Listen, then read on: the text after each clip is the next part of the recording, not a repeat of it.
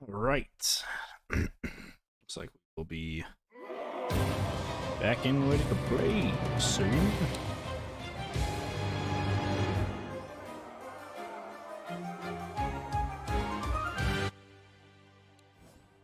Alrighty.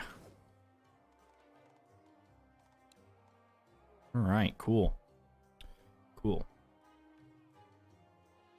Let's look at our traps. Okay, so we're not using... What are we not using? Ceiling traps? Let's take a look. Do this on a recording as well. What do you say, bub?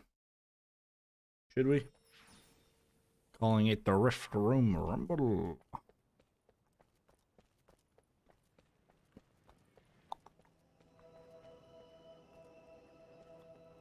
I don't think I can put that up there. Yeah, no. Alright, so... Can we use? So no ceiling traps, except for possibly this guy. That is also a no-go. Okay. So we need Cades.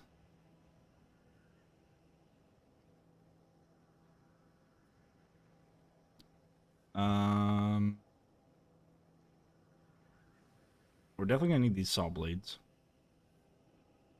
Probably wall chargers. Tar, yes. Brim, yes. My weapons are going to consist of crossbow and stone staff. Okay.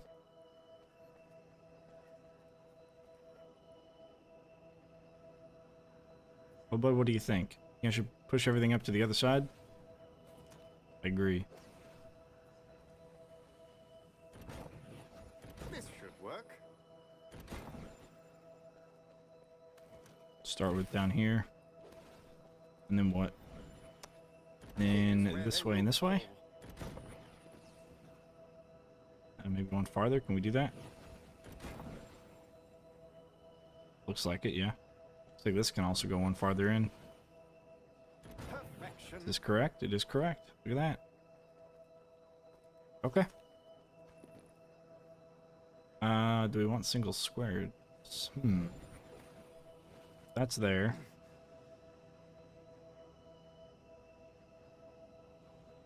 Oh, I can't put anything here. So this will be the last one. So this will be like our last square. No matter what. Okay. And that can't go there. Oh, okay, I see. That's because it's too wide. Although that's cool. Have that facing the diagonal entrance. All right, cool. Let's give that a shot. This is all we probably need, but we're gonna go ahead and take healing trinket, jar ghosts, and trap reset. Okay. Let's take a quick look at those items. Make sure we have the upgrades that we want for them. Brimstone, reduce cooldown. Trap reset. Passive. Jar of ghosts. Okay. Healing trinket. Passive regeneration. Okay. Crossbow is headshot damage. Good. Let's see, we're gonna have do extra slow. Oh, we can use butterflies. Right. Do arcane. We can do arcane for butterflies. Wall charger, stuns, good. Saw blade bleed. Okay, good. All right. Let's do our Rift Room Rumble here. The idea behind the Rift Room Rumble. Since we're bringing that, we're not going to bring healing trinket. We don't need it. For Cygnus. Come on. It is to kill everything within the Rift Room.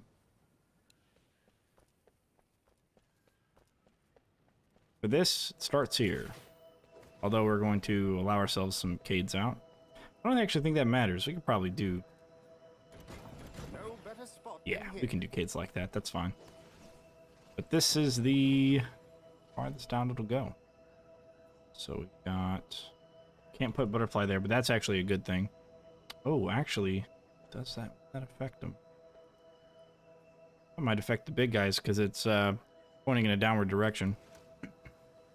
But yeah, we're just gonna leave that there and work with this, and we'll hopefully be able to get past all 25 waves. We'll see. And time for the recording. All right, welcome everybody. It's your boy Motorman Dan. This is a Rift Room Rumble where we go endless and beat 25 waves using only the Rift Room.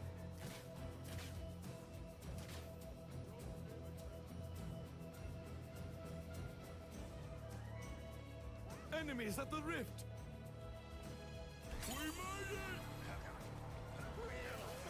We definitely want to get them combos. Looks like we're not going to be able to get enough combos. That's okay. Oh, I got one guy with a ×3 combo. All right. Good, Brimstone. Location. We allow ourselves a corridor here. That's the question. We allow ourselves a corridor here. Technically, this is part of the Rift Room. There are enemies in our We're putting barricades outside of it, but not traps, right? They're almost there. Fall, foul beasts.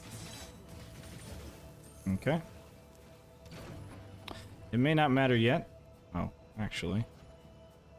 You want to put that there. This... probably like that, yeah. On the way. We're going to put our next barricade like right here. This is really going to be a kill wall. It's been pretty sweet, actually. Really cool kill wall.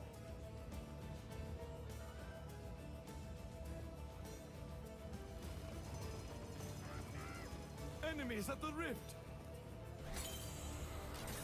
Hopefully that's far enough in for them to, yeah, be feared away. Good.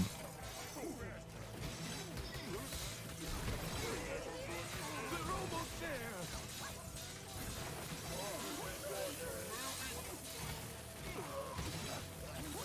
Enemies at the rift. Stay back, fiends. Okay. Very good.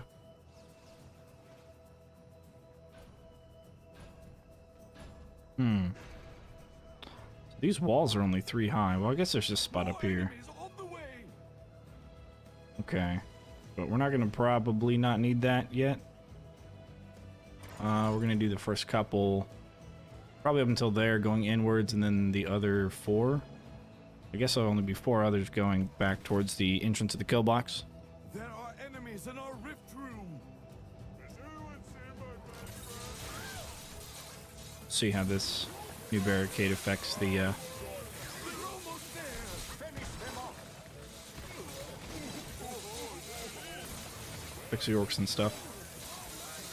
Now the challenge with this level being on endless is the amount of money you don't get is quite a lot. Although hopefully we might not be using too much money here. Well, we'll see, but there's no explosive guides. So we're fine playing any character really. Cygnus or anybody else, it doesn't matter. So far the blade's not bouncing backwards. Which, Yes, I'm ready. I mean, isn't ideal. But that's okay. Enemies on the way.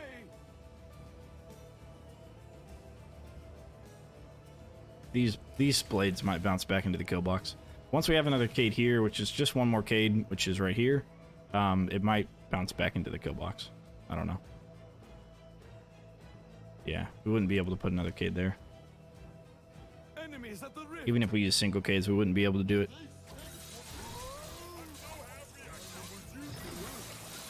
There are enemies in our rift room. Yeah, we kind of need them to fly that just like that, where they're bouncing back and forth. Oh, that's great. Oh, that's really good.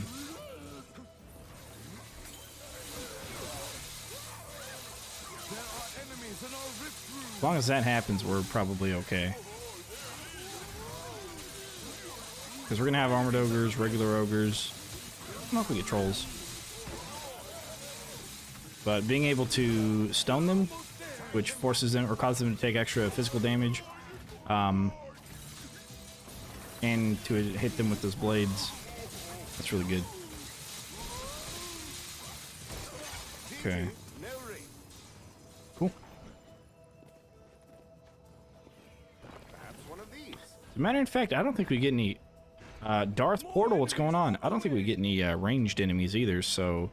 If that's the case... What should do? Could actually put archers in here. Like in this square. Because we would put a barricade here, so they'd have to enter the rift before they could attack the archers. I didn't even think of that. Or maybe even decoys? I don't know what the point of the decoy would be, but maybe. I haven't heard from you in a while, Darth. There we go. Beautiful, beautiful killings. And a money bag to top it off. Although this one is fairly short because of how many enemies come out in the length of the map itself.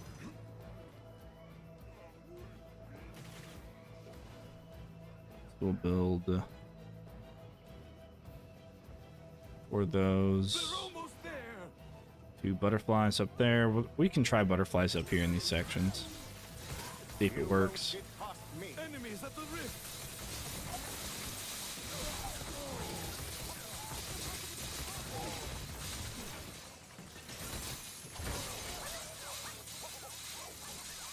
I'm not sure if it will.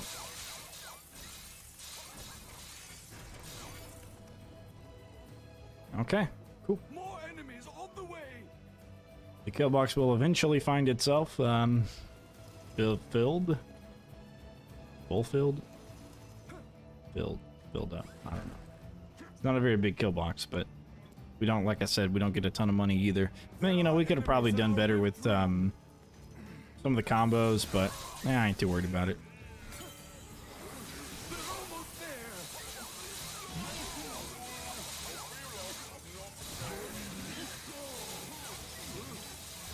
Enemies at the rift. Okay. With the introduction of saw blades, these barricades, I think, have increased in value as well. Not only for their ability to rout enemies, but also for saw blades to bounce around on them. Allowing for more efficient setups for the saw blades. There we go. Get our first saw blade to shoot into the kill chamber. Just like that, that wave's over.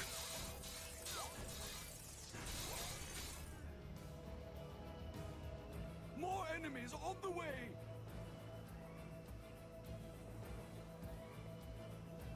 Yeah, we don't have to deal with gnolls. We don't have to deal with explosive guys. Really, nothing too challenging. Just armored ogres. There are enemies in our rift room. We've yet to see any ogres yet, but we'll see them. They're almost there.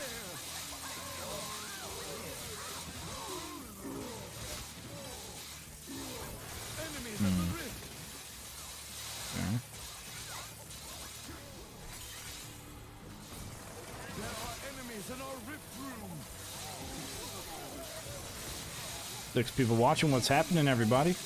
They're almost there. We'll be streaming for a while today. I ended up having to choose between going to the gym and streaming, so you know I'm here, so you guys know, of course, what I picked. But I still may go later today, of course. Enemies in our rift room. And yeah, we've got ourselves They're almost the Rift Room Rumble.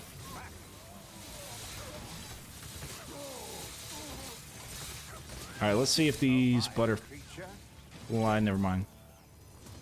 Matter of fact, I'm going to assume this one maybe didn't work, but maybe he just wasn't in range. It looks like the bottom of that range is like right here, which is also where the bottom of this range is. So it looks like they might be affecting large minions, but we'll see.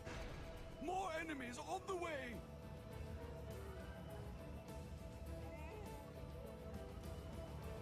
Well, yeah, they do for regular endless. They actually added fire elementals. They don't have sappers in every endless map, but they did add fire elementals. Enemies at the rift. And TNT archers. For example, in which one was it?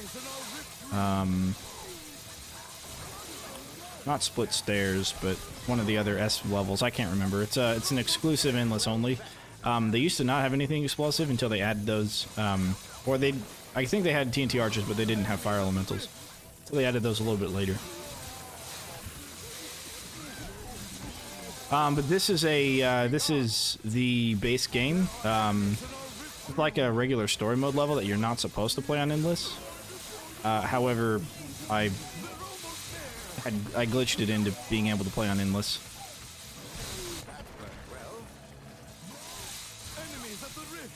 And so it doesn't have all of the explosive enemies that normal endless maps would have. Some of them do though, because it'll be every level that comes out, it kind of like amplifies its amount of minions that normally come out.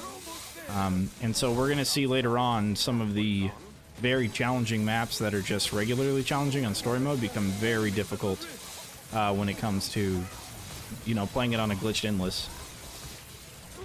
I promise you, it was nice.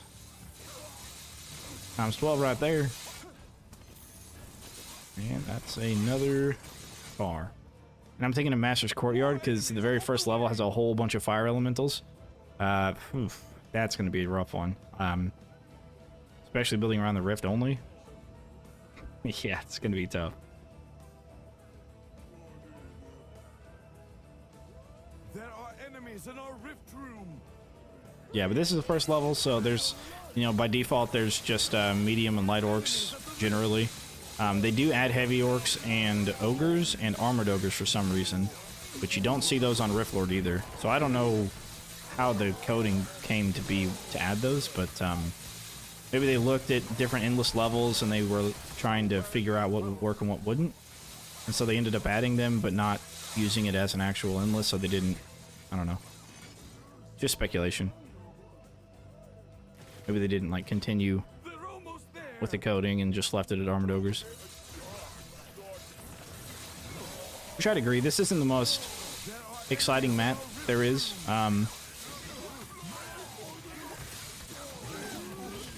It'd be cool if they made it endless and then added in a feature for flyers. I think that would be interesting. That would be pretty cool. Because then they could have, or like have that other gate open. Like that gate's never open on endless, or never open on story mode, but it opens on endless and adds like a bunch of different, different minions and stuff coming in. That'd be pretty cool. And they can add it. But I'm a huge fan of being able to play every map on endless, because then you get to explore the possibilities of kill boxes and really kind of get to see how they would look if it was endless, which would be really cool, in my opinion. There are enemies in our rift room. Another threat back. Enemies at the rift. Okay, Mr. Moneybags. Actually, we do kind of want Moneybags to get a little bit farther, so we can see if this butterfly up here triggers at all, or not. It does not. Okay, good to know. So that might be an okay place for a arrow walls then, if it... Actually, maybe not. Oh yeah, okay. It looks like it might actually angle up a little bit, so maybe arrow walls wouldn't work. All right, let's get that sold then. Okay. Need to put our last barricade and our last saw blades. Could theoretically put one here, but I don't think anything's gonna ever trigger that. If they're in the way to trigger that, then well, actually the range on these, the trigger range on these are actually pretty far, so possibly, and here actually might work too. So I wonder if enemies running over there will trigger that. I haven't figured out what that range is yet. Enemies at the rift. That's getting more distraction action. There are enemies in our rift room.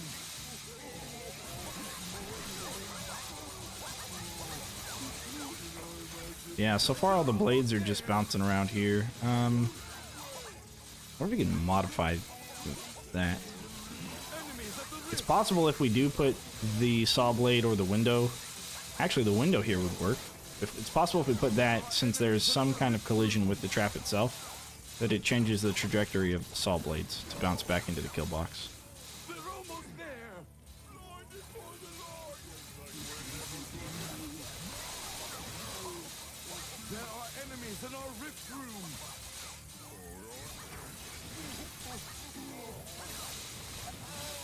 A vile creature, dead. Just like that, we get hardly any money. More enemies on the way.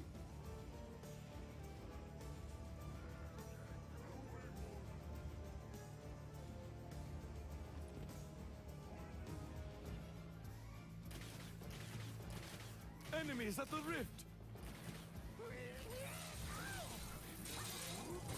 One of the things that encouraged me to do this kind of a challenge style videos is I was watching somebody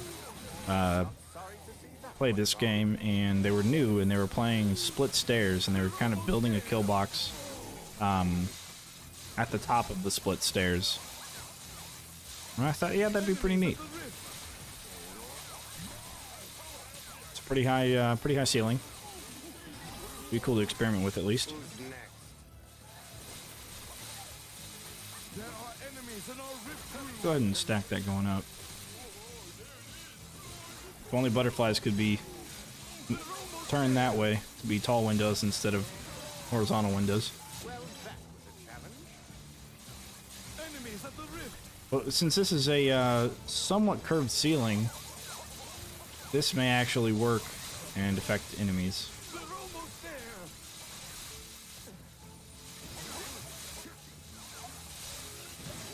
There are enemies But in we our shall rift see. room. Another threat vanquished. Maybe we don't have to intervene at all. I mean, armored ogres are pretty tanky, but we haven't seen any yet. We don't know how good these saw blades are actually going to be doing against them.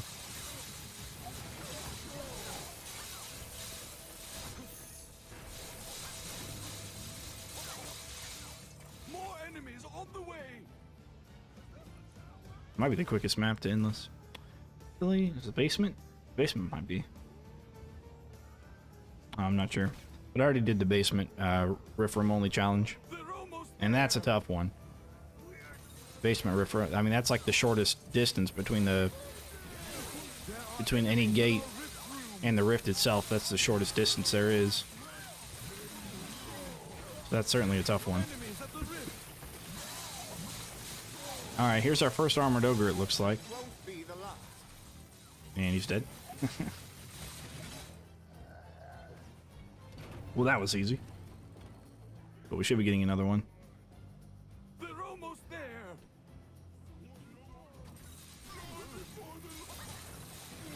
And of course, any of the ones we've played so far, which are some of the true endless maps, we're not going to cover those with this Rift Room Rumble, because we already have for some of them. I think Coliseum might be impossible. But what other one? Aqueducts might also be impossible. Just because of how small the Rift Room is. Like, this is a small Rift Room, but you have space. In Aqueducts, you don't. You only have 3 wall spaces that you could use. Even if you split around the rift, you can't. That's even worse, because you're not going to be able to use your stone staff effectively. So, unfortunately, Aqueducts is not going to be possible. Unless I extend the idea of what the Rift Room actually is out a handful of squares, then it's a possibility. But other than that, it's not. There are enemies in our rift room.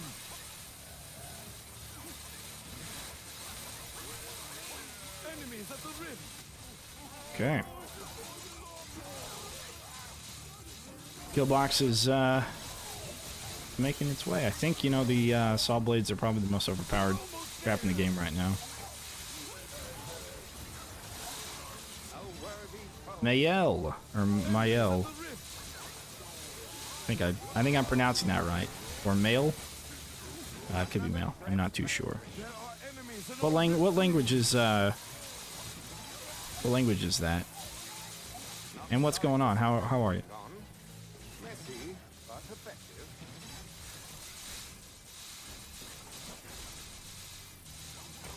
If I had to guess, I'd say Spanish, Enemies on the way.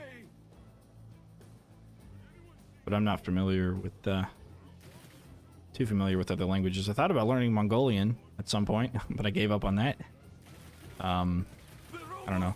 The interest in it just wasn't there. But I thought for myself, I thought, one of the ways to become more valuable in society and, to be able to, market yourself to make more money is if I spoke a language that was, that had the potential of, like, Enemies in our rift room. the language of a culture or group of people that had the potential of adopting first world technologies such as IT, and then getting an IT French. Oh, okay. That's embarrassing. I actually took French in high school, 2 years. We had Mademoiselle Alexis. She was our French teacher. She was from France. Before that, we had Mr. Nguyen, and they swapped places. And Mr. Nguyen went over to France to teach them English. And then Mademoiselle Alexis came over to America to teach us French. Just for a year. But I don't remember any of it. But, I thought that, if I could learn Mongolian, and I'm an IT guy, if I could learn Mongolian at the same time, then I would be super marketable over there and be able to probably have somewhat of a prestigious job just because I know the language and would be able to, talk the lingo of IT itself. But ever since I had that thought, I haven't done anything with it, so. Although the Mongolian language is pretty freaking cool. Okay.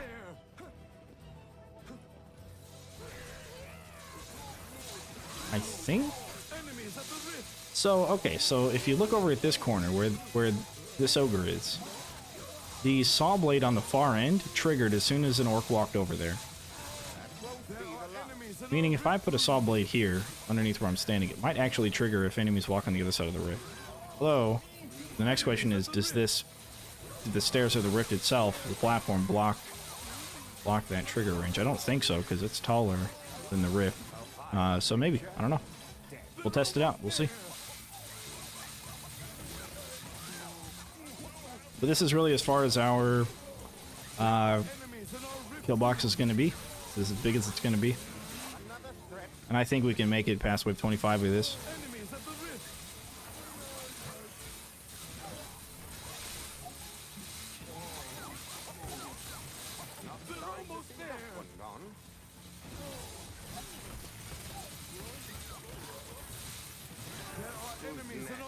All right.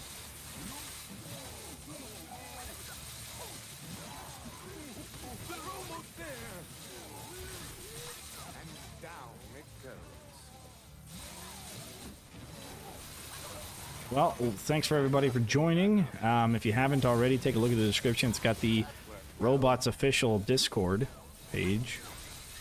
It's not mine, it's Robots. And it's got the wiki in there as well. And don't forget to leave a like, of course, if you enjoy the video, the stream. We're playing Rift Room only. We're going to play through some of the story mode maps using a glitched endless thing, exploit, I guess, I don't know, glitch that I found. It's also on my YouTube channel, how to do it. It's pretty easy. But this is for, just the possibility of, if this was on endless, what a Rift Room kill box could look like. And its effectiveness. And showcase the ultimate power that the saw blade launchers have. It's pretty crazy. Saw blade launchers.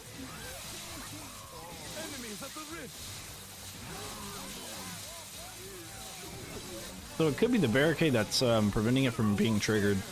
The barricade could actually be in the way of that saw blade launcher ever becoming effective. In which case, I may switch it out with the butterfly trap again. I don't know if that'll even work, because it only goes out. Oh, it got to here, so the minion stepping on this corner would trigger the butterfly and possibly get running backwards. But once you get to a certain point, any kind of distraction action you have will, the enemies will still run forward through that a little bit, because their movement speed has increased so much.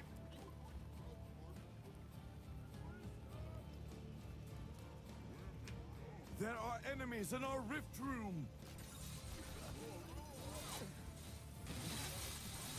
They're almost there. Now, Hidden Dock is one that I'm looking forward to. Hidden Dock would be really cool. And on that one, on Endless, you get Knoll Grenadiers and plenty of Sappers. That'll be fun to deal with. And let's see, there's also There are enemies in our rift room. or no, not Hidden Dock. Yeah, that's Hidden Dock. There's another one that I hardly ever think about. Got a couple of challenges with it, but it's like Hidden Dock. It's got like the blue sort of thing. Yeah, I don't know. That's a good question. And when I first played this game, I thought they would take more. I'm pretty sure they took more in Unchained, and maybe even the other installments of the game.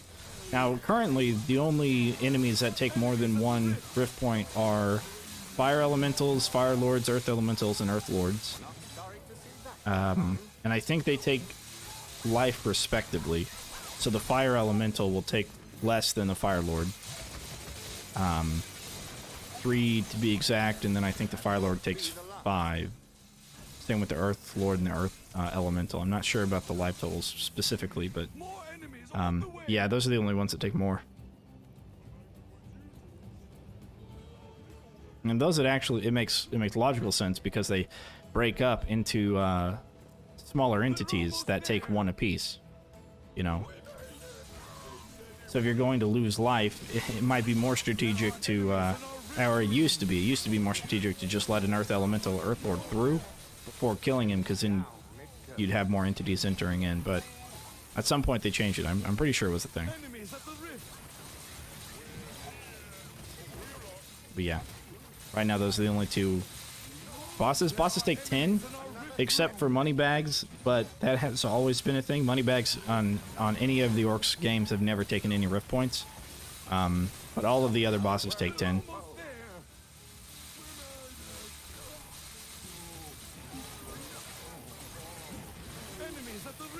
However, bosses are only seen on levels that have more rift points. So you can actually never lose a game by letting a boss through. Because even on Rift Lord, on the War Mages, or War Scenarios, because the War Scenarios are the only ones the bosses are on, you always have 20 rift points on all of the Rift Scenarios. And then 40 for War Mage and Apprentice.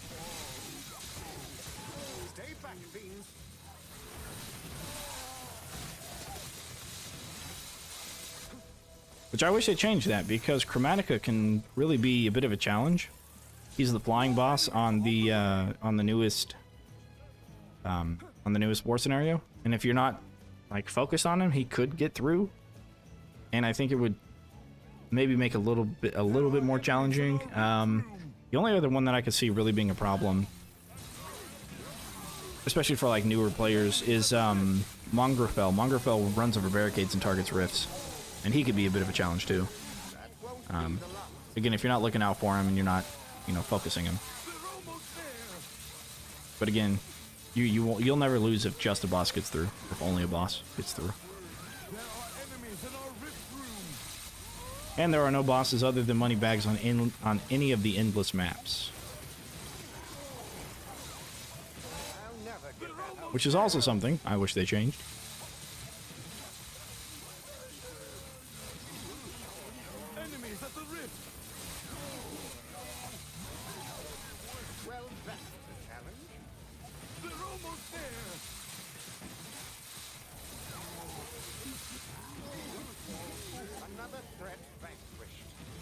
How do I get the game? Well, currently you get Orcs Must Die 3 by playing on Stadia. Now you can do that for free with an asterisk, okay? You have to have access to Stadia, which means you can't be in Australia, or there's a handful of places that Stadia does not exist or has restrictions to, but it is allowed in the United States and parts of Europe. So and that's, I think, a majority of English speakers. So that's where you get the game, is on Stadia currently. Now there is a, it will be released on Steam, PlayStation, and Xbox here in a couple of weeks. And then you can play it on Steam, Xbox, or PlayStation. If you wanted to play it for free, technically you can if you sign up for Stadia for 1 month. And as soon as you sign up, you want to cancel your subscription, and it'll allow you to play for a month, and it won't renew your subscription. And once you do that, you'll be able to play whatever Stadia games they have, and this is a Stadia exclusive, therefore you can play this game without owning it on Stadia. And that's what I would recommend if you want to try it out and you don't know if you'd like it on Steam, is to purchase it or to get a Stadia account, give it a try. Even if you don't like Stadia, like myself, give it a try. And that's how you play for free. Who's next? Just make sure you cancel your subscription. That way they don't charge you $10 after your first month. Dead. Not exactly tidy, but oh well. I'm not cleaning that up. After you beat the story, well, I haven't looked into, I haven't really looked into optimizing getting skulls, but I know playing endless maps gives you a lot. And Raster has a link that'll give you another month free of Stadia.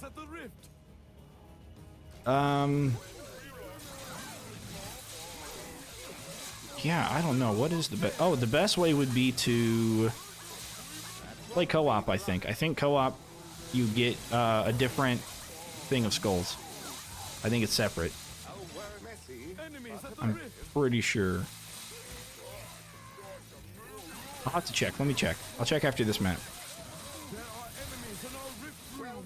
Anyone that pays for Pro gets a link to share with people that doesn't. Oh, interesting. Okay. You know, you might, Rouster, you might jump on the Discord and share that information, because I know there are people there that have considered it. Only weakness, no friends. Well, don't worry, because they have an online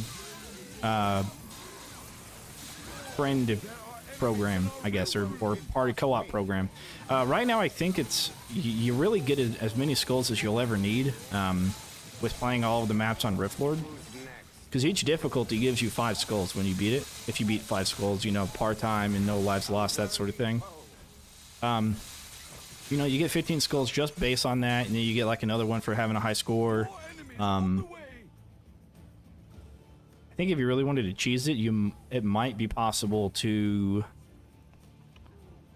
start an endless map that you're going to lose wave 1, and then I don't know if this works. This is theoretical. And Darth Portal will be your friend there, Ripper. But then kill an orc without a headshot. Then go back and kill an orc with a headshot. And then go back and kill an orc with a ×3 combo. And then every time you do that, you're just going to lose directly after done on that wave. And it might give you a skull each time, because it's going to count it as your highest score. Your highest score possible. But don't quote me on that. I don't know if it's if that actually works or not.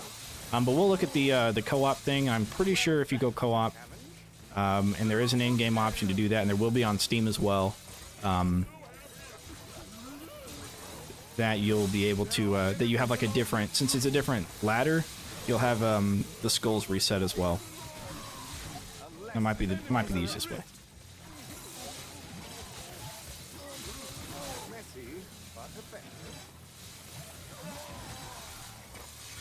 But yeah, as far as the Steam goes, the Xbox, PlayStation, and Stadia launches, the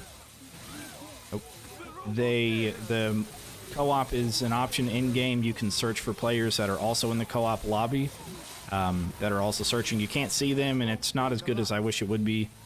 I wish it made some tweaks to it, but currently it is what it is. And then after that, they've got... and then other than that, you can do, of course, Stadia Friends, where you would, you know, do the shift tab into your Stadia thing and invite people to play. Or you would do that through your Steam or your Xbox friends. They have that option there. Where should I put on the Discord? Just general chat. Just mention, you know, say it's a thing, and let me pull it up. I mean, I don't like, it's not my thing, There are but enemies in our rift room. I suppose, okay. I would just do it in the Orcs Must Die 3 Discord, or discussion, and just let them know, say, hey, if you wanted to play an extra month on Stadia, I have a link. And maybe even on Reddit. There is a Reddit for the Orcs Must Die 3 that you could share that on as well. There's some people that I think go to Reddit and don't do Discord or vice versa, so. Spellbook entirely full with everything max level. Yeah, I have that. Enemies at the rift. When you die, you don't lose rift points. No, you don't. I'm glad that you don't, because of the potential of issues with lag, and lag being a killer. And if lag kills you, that's kind of unfortunate, right? Since it's on Stadia. The game can also disconnect on Stadia. It doesn't happen very often, but some days are better than others, and if your internet connection gives out, you can disconnect and you can die. So I appreciate the fact that they don't do that, but there are people who wish they would. Just like the first and second game. You pre-ordered the game today on PlayStation. Yeah, cool. No, I don't necessarily, unless you're supporting the developers, which I am, because I'm going to be playing this game a lot, I don't necessarily encourage people to pre-order games, and I generally don't myself, just because there's no benefit to it, right? They're not giving you any discounts or anything other than 2 skins that are unique to pre-ordering, but it doesn't change the game at all. Doesn't make it any cheaper or any more affordable.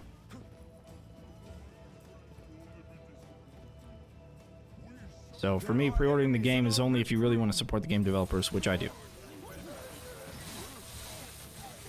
Alright, once we beat this wave, we will...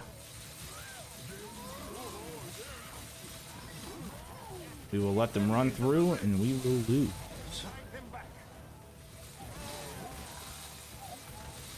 And then I'll check the skull thing out for multiplayer. I'm fairly certain that is true. There are enemies in our rift room. A vile creature, dead. They're almost there. A lesson for the rest. Money bags. Easy. There are Alright, for this, what we're going to do is we're going to put that barricade there. And then we're going to sell this barricade and put another barricade just next to it to let all of the orcs, ogres, in. Hopefully they don't start attacking it because they have a pathway from where they're standing.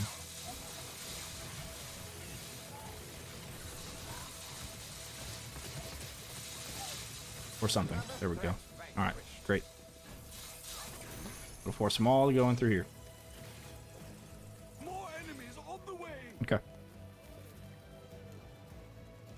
What's up, Somoon? Another live stream. Yeah, it's another one. I was just, you know, gonna eat some lunch and take care of the bird a little bit. Enemies at the rift. I'm gonna pre-order the game on Steam, but didn't. Yeah, it's, you know, if it's not gonna be a price difference, there's really, you know, skins are an incentive, but they're not the best incentive. And the rift is fading. An easy victory. Still, though, I mean, you know, the pre-order does help the developers. If they have like a business model where they've done this before, and they see percentages of populations who want to pre-order versus who don't, then they'll be able to see pre-order on both. Oh, okay. Did you pre-order on Stadia? Was it possible, right? Yeah, so your new highest kill streak, that's a thing that you can do for skulls and new highest combo. So I'm guessing what you could do is go in, kill one orc, and get 50. You get 50 score for an orc. Go back and through, get a headshot. You'll get a new highest score the second time. And you can go back in through and get kill 2 orcs back to back. Get a you have to do 4 for a kill streak, but you can do 4 orcs back to back, get a kill streak of 4, lose. Do it again with 5, lose, and then maybe that's a faster way. It's a lot more granular. It's less fun, but there might be a better way to get the skulls after you've kind of gone through and done everything.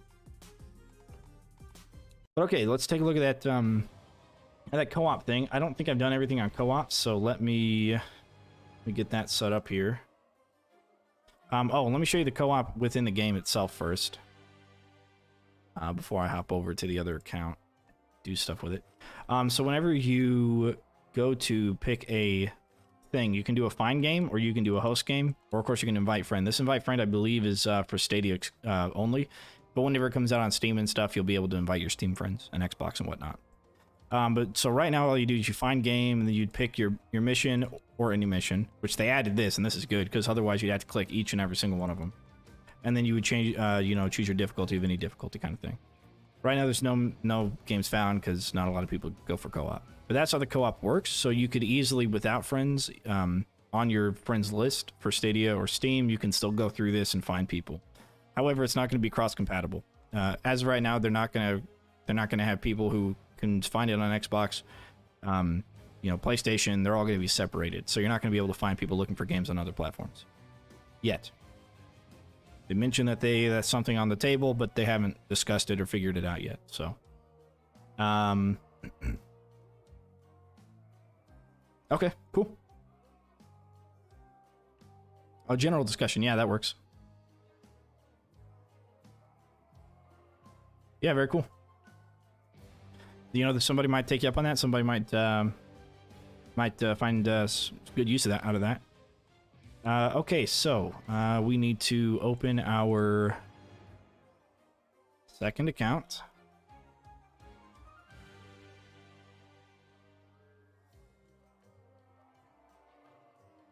I'm doing that on the other screen here. I'm just loading up this account here. So you can have multiple instances of the game running, and I really like that with Stadia. I can have a Stadia account running on the browser and a different Stadia account running through Stadia Plus, the application. And that allows me to become my own friend. And have a friend group of 1. Or 2, I guess, myself. No, it allows me to do testing and glitching the game. It does take a little bit to load. 10 viewers. Welcome, welcome. Alright, first we're gonna turn our volume down. There we go. Okay. So this is a brand new account. I did this to glitch myself into Endless, but if I was to go into side entrance, for example, and I was to invite Old Dan into it, I wonder... I may have already done this. Let's join him. Okay. Let's see. I've done all. It's got a score at 0. So, yes, this is separate. Because it's on co-op, it is separate from the other one. But I've done it all on co-op. What? You know what? I may not have done. Let me check. Oh, I don't want to. I can't buy it. No. I would check to see if I could do possibly drastic steps, but I don't have that on there. Oh, you know what? What about weekly challenges? Let's check that out. Yeah, this is also, it also sucks. If he backs out, or if your ally backs out of one, your partner, whoever, and they want to go to a different one, they have to re-invite you. It kind of sucks. Okay, let's invite to game. Go back over here. Nope. In connection, there we go. Let's join that. Oh, you know what? Nope. I guess you don't get the skulls, because I did this one on 4 skulls and this one on 4 skulls, but I've never played any of these on co-op, or probably none of these on co-op. I don't think. So yeah, so it looks like skulls on co-op don't carry over, although your score does, so you'll still get score for going co-op. So yeah, co-op's off the table for fastest skulls. I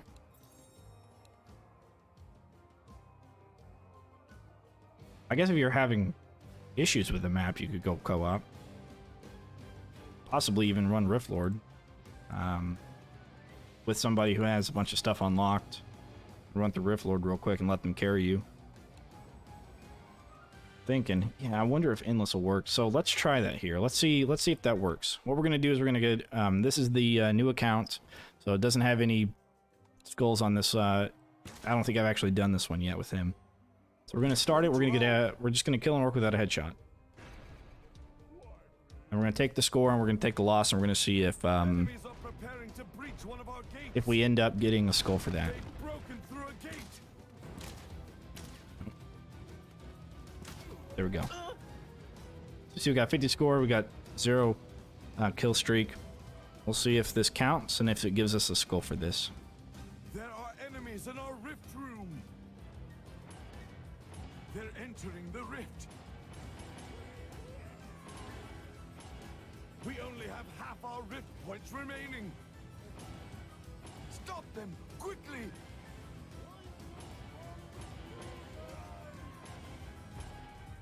Well, all right.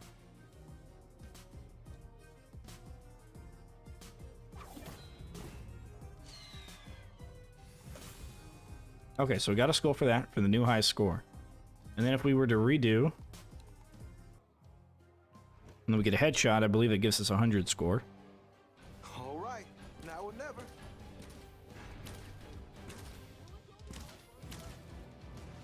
Enemies are preparing to breach one of our gates. The door is down. Okay, we killed 2 of them, I guess. A double headshot, so we got 300 score now. And then we'll see if that gives us another skull. So this may actually be the fastest way to do it. There are enemies in our rift But like I said, the most tedious.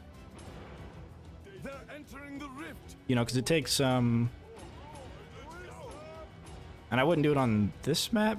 We only have half our No, I wouldn't do it on this map. I would do it on the basement, I think. Depending on how many enemies come out on the basement. Because that particular reason. Because the fact that there's only 21 orcs. More enemies on the way. So if you end up killing 2 of them for your score thing. The enemy army is attacking on another front. Well, if you beat all of the endless, Another door. this will be endless only. You wouldn't be able to do it on anything else. Here they come. Well, you could technically glitch yourself endless. I'm about to do that again. They're almost there. And then play the story mode maps on endless, and then do this there. Good. But it's only possible to get these skulls like this on endless because you technically beat the game, or beat the level. Oh yeah, highest wave reached, new high score. So you could do that and kind of farm skulls that way. You know, next time you get like, you know, 2 orcs dead and 2 orcs headshot, and you'll get another new high score, and then you can kind of farm first wave, farm the second wave, eventually make yourself to make your way to the third. But yeah, that may be the fastest way, but very boring and grueling and slow. Okay. Let us make sure are we still, we might still actually be on endless here. Let's check. We're not. Okay. So let's glitch ourselves over.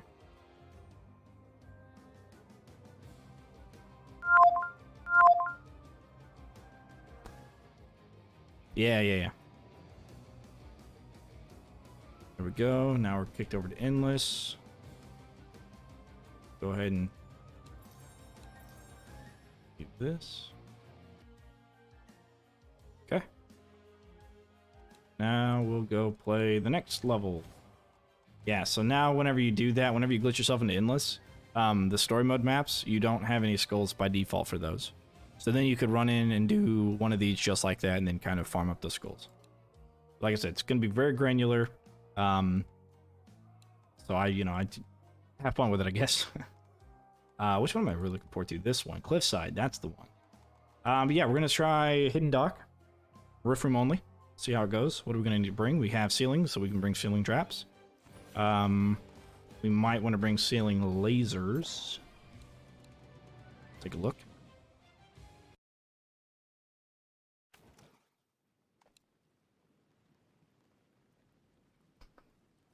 Okay. So for this roof room, we're very limited with the room itself, but we can use the room next to it to count as a roof room. I'm going to give myself that leniency, otherwise it might not be possible.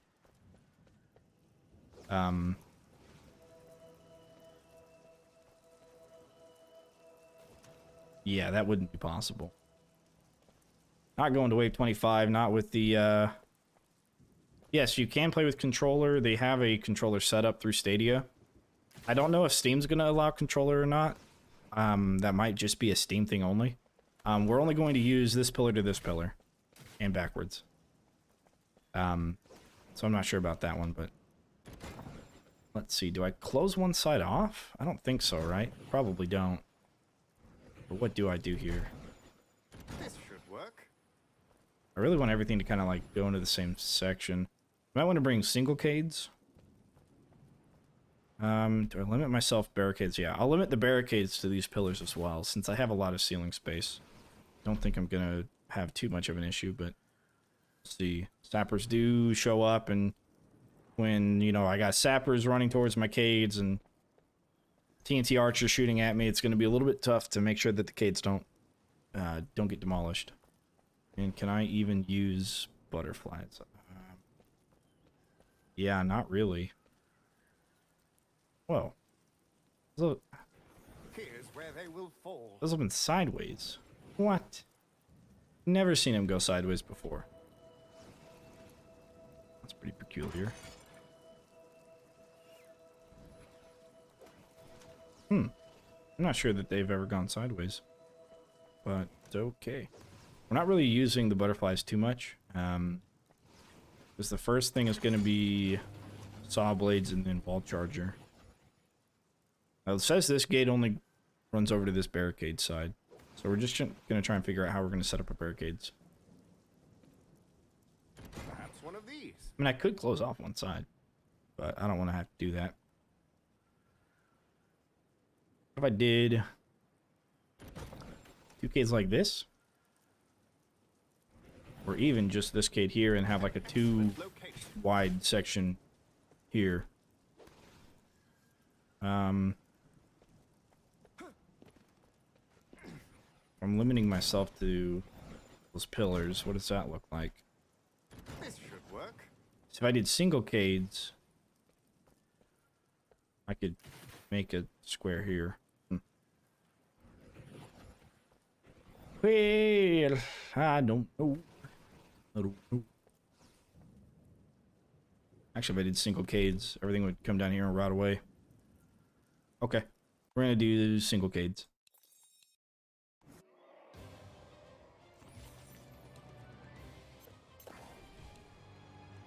So it's not too difficult, but it is a little annoying with the Knoll Grenadiers that we can't really take care of because of our limitation for where our kill box is located. Alright.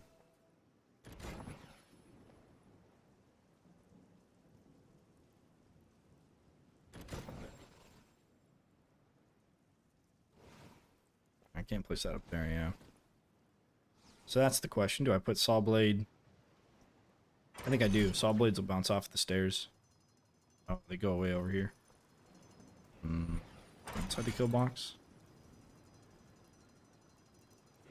We'll just do that. Then start with Tar and go for Brem. Gotta go. All right, Ripper. You take care. And if I stream tomorrow, I will see you tomorrow. Maybe. Also, I'm doing a Steam giveaway, so check out the video I have for that. If you're interested in joining the Steam giveaway.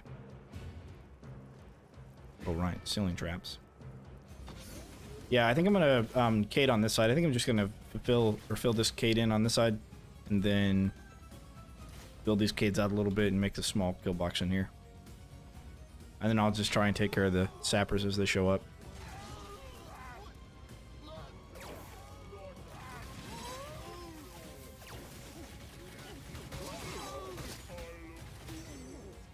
It may be exceptionally annoying because of the archers and the fact that the barricade, they're probably gonna hit it like that while trying to attack me. That's gonna be annoying. Don't have computer. Yeah, okay. Well, if you know of a way to do giveaway on PlayStation that I could use, are they still attacking it? Oh my god. Let me know, and I don't mind doing it on other platforms. I just don't know how. Or if I need to own the game first or anything. That was invigorating. Okay, yeah. Very good. That's a little bit annoying, to be honest. More enemies. So hopefully this brimstone and that brimstone kill the archers before they hit me. They've breached another door. Okay. We can key down here as well, right? So if we're gonna build this out, and then probably start on this left side and build in a little bit and have a small section here for them to die at. Good build. Small little snake path here.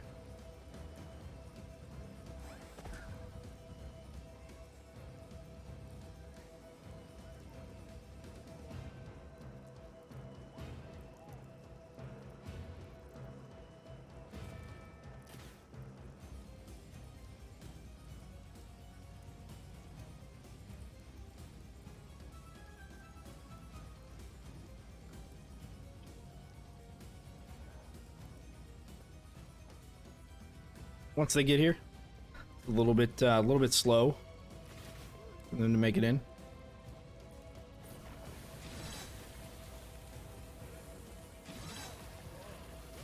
A barricade is Oh, under yep, attack. there they are attacking the gate again.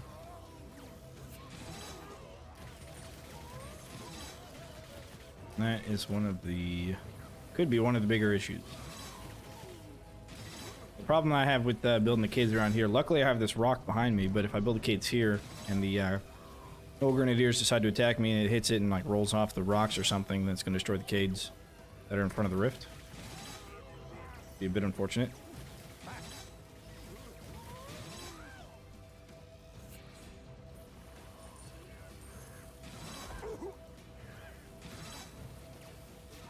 We win again. Okay. Let's do this. So far so good. More enemies Better on the spot way. than here. Do I have this one? No, I think I'll have a handful of them facing inwards, and then probably these two facing outwards. I'm gonna have a butterfly trap here. Yeah, I'll do one here. Okay. Right now we gotta sit over back here so we don't pull aggro from the archers.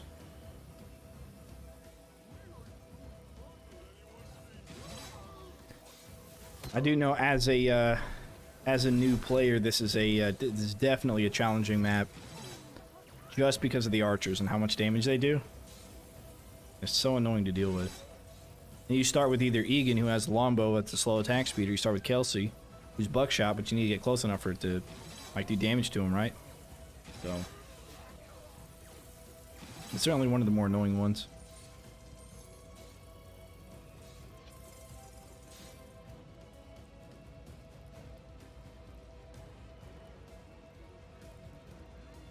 Yeah.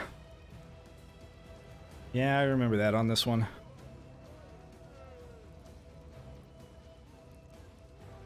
wish I don't know if I did stream my very first time playing through this one in the other games. Who did I have a hard time with? I thought that the ice archers from Unchained were annoying. Because they would, you know, if you got hit, what, 2 or 3 times, you get frozen. God, that was annoying. Finish them off. But something I miss. The ice archers.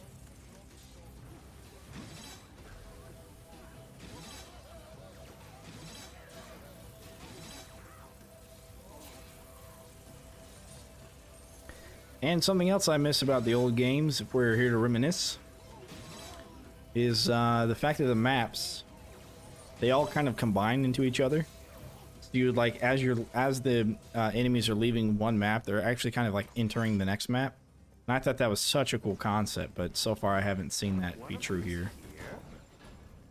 Okay, do we put it on the inside or outside? More enemies on the way. We do outside that way. Got 2 spots for traps there. We do have to watch out for sappers. They'll be coming from that edge, that end. And actually, I think they come out from both sides. Do they? Me.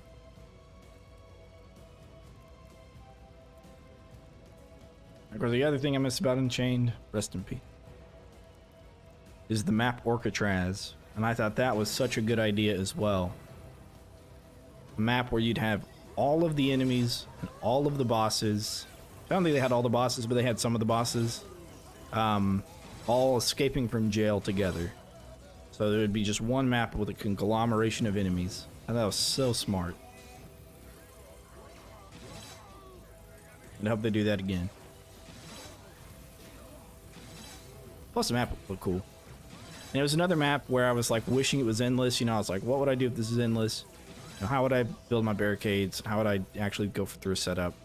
Unfortunately, it wasn't.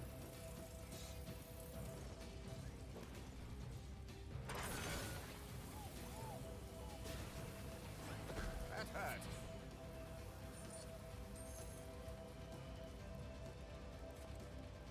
Let's see, if we die, where do we respawn? At least it was quick. Oh, Right there, not too bad. hello again. Okay. Go in the library. Oh, yeah?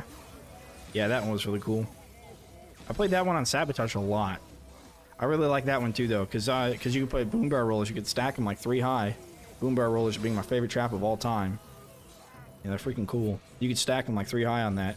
And then have like a regular trap underneath, like a grinder or something. For the order. Yeah, that was definitely cool. And you could path really well, too. Pathing that you can make. Really cool. More enemies on the way. Perhaps one of these.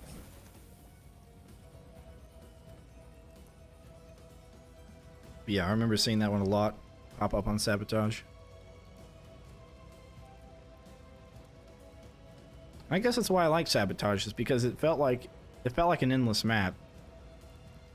Because you would reach your maximum, you know, trap spots, and you would still have the,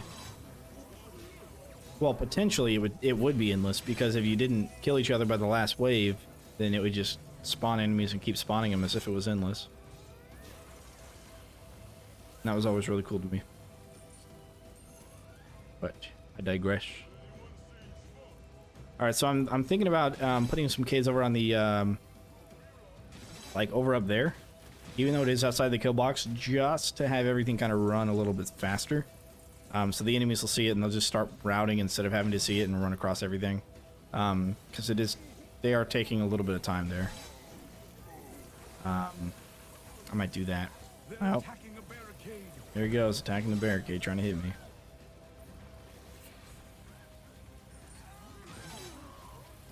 Longest Sabotage game I played? Oh boy. I actually think it was on that map. But, ooh, I don't know. That was a while ago. I don't remember, but I know it was long.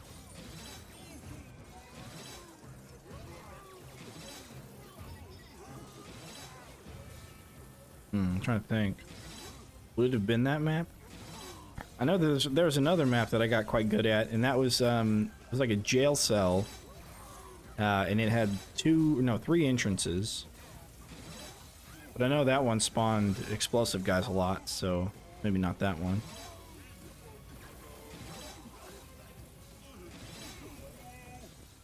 All right, so that kid took a hit. What we're gonna do is just try and take care of sappers as they show up. More enemies on the way. Here's where they will fall. And so far I haven't actually had to intervene on these guys at all, which is good. One of these here. Okay, so we're gonna go stand over by these kids and maybe just watch people. And then if the TNT archers show up, we'll just take care of them. Or TNT Cobalt sappers, I mean. Let's see, what other fun Sabotage maps were there? I mean, all of them were fun. Oh, Orca, that was another cool map. And that one, I've been over time in Orca a couple of times too.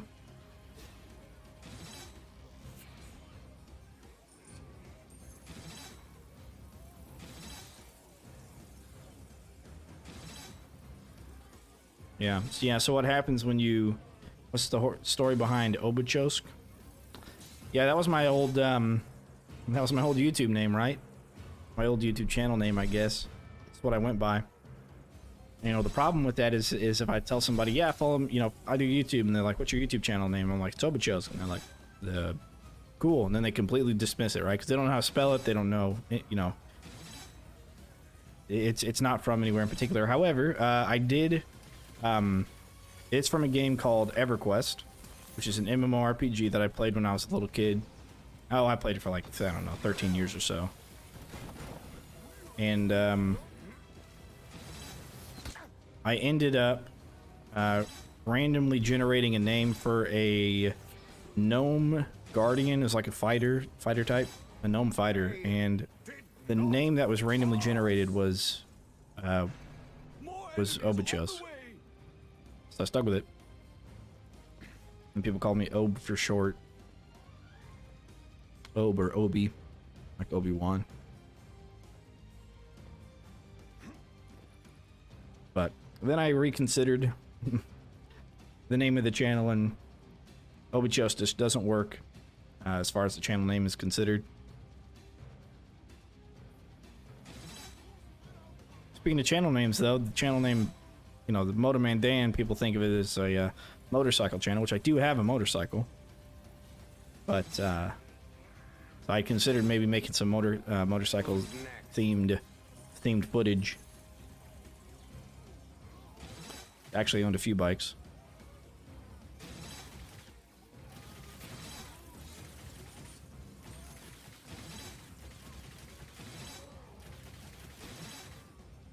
I thought there was sappers. I know there is on Riplord difficulty.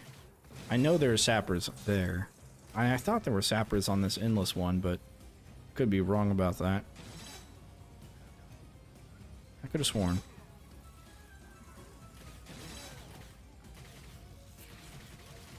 Well, close side's the one I'm waiting for anyways. That's the next one we're doing, I think. Or split stair. No, I think a split stair is the next one. But they're not gonna be dangerous until a little bit.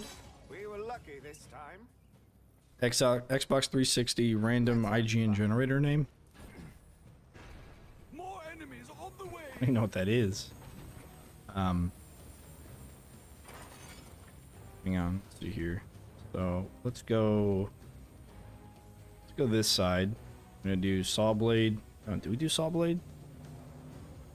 I don't think we want to do saw blade here. So all it's gonna do is hit the stair and then like bounce off into oblivion. So we'll do that, and then we'll do a stack of wall charger. And we'll do the same thing here. This and then a wall charger above. Yeah, so the walls will be that. They're notoriously weirdo.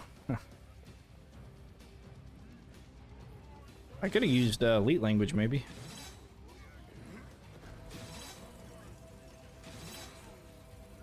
But I found it. I had the character, played him a lot. I think he's still technically on my EverQuest account. And then I have a bunch of, or maybe I got rid of him, but I renamed one of my other characters, Obachos. Because what I started doing is playing the frog race, because they could walk underwater. And underwater PvP combat was tough back when I was on a PvP server until they changed the servers around. I don't think they have PvP anymore. And then I have like all my frogs are like different frog joke names. Like Slippy and Frogger and stuff like that. But I haven't touched that game in so long.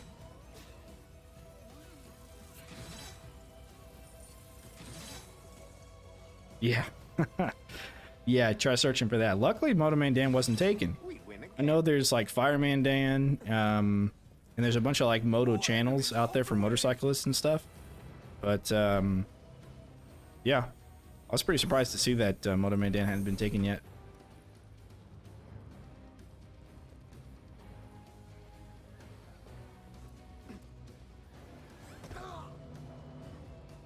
Because, you know, everybody named Dan rides a motorcycles, you know?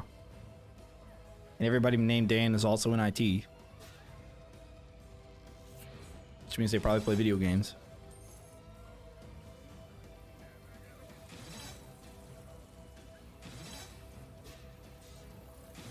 So yeah, this works. If there are no Cobalt Sappers, then... Wait a second. Look at the top right. You see that? See what's happening? Why are they going back? Like, they're running over here to these barricades. They're seeing there's no way through that, and instead of going to the left, like half of them are going back to the portal. It's weird. Road trips or joyrides? Actually more road trips than joyrides, but both. Yeah. I definitely do a bit of both. I took a ride with my dad and uncle, like a 3 or 4 hour ride. When was that? I don't know. A few weeks ago, maybe. And then I did, or maybe a month and a half ago, I think. Then yesterday, actually, the girlfriend and I took our bikes out. Just went for like a joyride around town. Then we went to go watch fireworks elsewhere. I don't ride as much as I used to back when I had a job that I actually had to drive to. Messy, but Working from home is kind of like put a damper on it, but no, I've made quite a few modifications to this new bike that I have, and it's a fun bike to ride. It's definitely a cruiser style bike. All of my bikes have been. I don't know if I would do well on a crotch rocket. I haven't really tried, so I'm sure I'll do fine on it. I just yeah, we both have bikes. She has, I can pull it up. Since this is, I thought there was going to be sappers. Apparently there aren't sappers, so that's kind of boring for you. But let me pull it up. So she's got a Harley Road, no, not Rose. What is it? Harley Davidson. Not a lowrider. Crap, what is it called?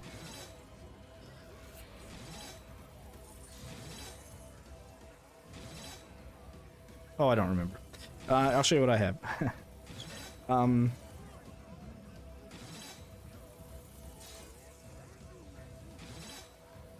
Here's the first bike I had.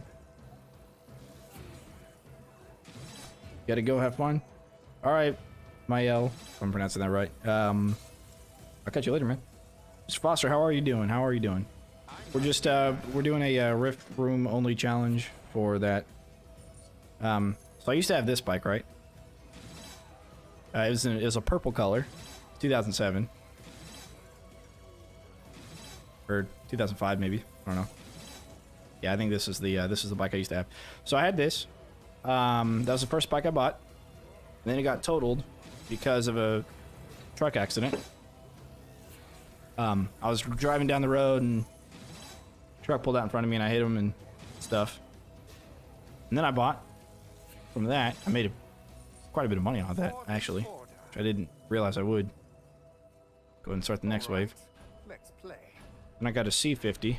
More enemies on the way. I think it's 2000. Was it a 2004?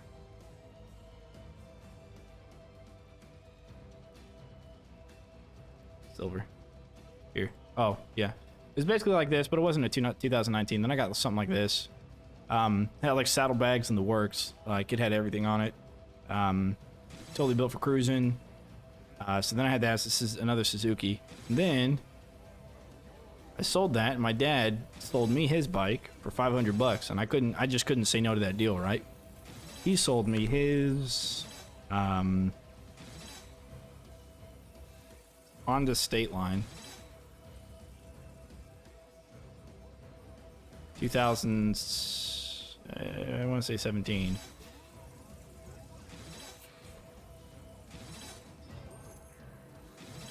The State Line. That's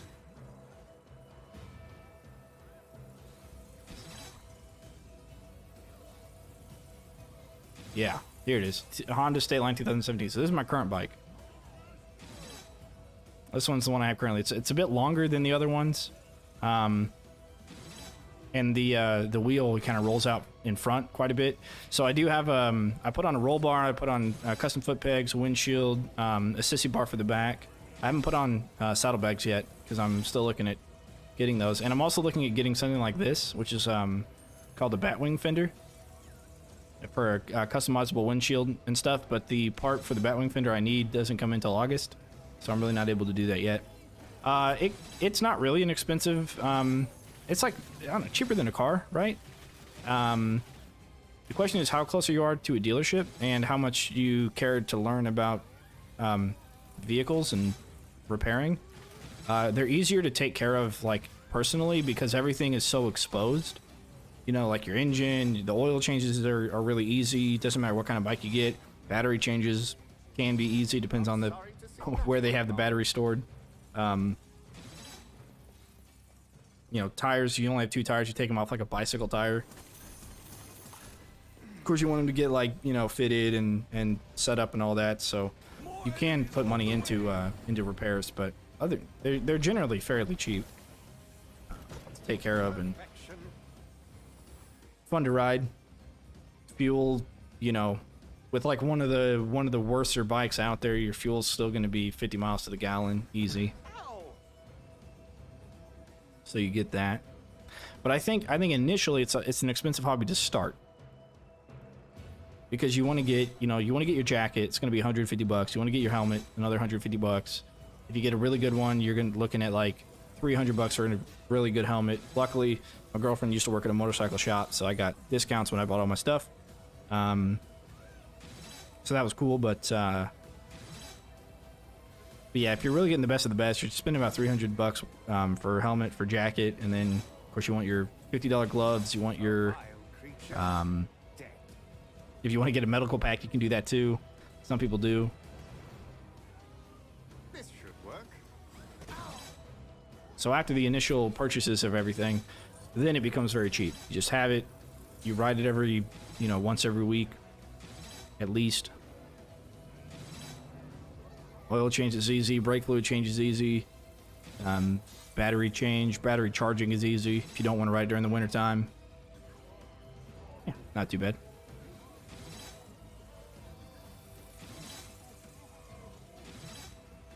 So now I'm starting to consider, seeing how everything is not having any problems.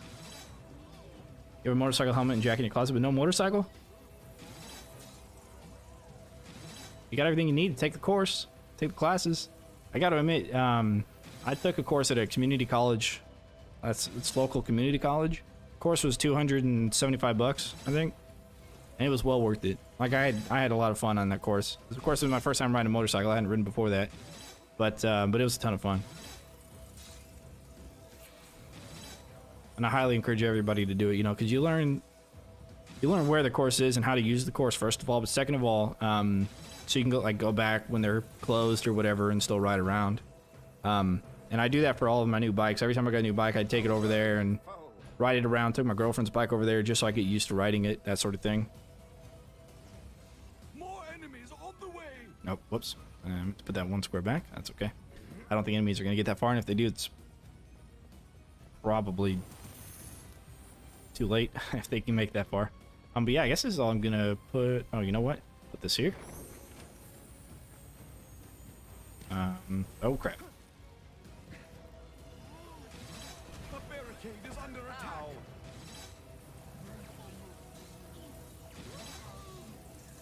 Oh, and he impulse buys everything.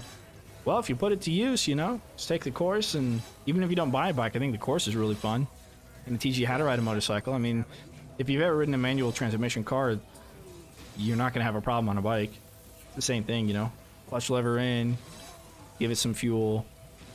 As you're giving it fuel, release the clutch lever, and then you go. And every time you need to shift, you just pull the clutch lever in real quick, pop your gear, give a little bit of gas as you're releasing it again, and continuing on. So it's really easy. It's really natural feeling.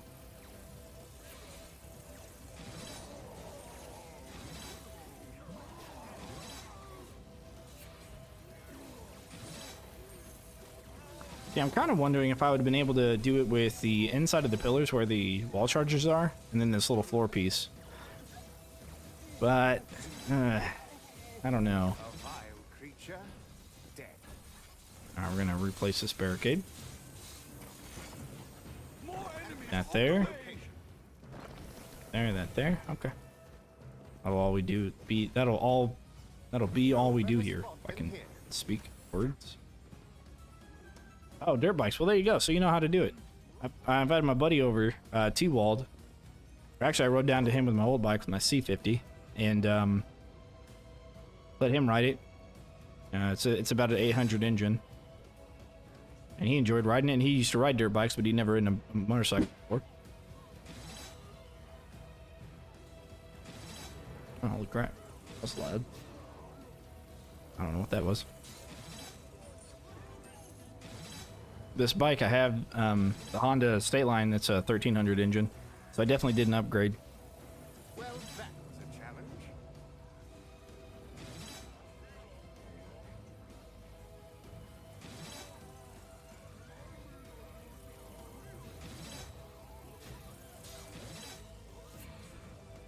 Yeah, I could have sworn this one had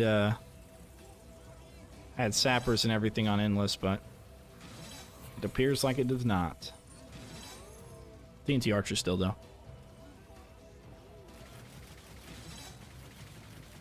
Oh, and Cyclops Mages. Oh, that's interesting. Down it goes. Yeah, Cyclops Mages are one of those endless mobs that they put in.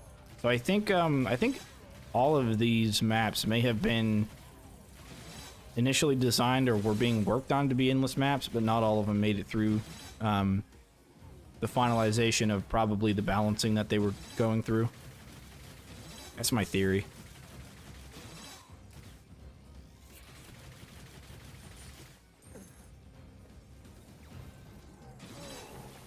Yeah, is it possible to do this rip room only? Absolutely. Absolutely. More enemies on the way.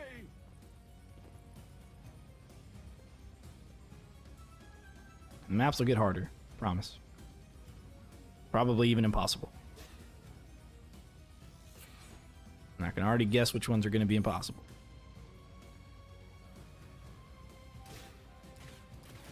Drive them back.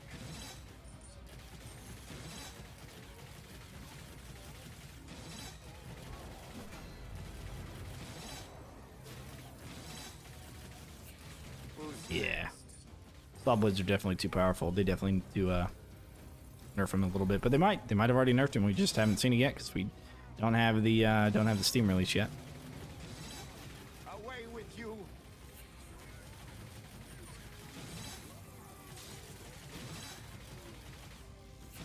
Not sorry to see that one gone. Stop.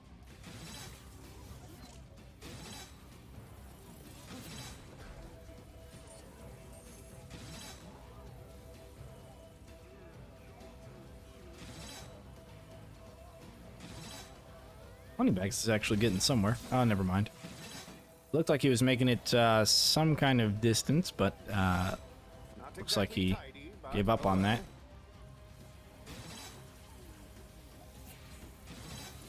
They haven't. They said that there was going to be some kind of update. Of course, they're going to add in. There's the drastic DLC is going to be added in with the Steam purchase. So if you don't have the drastic DLC, of course you don't have it when you're on Stadia. They're actually going to include that into the base game. A worthy foe. In OMD2, you can go infinite. Yeah, it's a little bit harder to go infinite on OMD3. It's theoretically possible. It's just based upon the limitations of your system. Currently, it's the limitations of Stadia, and it crashes. Like, it'll crash on you before you can lose. More enemies on the way. And I've definitely been there.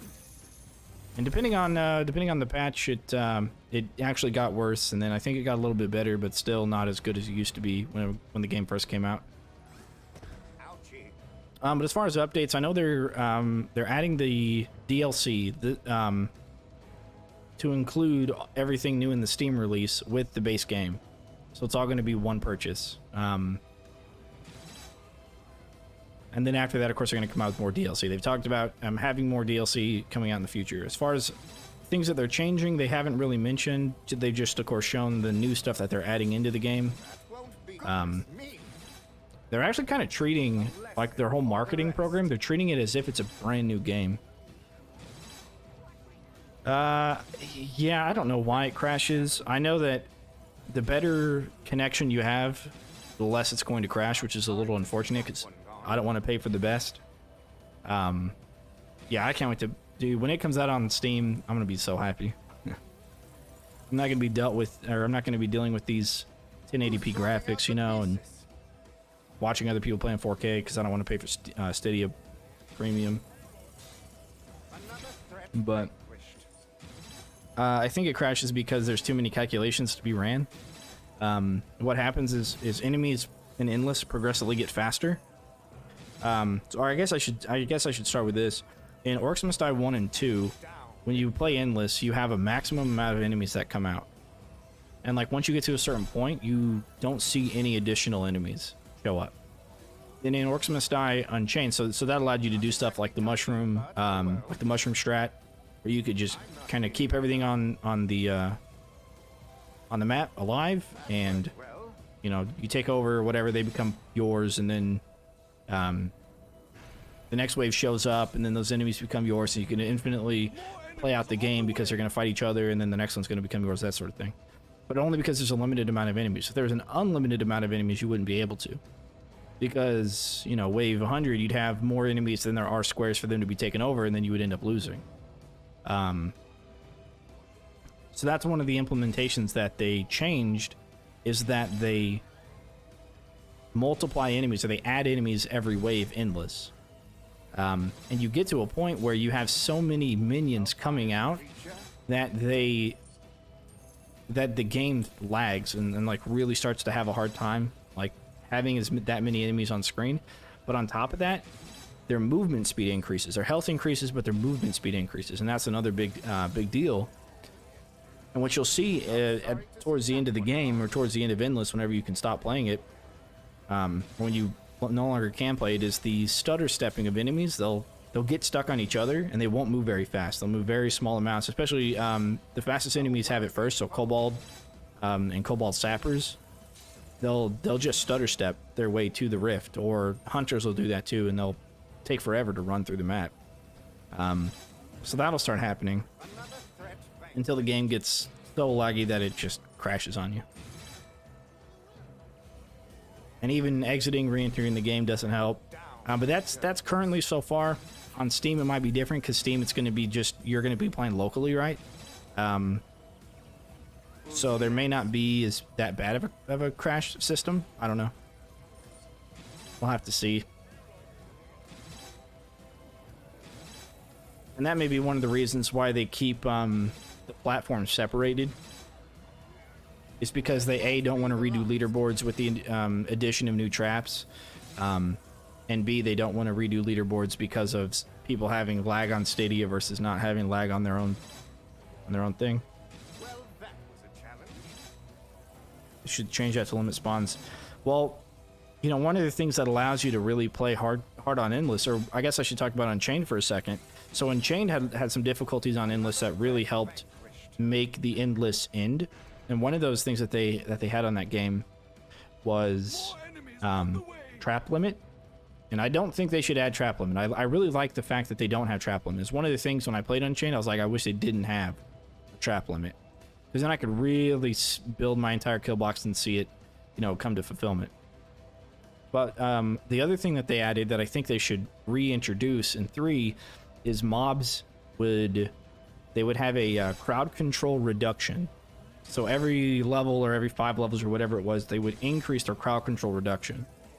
So you would no longer be able to slow them as much for as long.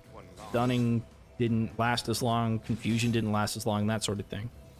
To the point where your stuns were only stunning for like 0.1 seconds. And that, you know, that allowed minions to get through your kill box and you know, force you to finally lose. And that's one of the things that I wish they would change about 3. They would introduce that, you know, have it like an after wave 25, because 25 is what you need to get 5 skulls. So in after wave 25, they would have that introduction of cooldown reduction. And so they would start running through tar with their increased movement speed, and they had increased movement speed in Unchained.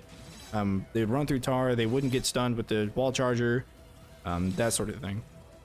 That won't be the last message. And more bosses, yeah. More bosses, definitely. That'd be cool. But again, any change they make to the game that's kind of like that, they definitely need to look at resetting leaderboards. And when they decided to reset leaderboards, see, it was after their first or second like major patch to Orcs Must Die 3. There was one that there was one bug, I guess, or exploit that I had used at one point, which it's not necessary to use for what I used it for, but the barricades have, when you have the double barricade, you have your long side and you have your short side. Well, for whatever reason, let's pretend this is a single double cade, right? For whatever reason, the middle of this barricade to the middle of this barricade, everything in between was damageable, but the edges were not. And so what you could do is you could set it up where sappers would run into the edge by having them, you know, go long ways. They would run into the edge and they wouldn't do any damage to the barricade. So you could set up a bunch of the double barricades, but you would set them up long ways, and you would allow anything to run into it that needed to run into it, and then they didn't do damage. Well, that's one of the things they fixed before they reset the leaderboards. But they did it, eventually reset the leaderboards. And when they did, they were kind of met with a lot of backlash, and I don't understand why, because yeah, they fixed the game. It had problems, and it still had problems, and they've fixed it, and they haven't reset the leaderboards yet, and they've introduced new traps and, you know, all sorts of things. I mean, I don't know. But that's what they want to do. I would like to see maybe the version that you're on, you could like switch the versions to see the scores for people, and you could then see yours and kind of, you know, ask, what did I do back in this version that I'm doing differently in this one or something. I don't know. It's a lot of work they probably don't care about too much. You know, they got a lot of things on their plate, and I don't think leaderboards are one of those things that take too much priority for them. But there was some backlash for them doing that at some point. Changing the, resetting the leaderboards. But more bosses would also be really cool. People like when the game is easy to exploit. Yeah, but they don't stick around though. Those people just kind of play it, they exploit it, and then they go away, you know? And that's a bit unfortunate. I mean, I'm not going to say I didn't use that. But they also made some kind of change to it with mobs that ended up, because I've got one of the highest scores in Coastal Hallways, like 103 million. And I got that, I think I used the double cade exploit, but it's not necessary. I mean, I may have done it after they fixed that. Actually, yeah, I would have, because it's on the leaderboard right now. But they had changed something that caused the enemies to lag sooner, quicker, and I wasn't able to get back to 103 million score because I was no longer able to reach wave 150 kind of thing. After they made that change, or some kind of change with the way that enemies work. Not sorry to see that one gone. And I felt like it was a bit unfortunate, but I'm not cleaning that up. Perfection.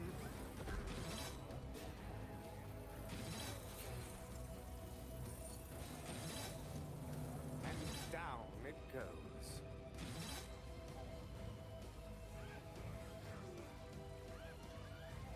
yeah, would this be possible with Well, that was a challenge. just the 9 squares in the bottom and then using the walls here?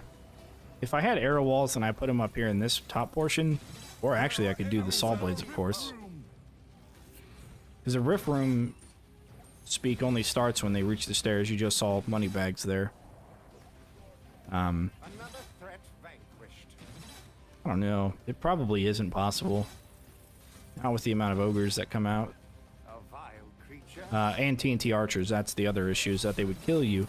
Because you would have to sit here on the rift, but on the backside of the rift, and when TNT archers hit you, they would just kill you faster than the rift could heal you, you know?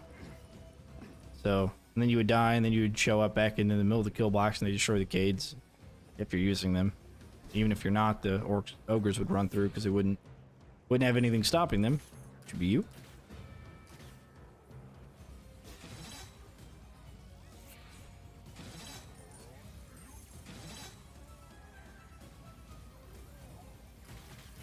Who's next?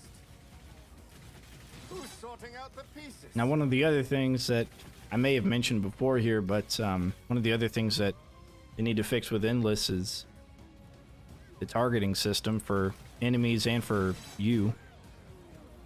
I have played co-op in 3, yeah. That's got its own challenges. Not sorry to It's been a while since I played it, so I think it's been patched 1 or 2 times since I played co-op. But one of the things that happens when you play Vorwick, or has happened before, I should say, all of this is maybe a patch or 2 old, so it may or may not be fixed. But one of the things when you are the when you're the party member, not the party leader, and you're playing Vorwick. Okay, there we go. Your double jump actually has like a double range. So your double jump with Vorwick is a teleport forwards. And if you're playing on co-op, when you double jump, you actually teleport twice the distance. So that was one thing that happened. But the more important thing is that all of the enemies are doubled, and their health is doubled. I think, or at least just the health is doubled. And some of the enemies you see a double of. And what I said about Endless, whenever you have too many enemies, the game lags a lot. So you got 2 people from 2 different parts of the world connecting to a Google server, playing a game that lags the more enemy it has, and when you play with another person, you get more enemies. So you get more lag that way. And I certainly wouldn't try wave 25 with or I wouldn't try Endless with another person. And the only map that's really a challenge, a huge challenge, is Coliseum, but it doesn't really get better with the second person because of the health thing. One of the other problems they had, I don't know if they fixed it yet, is the party member, when they looked at an enemy, when you look at an enemy, you can see their health bar. They would actually see a health bar that went beyond the box. Like, you would see where the box cuts off, and then the health bar would continue going through the map. And on Endless, things get more health, and so you would have them, every time you would look at an enemy, you'd see the whole entire bar fill, or the whole entire screen filled with a red bar.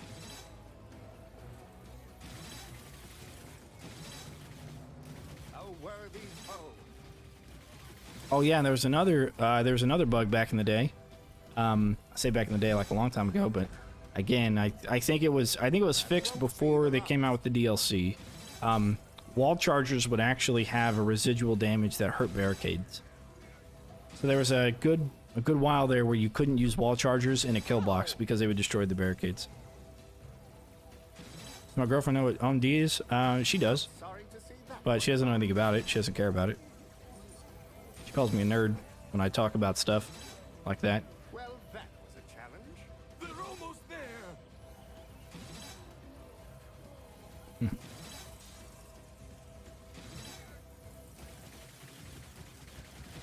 Another threat vanquished. I think that was... Oh, you know what? There was another thing they did where the gravity pillars are supposed to pick up light, medium, heavy, and heavy units. So heavy orcs all the way down to light orcs, right? That's who they would pick up. Heavy enemies also include gnolls and that sort of thing. Now they, at some point, had changed the way that gravity pillars worked. I think there was something that happened with them. I don't know. I don't remember. But they changed it at one point, and then all of a sudden the gravity pillars no longer picked up very heavy enemies. And I complained about that a little bit, and they fixed it after a patch or so. That was another thing they had.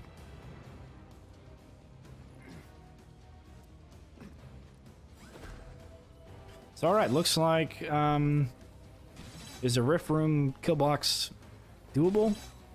Very easily. Like, maybe a little bit too easily.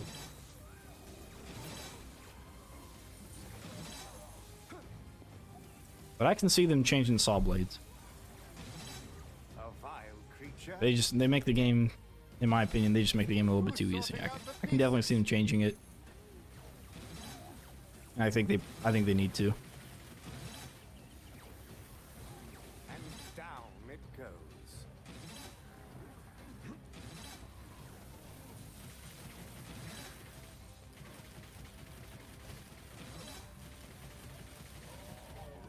That won't be the last. Like, you see how quickly they shred through ogres, and ogres have physical damage resistance, and they shred through them. It's absolutely crazy. A worthy foe.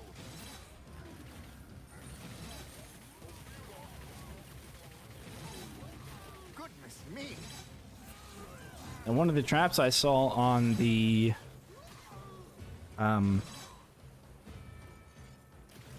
release, the update, the release date thing video they had, one of the updates I saw, or one of the traps I saw in there that I'm pretty excited to see what it does. It looked like a wall charger, but it looked like a wall charger that was for I'm not exactly tidy. that was for ice, like an ice charger kind of thing. So maybe they have a different upgrade for it. Instead of stunning, maybe it doesn't freeze. I don't know. Or they have an actual like new trap altogether. Who's next? Well, you know, ice floors would be cool. What if it would be like an ice generator, right? And over the course of the match or over the course of the wave or whatever, it would start laying down ice, and it would just just keep going forwards and forwards until like up to a certain amount. And then enemies that walked on top of it would slip. They would be knocked prone, but instead of going backwards, they would be knocked prone forwards. So they would, if you had stairs, they would roll down the stairs and take double damage while they're prone. That'd be interesting.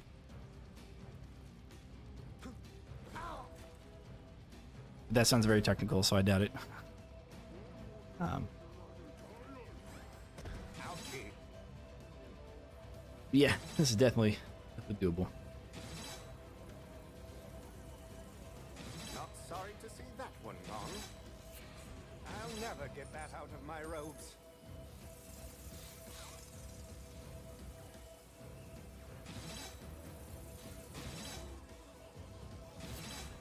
A lesson for the rest.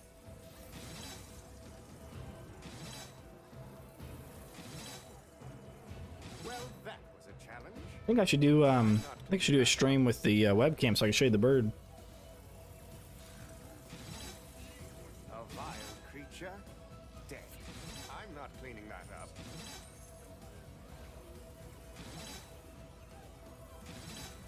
Not That's his sorry head to rub, see and that's that what I'm one gone.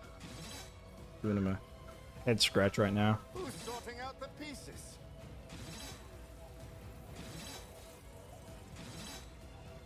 Another threat vanquished.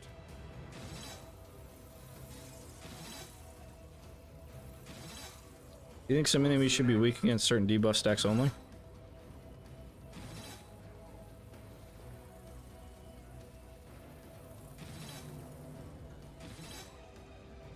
Oh, worthy. I'll never get that out of my robes. Back to cage.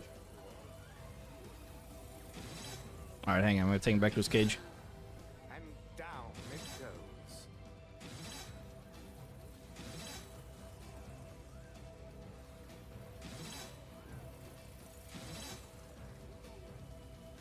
That won't be the last.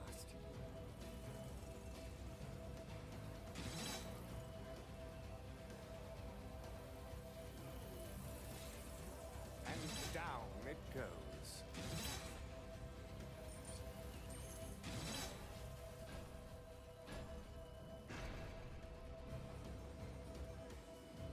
More enemies on the way!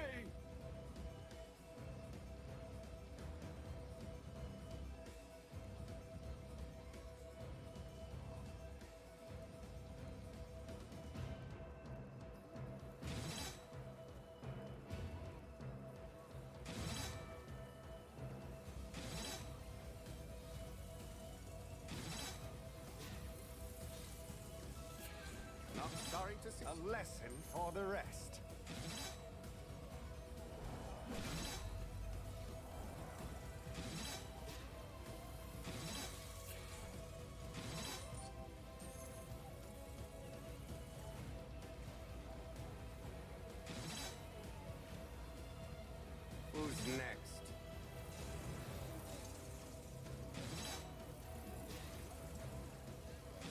Another threat vanquished.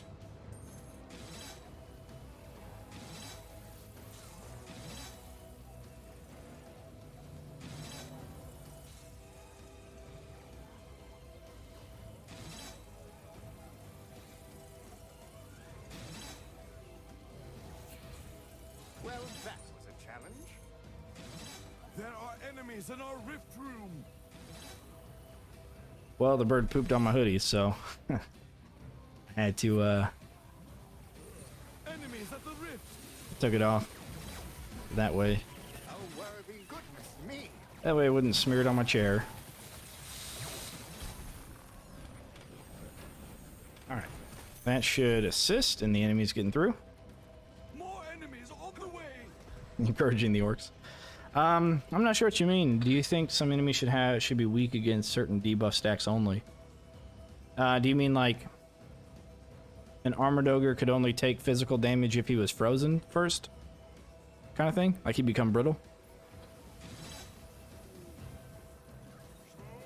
There are enemies in our rift room.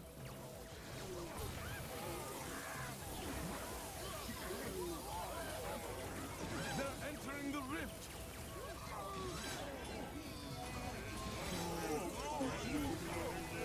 We only have half our rift points remaining. Stop them quickly. Yesn't. Okay. They did not pass! All right. Well, that was Hidden Dock, Rift Room Rumble. Easy, easy peasy. All right, let's go to the next one. And that would be Split Stairs. Now, this one's a pretty cool one to consider going endless on. Of course, I've done endless on this before. You know, putting a bunch of ceiling lasers here up there. But for this one, I think what we're going to do is... Well, I know what we're going to do. We're going to put our stuff in here. However, we're going to stick with everything above the stairs, I think. Or at least, like, you can do... like one row at the bottom of the stairs and everything else is go to the top. So we can try and figure out how we're going to do this exactly. So I think ideally we want everything to run against one of these walls here. Perhaps one of these. But we can't.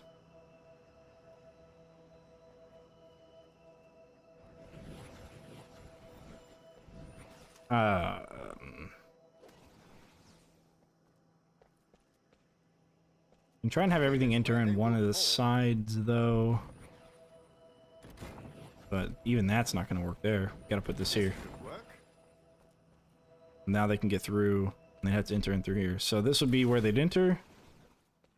We could only double stack it. And no ceiling.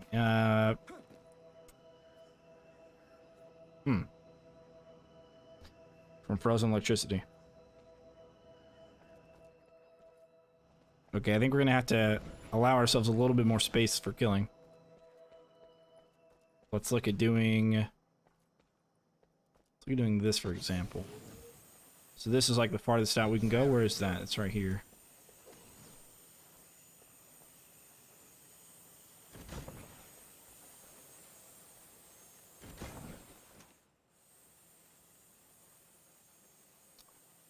What if we did just this corridor? We had to barricade along the sides here and just kill everything that runs into this corridor. Possibly. Now the question is, can we even afford everything we've won for the barricades? We can afford this, and we can put these out. Excellent location. Okay. It's a possibility.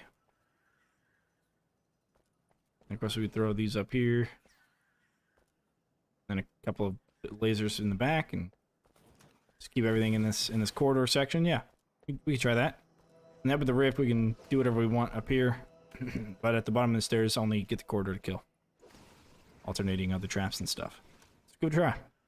Once more into the breach. Well, ogre mages I think are already strong against Enemies are preparing to breach one of our gates. arcane, which means they take half damage. They've broken through a gate. But I think I like your idea of unlocking a vulnerability. I think that'd be pretty cool. Now, when you freeze an enemy, for example, they take extra damage from physical and frozen, or from physical and ice attacks, and nothing in the game is immune to physical damage. A vile creature, dead. So with that in consideration, do we allow ourselves this? I think we allow ourselves this pillar. That's it. From outside this.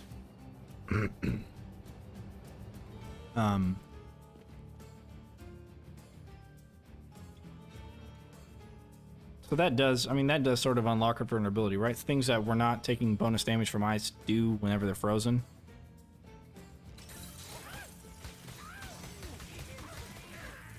I didn't do a very good job with kill streaks here, but that's not what this is built for yet. Will be, not yet.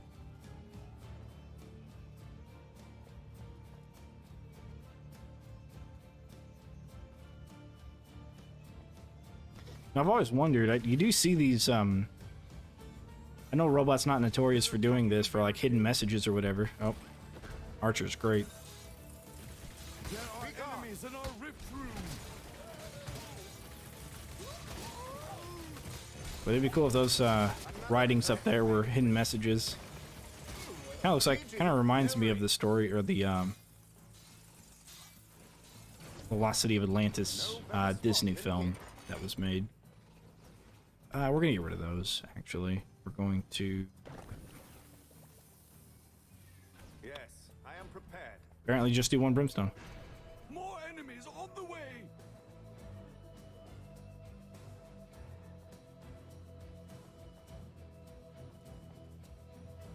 Multiple debuff stacking is to be important for certain enemies. Yeah, but... I'm not sure how easy that would be to implement.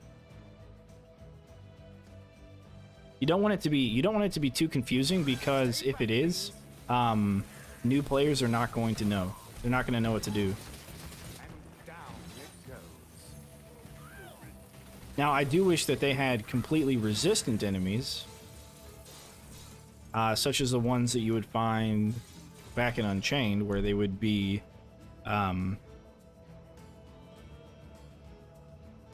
like immune to fire, like just completely immune. I think that would be cool. Or enemies that were immune to certain ailments, such as enemies immune to bleed, or enemies immune to frozen. That would be a cool thing to see as well. We do have to stand up here at the top of these stairs in order for our Cades not to get hurt. Late endless waves, yeah, okay. Yeah, definitely. That'd be, yeah.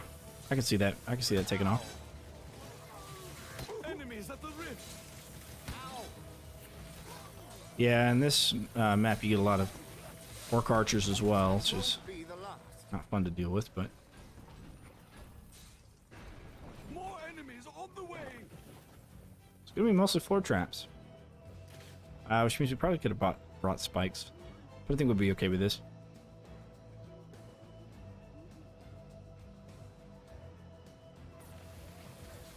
We may limit ourselves to this whole place. I wonder if we could do it without Cades, actually. Oh yeah, I forgot about the signaling lasers. What if we could do this whole thing without barricades? Ow. If I move back here, they don't target me anymore. Okay.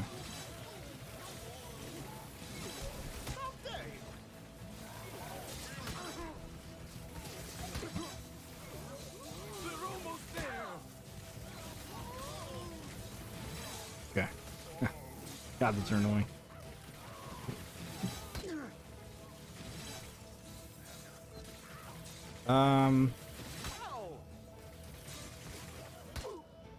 Are they? Oh, they are immune. I'm sorry. Yeah, they are immune.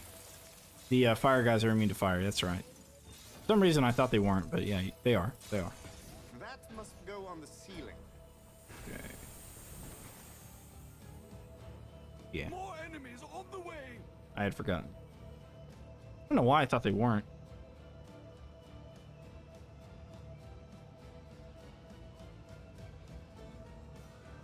On my motorcycle windshield, he has not. I haven't taken him out on the motorcycle yet. We haven't taken him out on a bicycle yet either.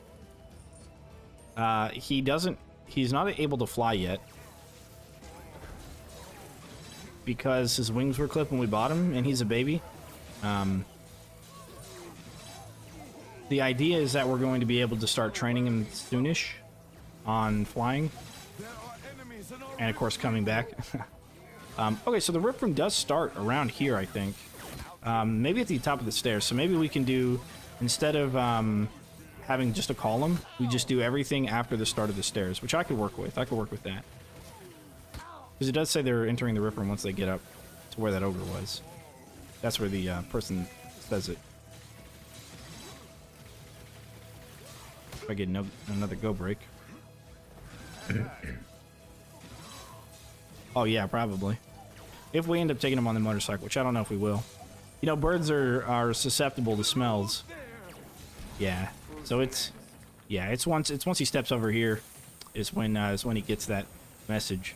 So in order to keep with the pure spirit of the I don't know, challenge, I don't know. It's not really much of a challenge yet, but we're going to start our kill box up the pillars and allow ourselves that. In which case, let's just push a pillar down. Or push this all the way down to the edge of the pillar. And,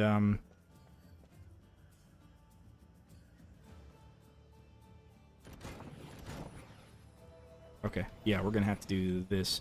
It's gonna look a little bit awkward, but I think if we have a Cade here and a Cade here, I don't think an ogre can get through this, and we'll start to destroy the Cades. So in order to keep them bouncing around from one side to the other, I think we're gonna have to do that.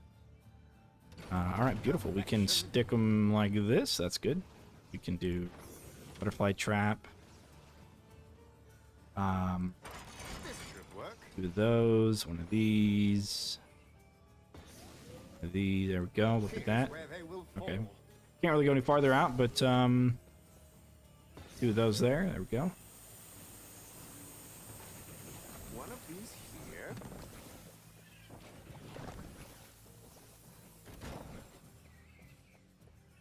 Yeah, here's another question. Can they fit up here? Oh, yeah, they can. They can. Okay, good. Let's begin.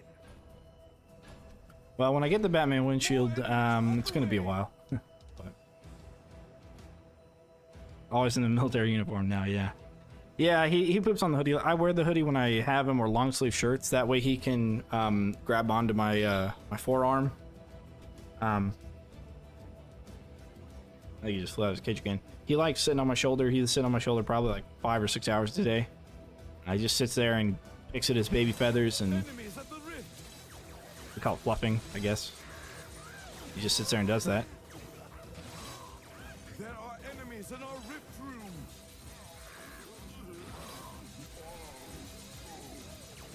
They're almost there.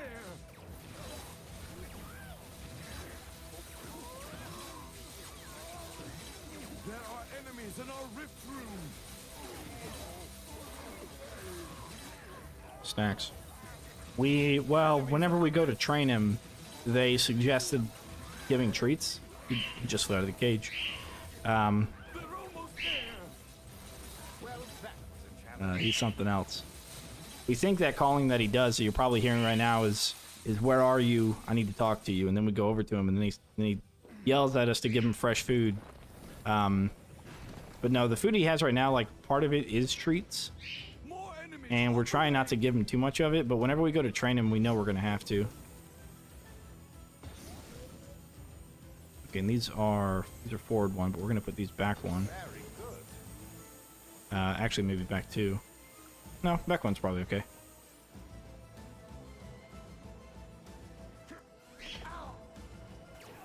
There are We do have snacks to give him. room. We still want to spoil him, you know? They're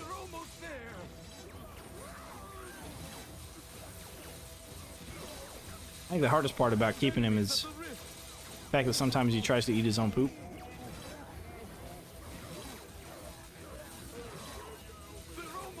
And so we constantly have to keep the floor clean, keep his cage clean, keep him clean. Otherwise, can't take off. Yeah, yeah. Well, we've measured him, and he's a healthy weight right now. Enemies at the rift.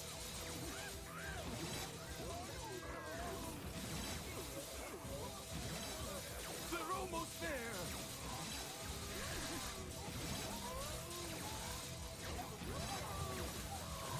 Enemies at the rift. A worthy foe.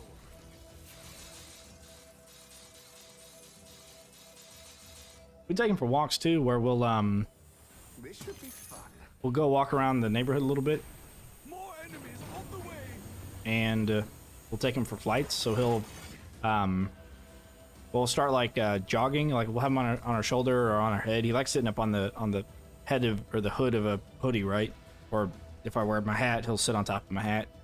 And we have this open field next to us. We'll start running. He'll take off and fly, and we're trying to, get him to fly eventually. But we're trying to get him used to the, the feeling of flying, so that way, whenever he gets his wings back and is able to, then he can actually start taking off. But, I see him in the kitchen sometimes trying to fly, trying to get some distance, and he can get a little bit of lift. He isn't able to get enough lift to move around in the air yet.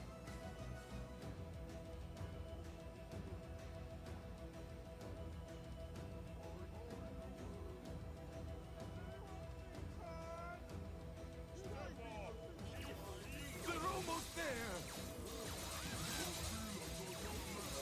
One of the things we're trying to do with them is we have a mesh, I don't know what it's called, but some kind of a mesh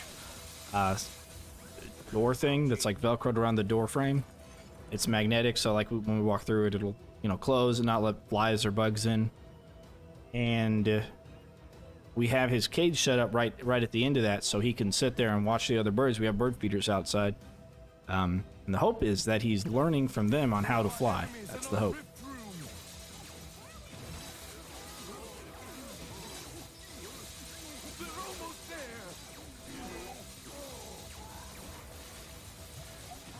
Alright, so we're seeing Armadogers already on wave 7.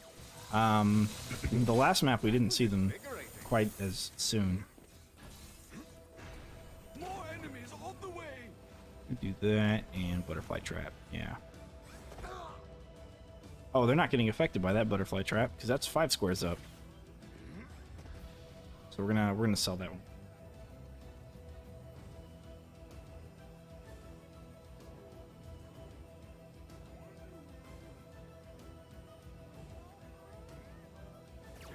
Enemies at the rift. Ow!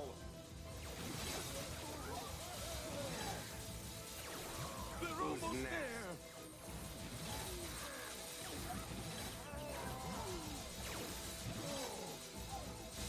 Another threat vanquished.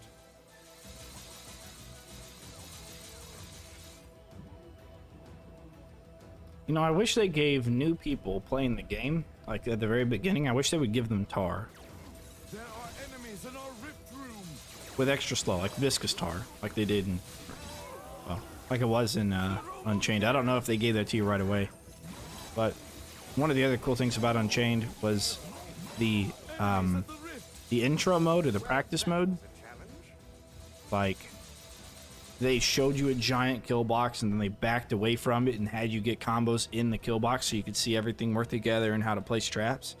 They don't have anything like that here. They don't tell you about kill boxes, combos, efficiency, trap efficiency, none of that. I wish they did. That'd be cool. Squirrels. Yeah, we do have one squirrel and we have one rabbit. So I'm in an apartment, and right outside of us, we're on the first floor. Right outside of us is the machines for the air conditioning, whatever those are called. And those are outside. And right next to those is some bushes, and under the bushes there's a handful of birds that live down there, as well as a rabbit. And I don't know where the squirrel lives, but the squirrel's got like a hurt tail. It's like cut off or not full like a normal squirrel would be. And they go out there and they sit out there underneath the bird feeder and eat the food that the birds, because they attack that thing, man. Birds will just come in, it'll just destroy the bird feeder seeds, goes everywhere. They go crazy on it. It's pretty insane. But he gets to see them as well. Now we get plenty of other birds for him to watch. Handful of starlings I'm not really fond of. At least 5 different blue jays. A handful of cardinals. Who's sorting out the pieces? And smaller birds. They're almost there.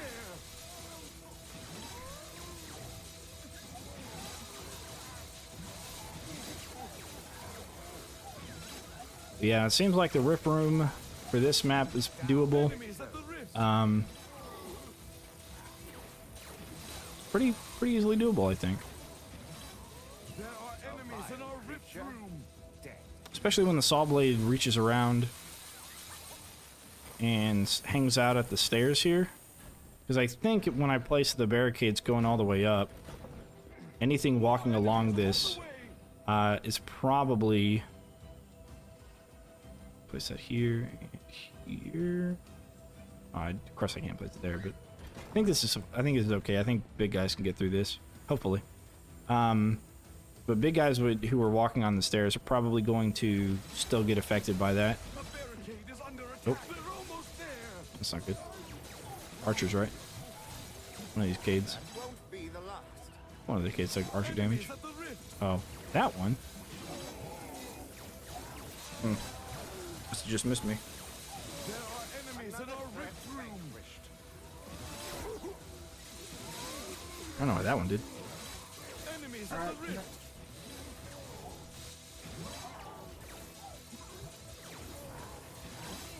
They're almost there. Down it goes.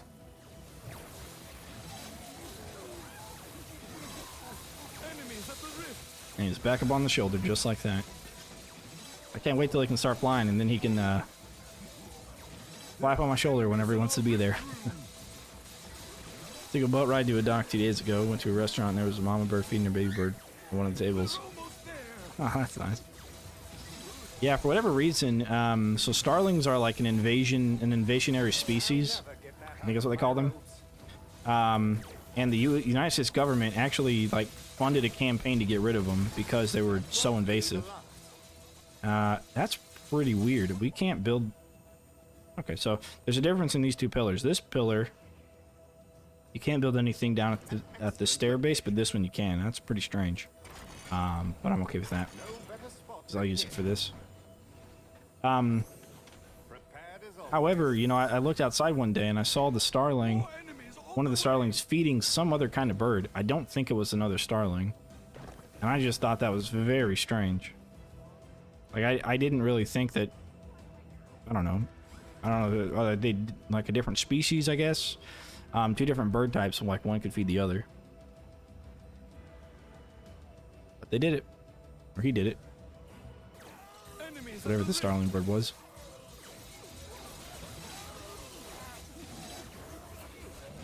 There are enemies in our rift room. It was just really peculiar. And I don't think it was like kind of like regurgitating the food either. Like they tell you about in school. I don't know.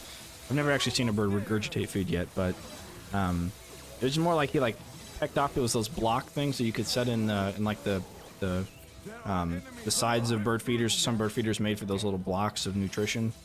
He like took a piece of it and like fed it to the other bird. Like didn't even try to like, eat any of it, which was weird. But hey, what's going on, Samoon? We're just talking about birds. They're almost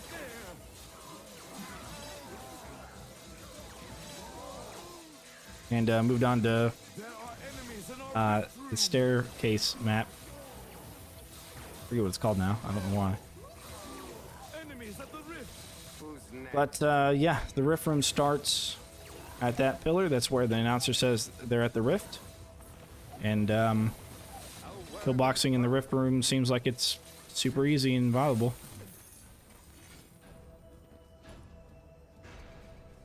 Mountain Dew is the best. As a matter of fact, it's not Mountain Dew that's the best. It's Mountain Dew Baja Blast. And I happen to have a can right here. I'll show you, but the webcam's not on. Right here of Mountain Dew Baja Blast. As a matter of fact, I have a picture. Let me see if I can find this picture. It's picture of me, or not of me, but of my old setup back 4 years ago, 4 apartments ago, when I was playing Orcs Must Die Unchained. I'm gonna figure out how to see it. I don't know where it is. Probably photos in Google. Yeah, I think so. Maybe. Let's see if I can see it. Before I had a girlfriend. Yeah, here it is. Check this out. It is the Fountain of Youth. This right here is can of Baja Blast, and back here, that's the Unchained stuff going on. That's a laptop I used to run off of. That was Unchained and Mountain Dew, Baja Blast.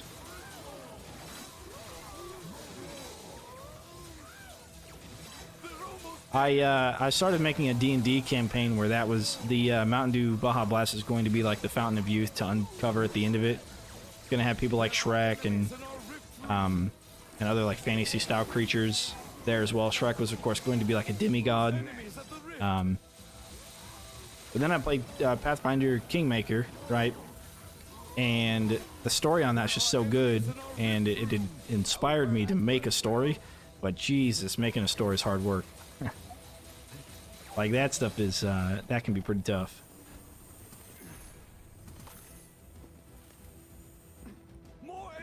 Getting the story and the characters and, you know. Okay. There we go. That's that. Oh yeah, we can do some wall traps here. Okay. For whatever reason, can't place anything underneath that or that. Probably do this. Yeah, do that. I don't know if that's worth it or not, but we'll do that. Okay. And this is the entire trap setup of Split Stairs Rift Room. Completely viable and doable, actually. Unchained's a pretty fun game. Pity they unplugged servers. Yeah. Yeah, I agree. Conductive. I agree. Mountain Dew's pretty good. It is. You know, their sugar-free stuff is actually really good, and it's not like sweetener. The bird does have a tendency to start picking at our neck. They're doing that recently. Little bumps, goosebumps, or whatever. He picks at them. I took my hoodie off to wear a long sleeve shirt, and he's picking at him now.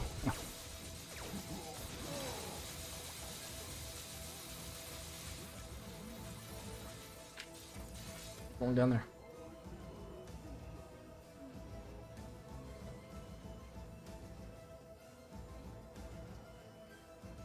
Okay. There are enemies in our rift room. Can't eat me, dude. Not edible. They're almost there.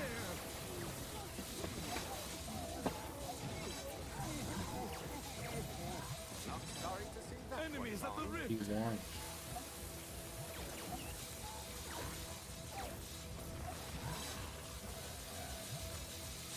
That won't be the last.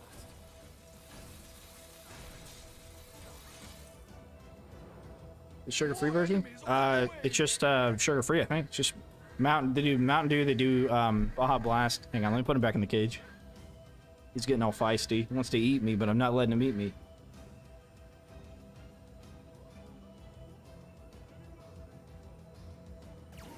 There are enemies in our rift room. Another threat vanquished. They're almost there.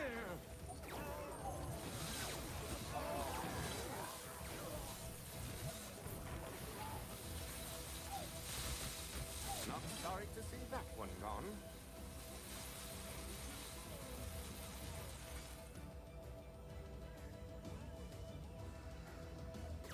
Enemies at the rift.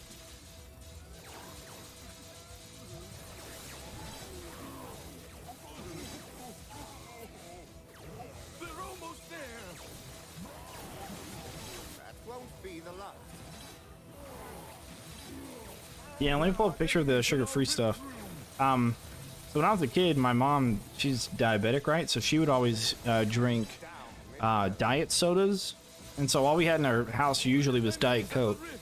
And I was just not able to stand Diet like diet sodas of anything because you taste the sweetener in it, right? Plus, they're not any better for you. You just, if you happen to have diabetes, you just can't drink sugary stuff, right? So it was the alternative, but it wasn't a very good alternative.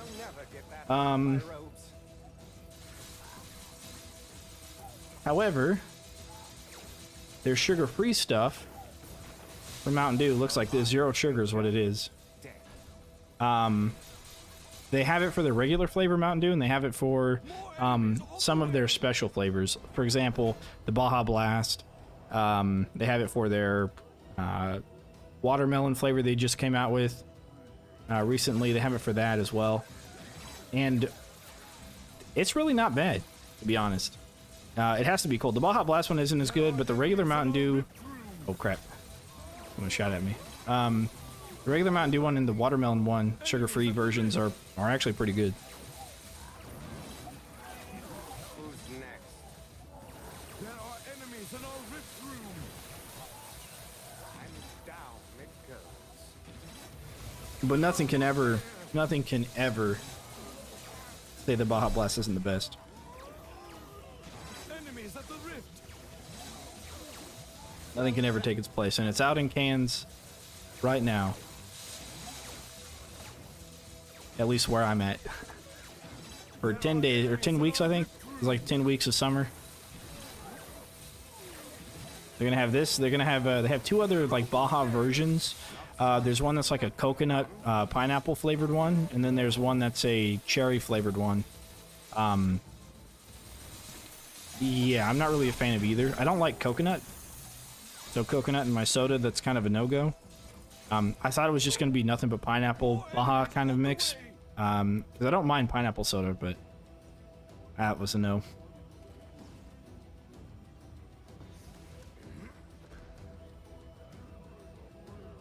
Your ad blocker's not working.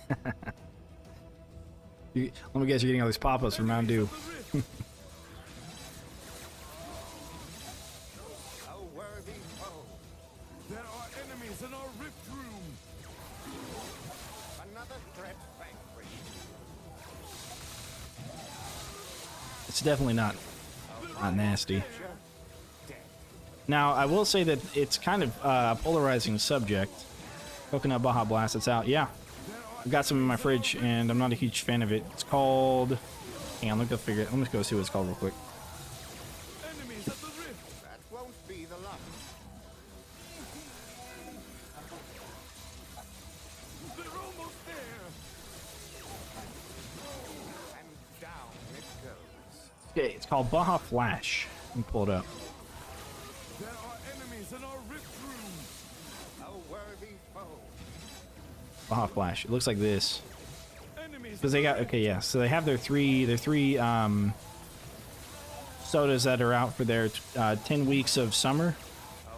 It is their Baja Punch, which is like a cherry flavor. This one has, when you drink it, you have like a taste of Baja Blast with like a I don't know, the tropical punch kind of added into it. But the Baja Flash is pineapple coconut, and you don't really taste the Baja Blast in it, but you taste the coconut. You taste some of the pineapple and the coconut, but you don't really taste anything else. So I don't like coconut, and it's not the greatest.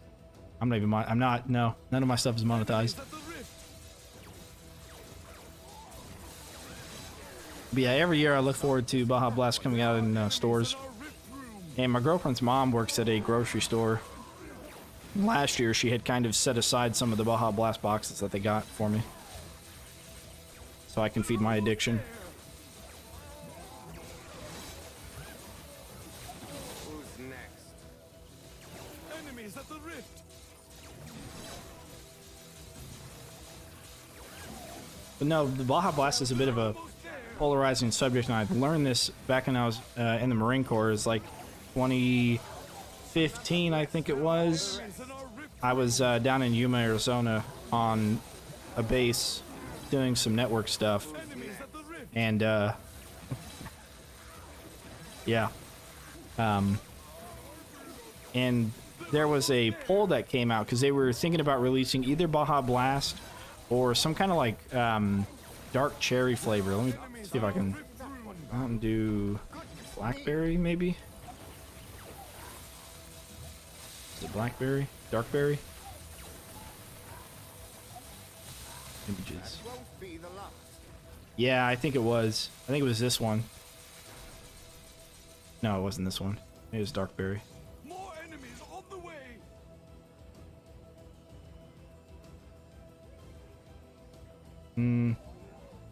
I don't remember. It was like a purple or blackish color. What was this? I could have sworn it was this. But they were saying that they were going to release it, either that or Baja Blast. Now I'm not much of a Facebook, Instagram, any kind of that kind of person, right? I just do YouTube, and I got myself a Twitter so I could vote on Baja Blast, and it was a 50-50 split. And I could not believe that there were 50% of the people that voted that would prefer anything over Baja Blast. I just couldn't fathom it. Like, who would ever prefer something other than Baja Blast, right? Like, aliens or something. I don't know. They're just not from this planet. Tidy, but There are enemies in our rift room.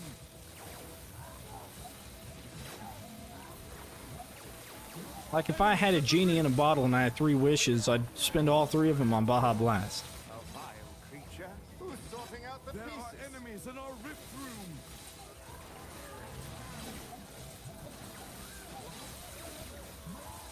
They're almost Heretics, exactly. Heretics on Twitter.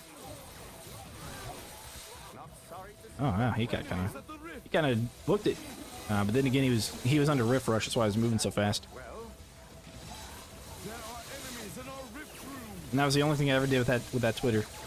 Was just a vote on Baja Blast. And like for one year of their release of the stuff. But no, I was thinking, it'd be really cool. If they allowed me to, I would definitely make him a really, really cool commercial. Kind of inspired by the Fountain of Youth More enemies on the way. movie that Pirates of the Caribbean did. I don't remember the name of the movie, even though I just watched it. Not Dead Man Tell No Tales. It was Strangers Died, maybe. But that would be really cool. But they could like take somebody through like a journey. I was thinking somebody on a motorcycle. They were like, there's a tornado. They run into the tornado, and like Wizard of Oz, it takes them like back in time. Lightning zaps their motorcycle. They're going 88 miles an hour, like the Back to the Future movies. They go backwards in time, back to like a period where people and dinosaurs were like, they both coexisted, and dinosaurs were mounts, and you'd have like ankylosauruses, people on the back of them, similar to the lizard folk race in Warhammer. Enemies at the rift. I don't know if they're in Warhammer 40k or just Warhammer, the game that I played on Steam. I don't know, but they're freaking they look cool, and that would look really sick, right? CGI and stuff. And this person who went back in time would, discover the Fountain of Youth, and the Fountain of Youth would be Baja Blast, and they would travel forward in time to have to like protect it from some sort of something. And I don't know, I think it'd be pretty sweet. They're almost there. And they could, show that it's Taco Bell's Baja Blast. Sorry to see that one gone. Enemies at the rift. They could do something really cool with it, but that's just my mind kind of running with an idea. 4,000-pound ogre linebacker, yeah. That's true. They do book it like a football player. And down it goes.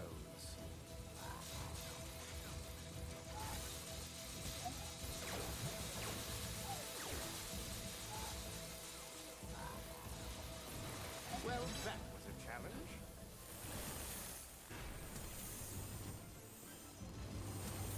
More enemies on the way. I will say one of the things that I wish they had in all of the Orcs Must Die franchises is the ability to share money with other players. I really wish they had that back in Sabotage, in Unchained, because you'd have somebody with like higher tier traps or higher level that could set up something, or that you'd have somebody with coin generators and they could set it up while, you could take care of other stuff, and then they would get all the money. But there was no way for you to like split the cash. I really wish that was kind of added in, but That won't be the last. especially in a non-competitive style game like 3 here, if you could split up your coin, I think that'd be really cool. Bring back Sabo, yeah. Enemies at the rift. Of course, the girlfriend knows about it. It's in our fridge. There are enemies in our rift room. Now we do live together, and like I said, last year I think it was, or the year before, her mom, who works at a grocery store, ended up saving a couple of boxes for me. Enemies at the rift.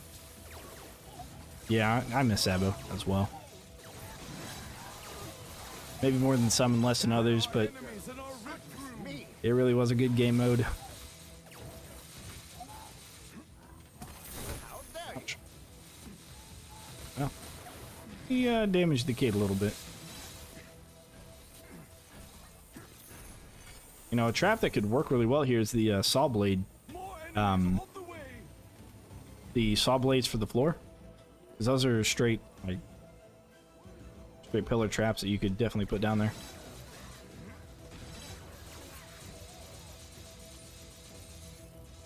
It automatically gets split.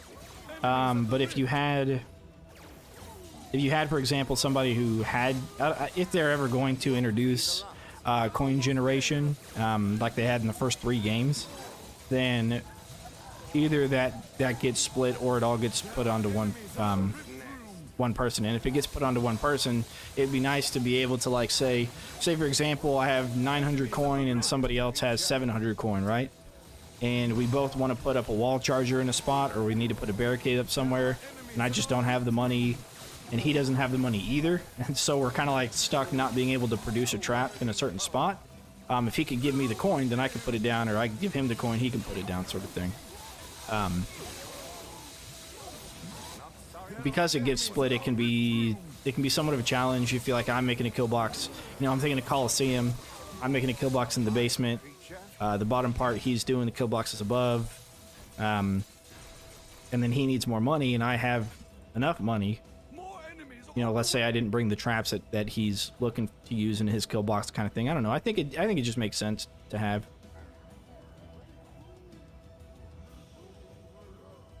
Killing Force ability to throw cash. Yeah, exactly. Actually, I never thought about that, because every time I think about implements for tower defense games, I usually think about balloons. When I think about multiplayer stuff, I guess, because Sabotage was was very similar to Bloons Tower Defense Battles, and just kind of the general aspect of it. But yeah, since it's a third-person shooter, I could definitely see something like Killing Floor, which I played a lot of back in Killing Floor 1. I haven't played 2 very much, but yeah, that'd be pretty cool to see it. Because they already have the coin icons, right? And you could drop them at 100 coin intervals. Because they have the icons from when the Orcs die or whatever. So you could just sit there and dump out everything you have. Yeah, I never thought of that. Conductive. I'm going to mention that to Juice. Say, hey, if you're going to implement this, it's probably easier than you think. Who's next? But yeah, she gets jealous of my addiction to Mountain Dew all the time. She'll hear the fridge open. Won't be the last. As soon as she hears the fridge open, she already knows what I'm going for. Game needs to add like loot system, like Dungeon Defenders. So I never played Dungeon Defenders, but I think I know what you're talking about, and I would have to disagree. I've seen footage of Dungeon Defenders, and what I've seen is kind of like an RPG style setup where you would have an inventory, you would have stats, and I really don't think that I could play this game if there was that much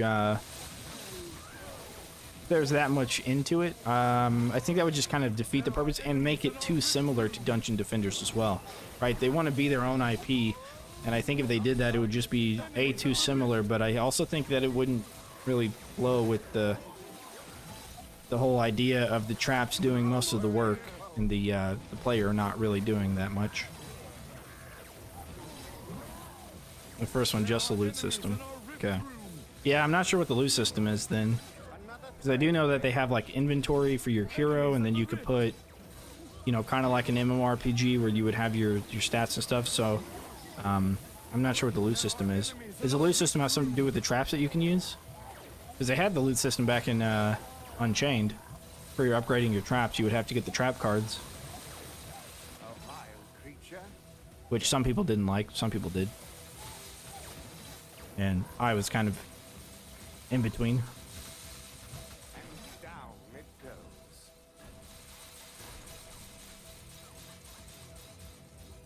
More enemies on the way.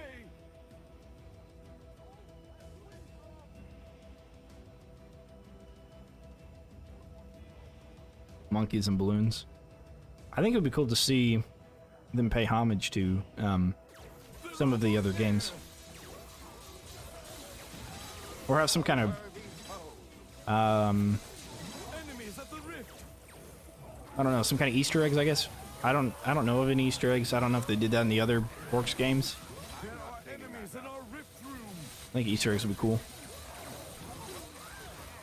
I also miss from Unchained. I miss doodads being destroyable. Like you'd have barrels that you could shoot, and the barrels would be destroyed. Cages, that sort of stuff. That was always cool. A little artistic decision and addition. Who's next? There are enemies in our rift room. Another threat vanquished. Enemies at the rift.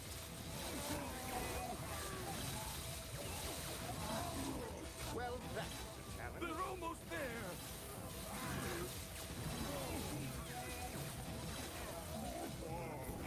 There are enemies in our rift Down room. it goes.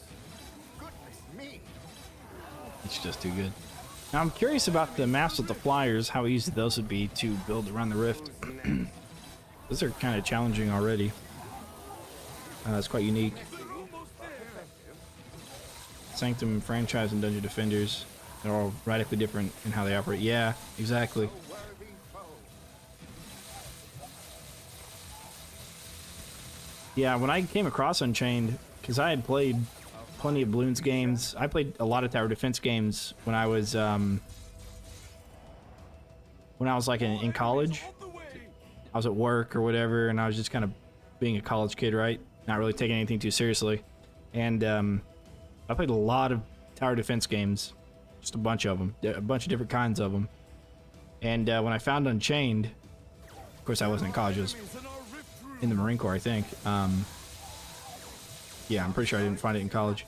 Once I found Unchained, I was just like, this is what I've been searching for this whole time. You know, this is what I wanted. Another threat vanquished. Now, I didn't, of course, I didn't get there when they were Siege, and I did see other people playing it. As a matter of fact, I found it on a Markiplier video, That won't be the and I'd never watched Markiplier, never did. I still don't really. I know my girlfriend watches him a little bit, just for a couple of the games that she finds enjoyable. But Are we? yeah, I saw the game and I was like, Enemies at the rift. this is my thing, you know. A vile creature. I'm not cleaning that up. A lesson for the rest.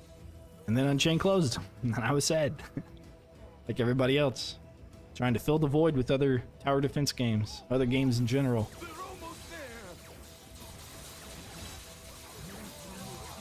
there. And 3 came out, and I played a bunch of it, There are enemies in our rift room.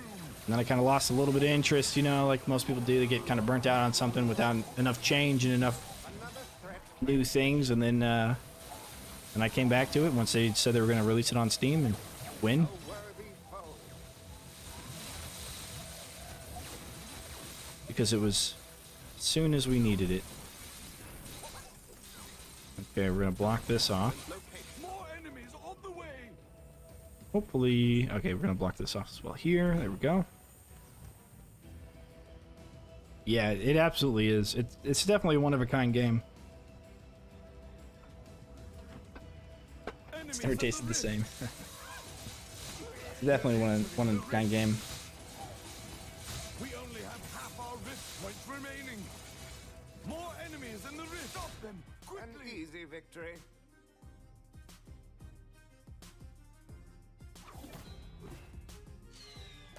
All right, so there's that map on Rift Room only. The next one we're gonna play is Cliffside.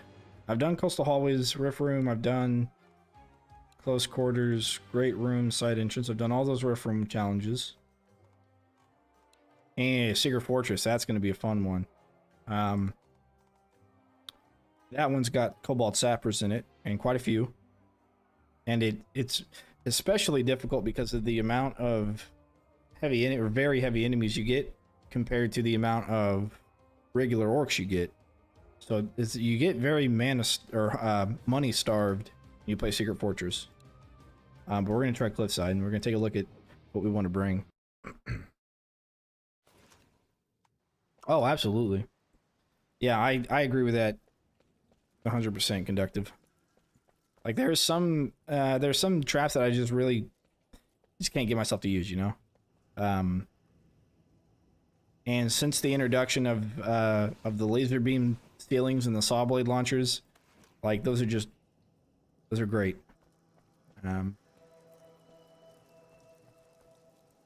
This one's you can't put anything here at the end, and we can have them enter into one of these sides here. I think they're gonna have to walk around, so we could do this, for example. Right? They'd all walk against this wall, and then we could Here's where they will fall. have this Cade going out to here. Right? I think that's what we're gonna have to do. To start, though, Perfection. we're gonna have to start on this side, like so. Ready to fight. Then hope we don't die from archers. And I also hope we have enough wall space here. If it says they're entering the rift Preparing to breach one of our gates. from here, then we can The extend our kill door is box. down. My other question is this considered the room as well? Here they come. He says they're entering the rift. We'll have to see.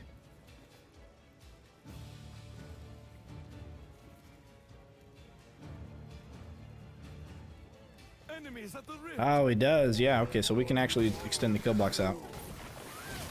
You won't get past me. They're almost there. Because I don't know if we'll have... Because this is the first one you get trolls. Well, There are enemies in our rift. first non-war scenario. I don't know if the other war scenario gives you trolls. Actually, I don't think it does. I think this is the first level you get trolls on. Enemies at the rift. Maybe. Maybe not. But it's certainly one of them. And down it goes.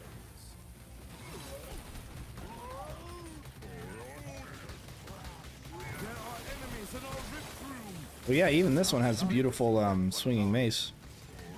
It's really powerful. Enemies at the rift. Problem is now they've introduced the lasers, and the lasers are just that much better. There are enemies in our rift room.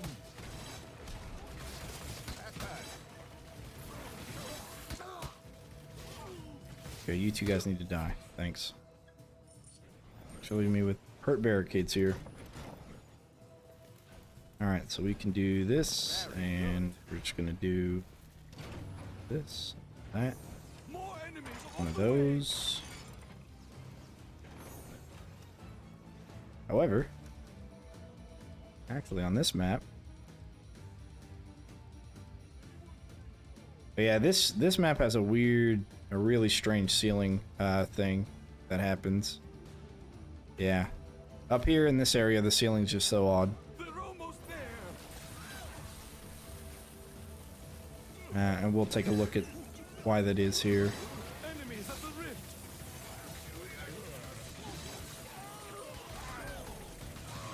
Okay, we just got to get through all these orcs. Enemies in our rift room.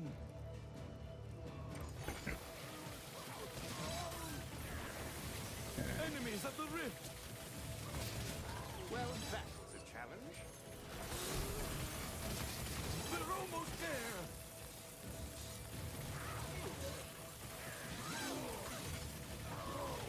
Enemies at the rift. This is what we would find ourselves having issues with on this is There are enemies in our rift room. not enough wall space Not for the that one gone. saw blade launchers. That could cause a few issues. I shouldn't have replaced the barricades, because when you sell a barricade that's hurt, you don't get your full money back. You only get a portion of it. No better spot Okay, so than if here. we did this, right? This should work. We do this.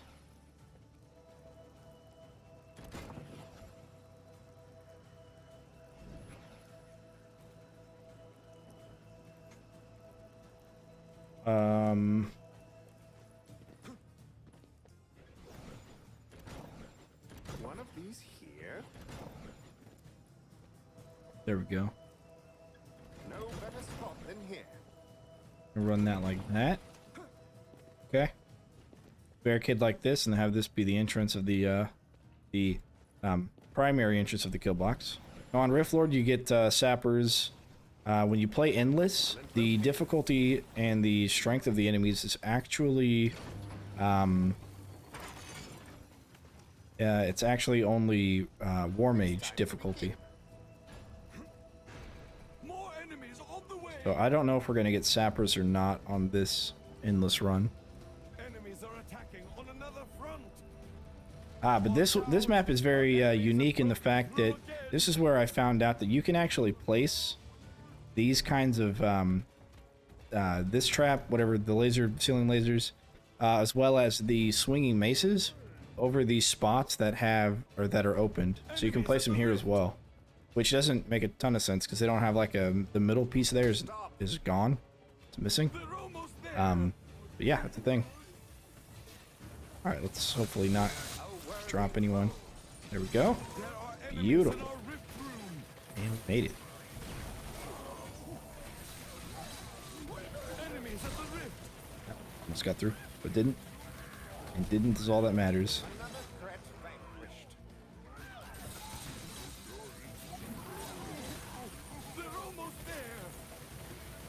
But yeah, with that knowledge, you can actually do that with the Rift room. tower things that are shown up in the war scenarios. They're almost there. If you place two of those towers close together, you can use that there. Definitely wasn't possible in Unchained 2, yeah.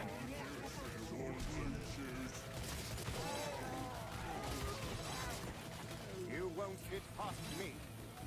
Yeah, the only traps that it really matters for is ceiling laser and then the swinging mace. Those are the only ones. Okay, this ceiling is strange, right? I can place this here, but I can't place it on the other side there. I can only place it like here. More enemies Let's see, on the way. where are you at? Okay. Yeah. Anyways, the placement's like really finicky. This area. Perfection. Enemies at the rift. Yeah. This does go up there. I've seen it go up there in that little cubby. There are enemies in Yeah. our There's.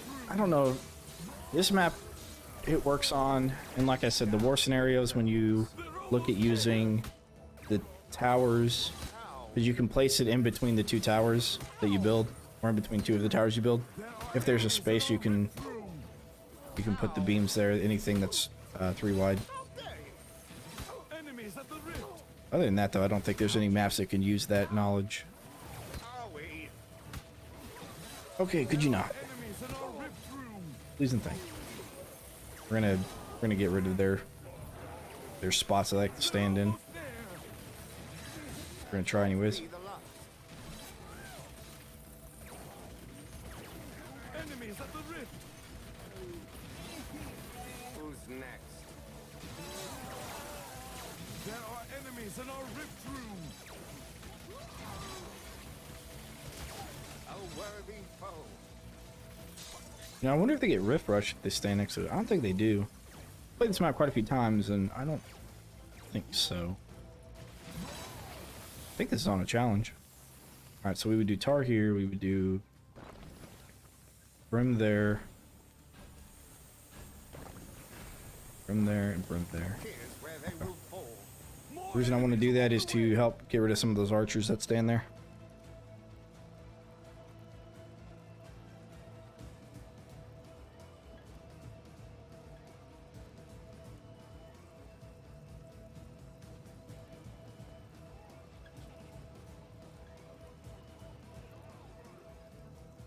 They're almost there.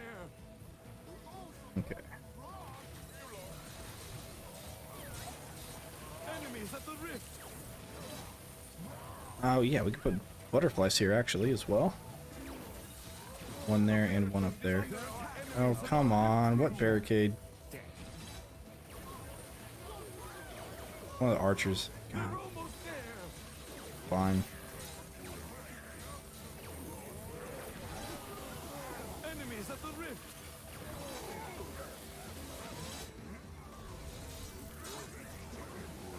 Also, in case you didn't know, you can use the trap reset trinket. If you use it, it resets the cooldown of your traps. It'll also reset these activatable hazards, such as these boom barrels or cauldrons and stuff like that. Which the boom barrels will not automatically recharge themselves. Cauldrons will. After 45 seconds. There are enemies in our rift room. Okay, we're gonna need to figure out what to do with this barricade here. In order for archers not to attack it.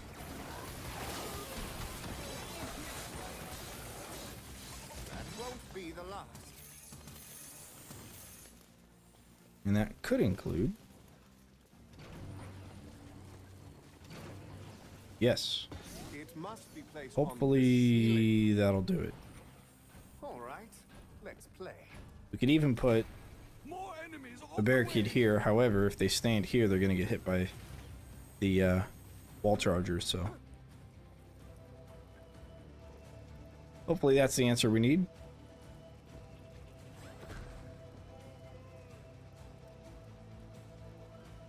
They're almost there. Oh yeah. The passive I think is way better. But yeah. Just pop it and now you get those bombs you can drop again. Oh yeah, they're gonna shoot me from down there. There are enemies in our rift room. You get it. Doesn't look like he gets Rift Rush, yeah. So they don't get it until they come up here.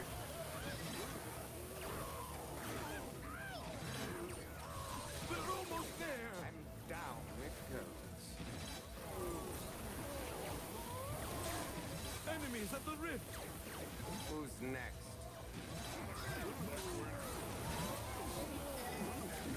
There are enemies in our rift room. Well, They're almost there. Okay, let's go ahead and... that won't be the last. Enemies at the rift. like pixel perfect. There we go. Let's place it. And the beams aren't going anywhere. Enemies in our rift room. Alright, how do we get this one up? Hang on, here we go. Okay. Another That threat one. vanquished. There's that one. However, that one doesn't do anything.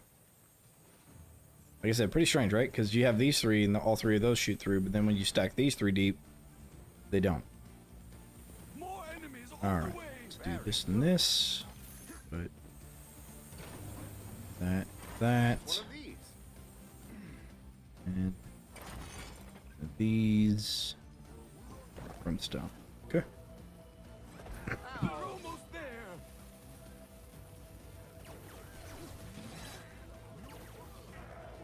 Enemies at the rift. The boulder shoots in this one.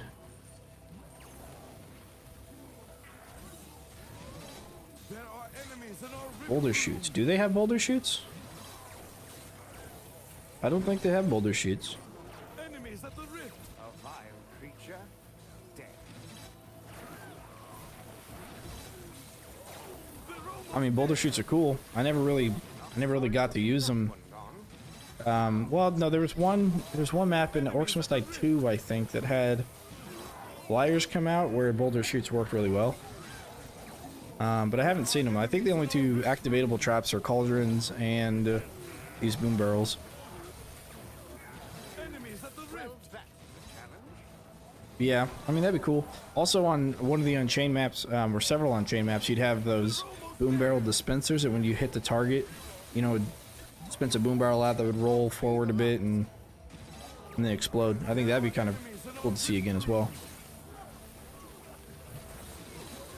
But yeah, I'd completely forgot about those. Enemies at the rift. Boulder shoots.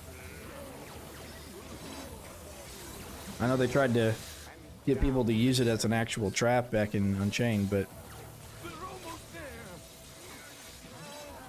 when you gotta sit there and activate a trap, that means you're not doing other things. A worthy foe. This should work. We win again. Okay. So, put that there. Yes, we do. Go ahead and start the next wave. More enemies on the way.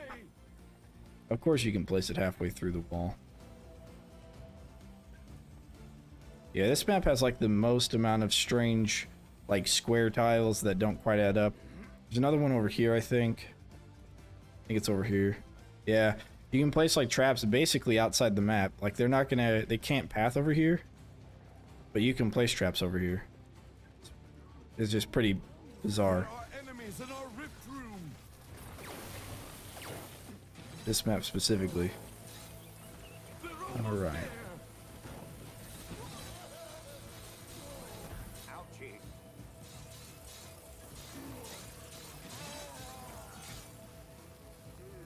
Enemies at the rift.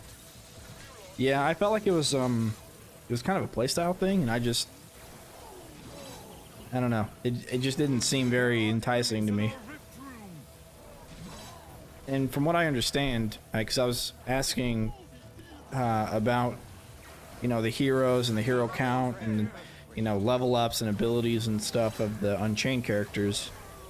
And from what I understand, There are enemies in one of the reasons they're not implemented in 3, and one of the challenges is because when they made Unchained, they had to nerf all of the traps because the heroes are so powerful.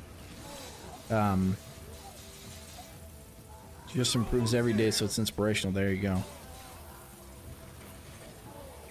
And so, you know, with that in mind, you would think that enemies in our rift room.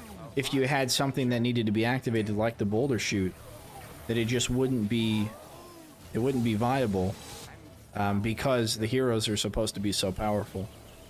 And whenever you take the hero out of the equation for the kill box, then the kill box loses its ability to be effective.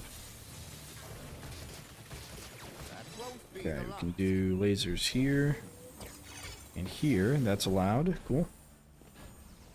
And we allow that. We can do butterfly trap On the here. way. Probably do it over there too. We won't do the wall chargers, so I got plenty of slow around them.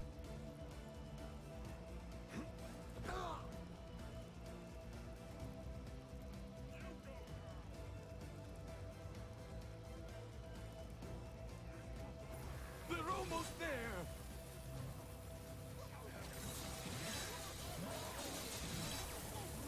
Enemies at the rift.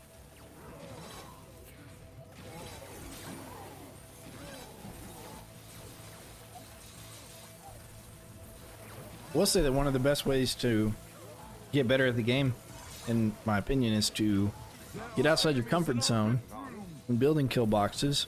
You know, if I was looking to get better at Unchained, I probably would have tried to start using every trap. Because they also had one that Zoe had a bonus with, the overload trap, right? And that was just such a strange concept that I never cared to use, because I'm like, why would I want my traps not doing anything, you know?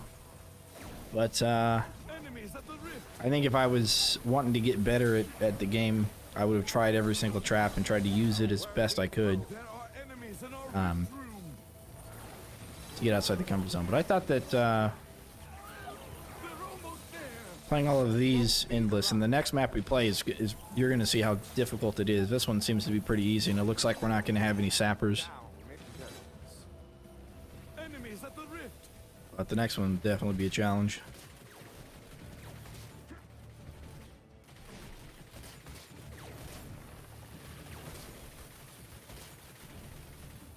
Another threat vanquished. Okay, more barricades. So they can walk there.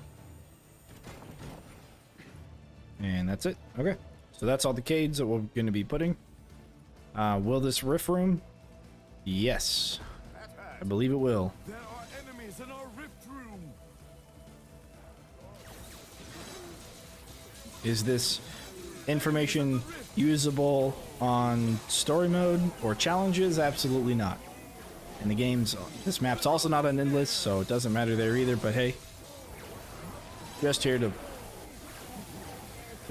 have fun with it, I guess. I don't know. Sorry to see that one gone.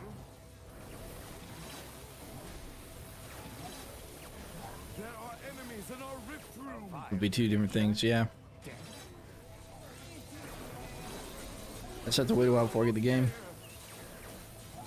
I mean, yeah, people play differently, and I really can't wait for the new traps to come out, because, I mean, I'm just, you know, over here, anywhere I can put stuff on the wall, like right there, there's a boom barrel roller. There, boom barrel roller.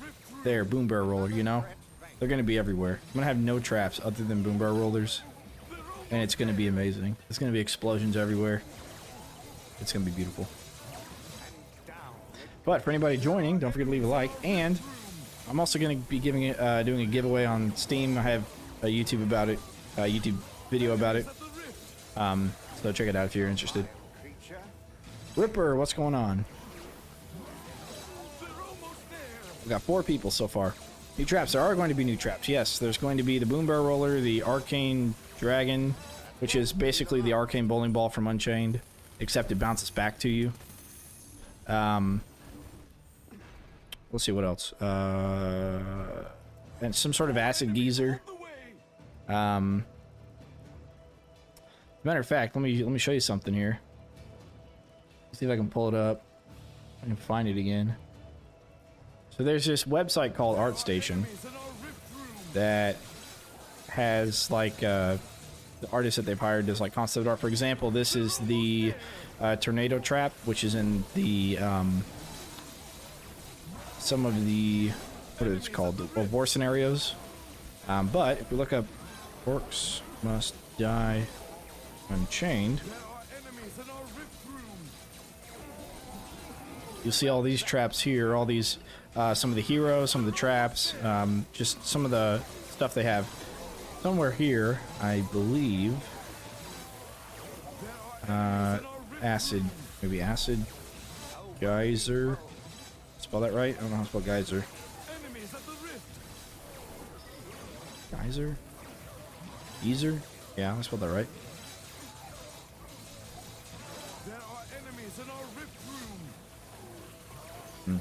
Well, anyways, there's an acid geyser that was a plan of being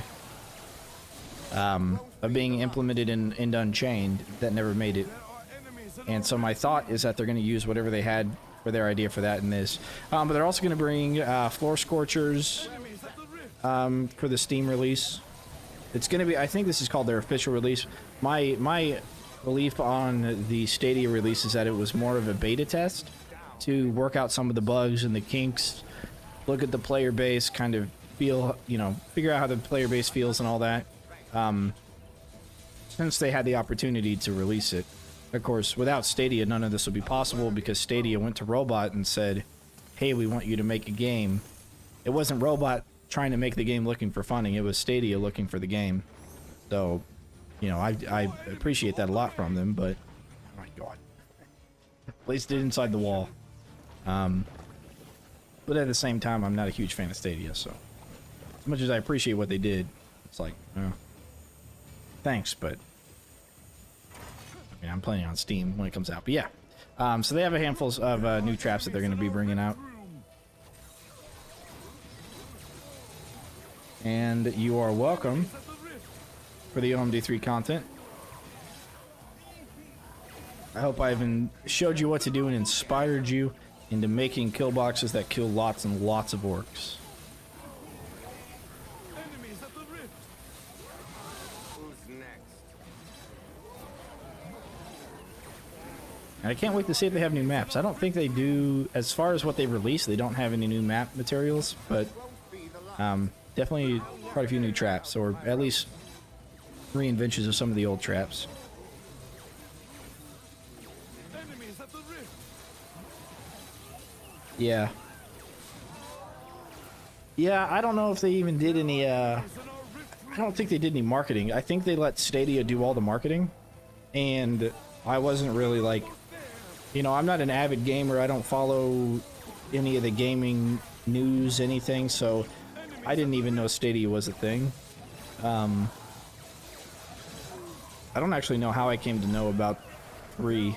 I guess I followed Robot on YouTube, so maybe I saw something on Robot's YouTube video about it, but otherwise I wouldn't have seen anything about it because I don't follow any of that stuff. Not sorry to see that enemies one at the gone. rift. But yeah, I mean, even now there's still not a ton of content out there. I know Behemoth started uploading a lot of videos for his individual challenges that he does. But before, like back when this was, back when Unchained was new, or 3 was new, I don't think he was doing too much on that. More enemies on the way. Okay, so we got this, and butterflies. Very good. One of these here. Okay, that's essentially the kill box. So I can do something else with this. I don't think I can. Yeah. Can't do anything else with those, so.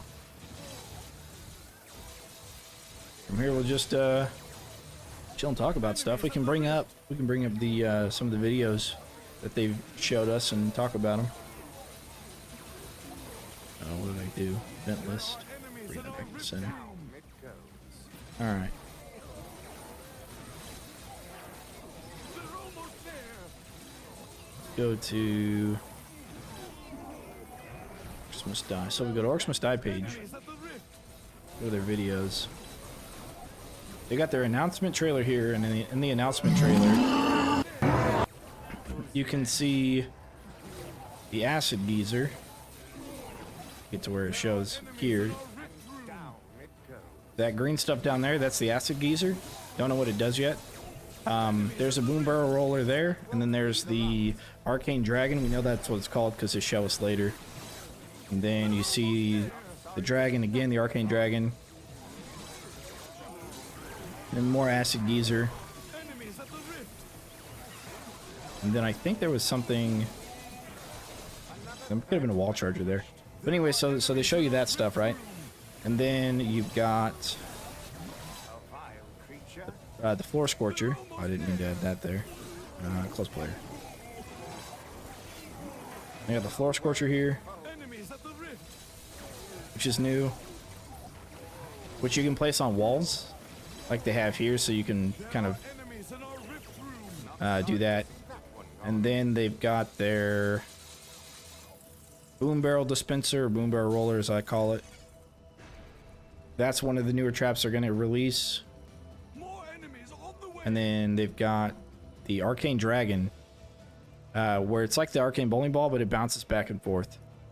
So those are their new traps so far. There's still the acid geyser we haven't seen any footage of yet of it being used. But yeah, so just like looking at this, it shows that voice correct there.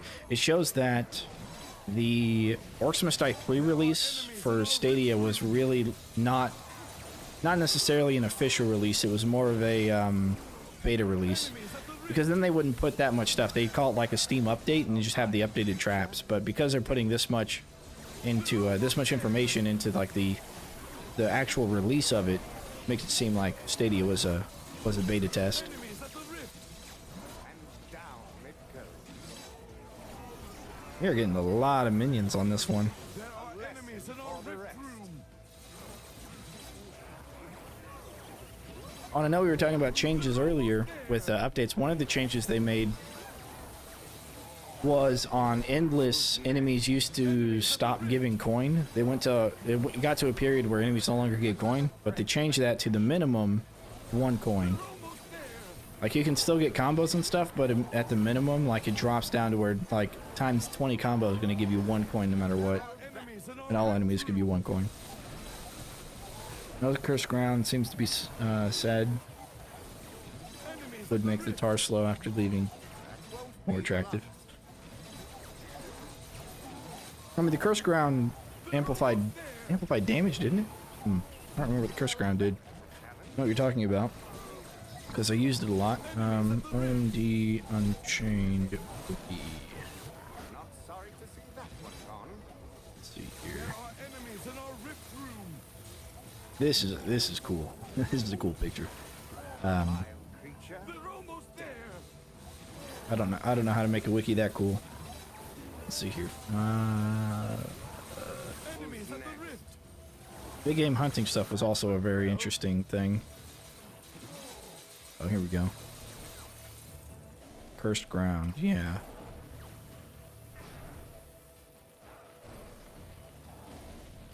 And down it goes.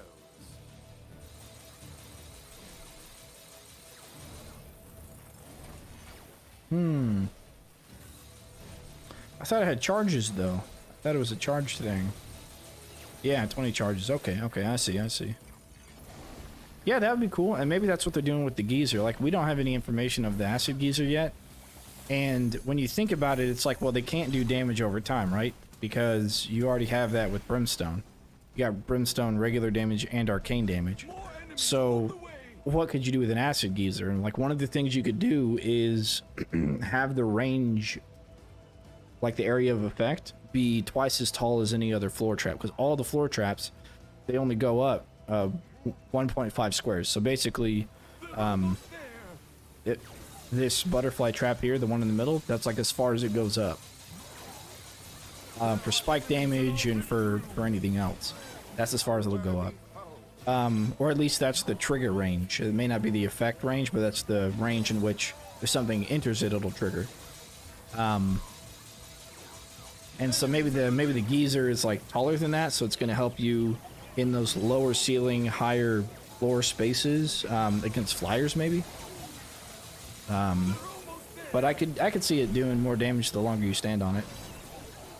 That would be a mechanic that they could add into it. There are enemies in our rift room. I'm very curious to see what they do with it. Because they had the arcane bowling ball, and we kind of see what it does in the footage. They had the boom barrel roller. They had the floor scorcher, of course. The geyser is something a little bit new. Now, I think they had the geyser in one of the other Orcs games, but I'm not too familiar with it. I know they had the acid sprayer, Me. but not the acid geyser. Enemies at the rift. A worthy foe. Yeah. These enemies ain't getting far. Enemies in our rift room. Well, that's a challenge. They're almost there. That won't be the last.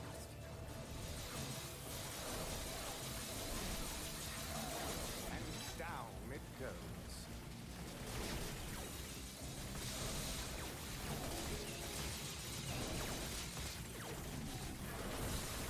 Not sorry to see that one gone. Okay, controlled. Dead. There we go.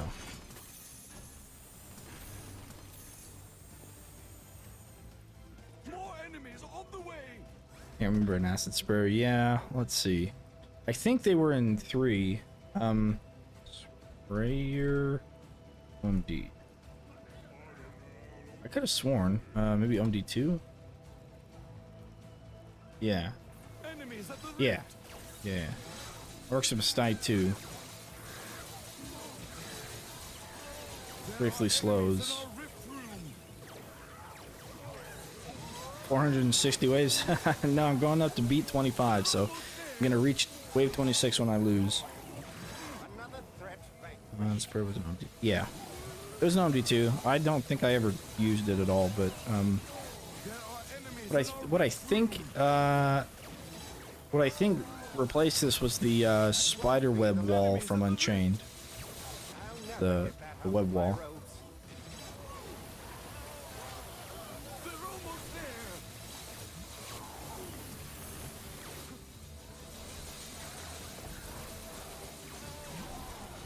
Are we? There are If that's all it did was slow, then that's what the web wall did in Unchained. Which would be another cool that'd be another cool trap to add in here. Like a long range wall slow, because then you could put it on slanted ceilings and have something other than, or I guess they're slanted walls because they're wall traps that go up there. So hopefully boom barrel rollers can be placed on slanted walls and not just vertical walls. I don't think that's going to be the case. Sorting out the pieces.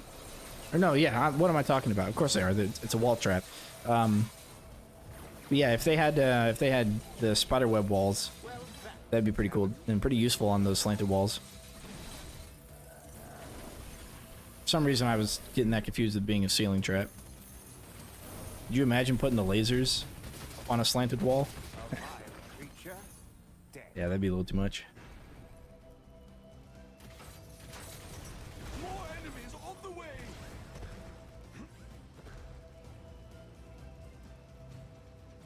We got no gnolls, which is good. Nothing to target us and try and kill us. There are enemies in our rift room.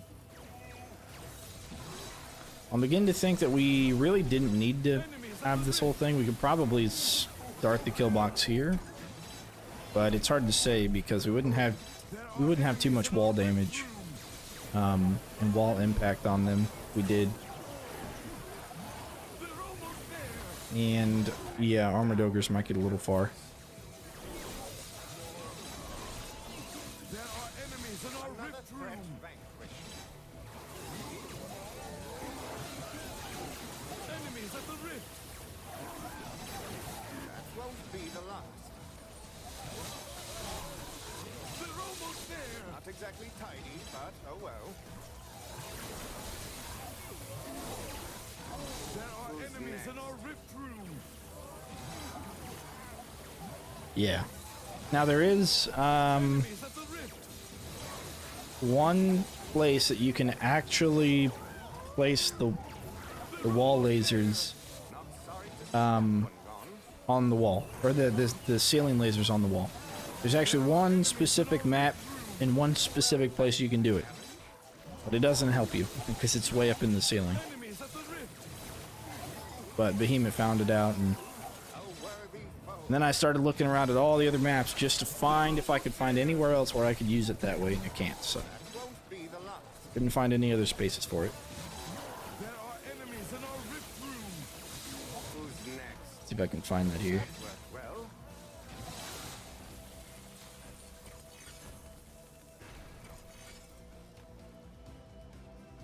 More enemies on the way.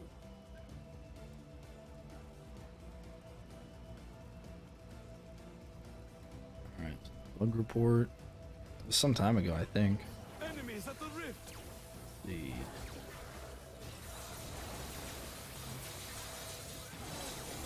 They're almost there.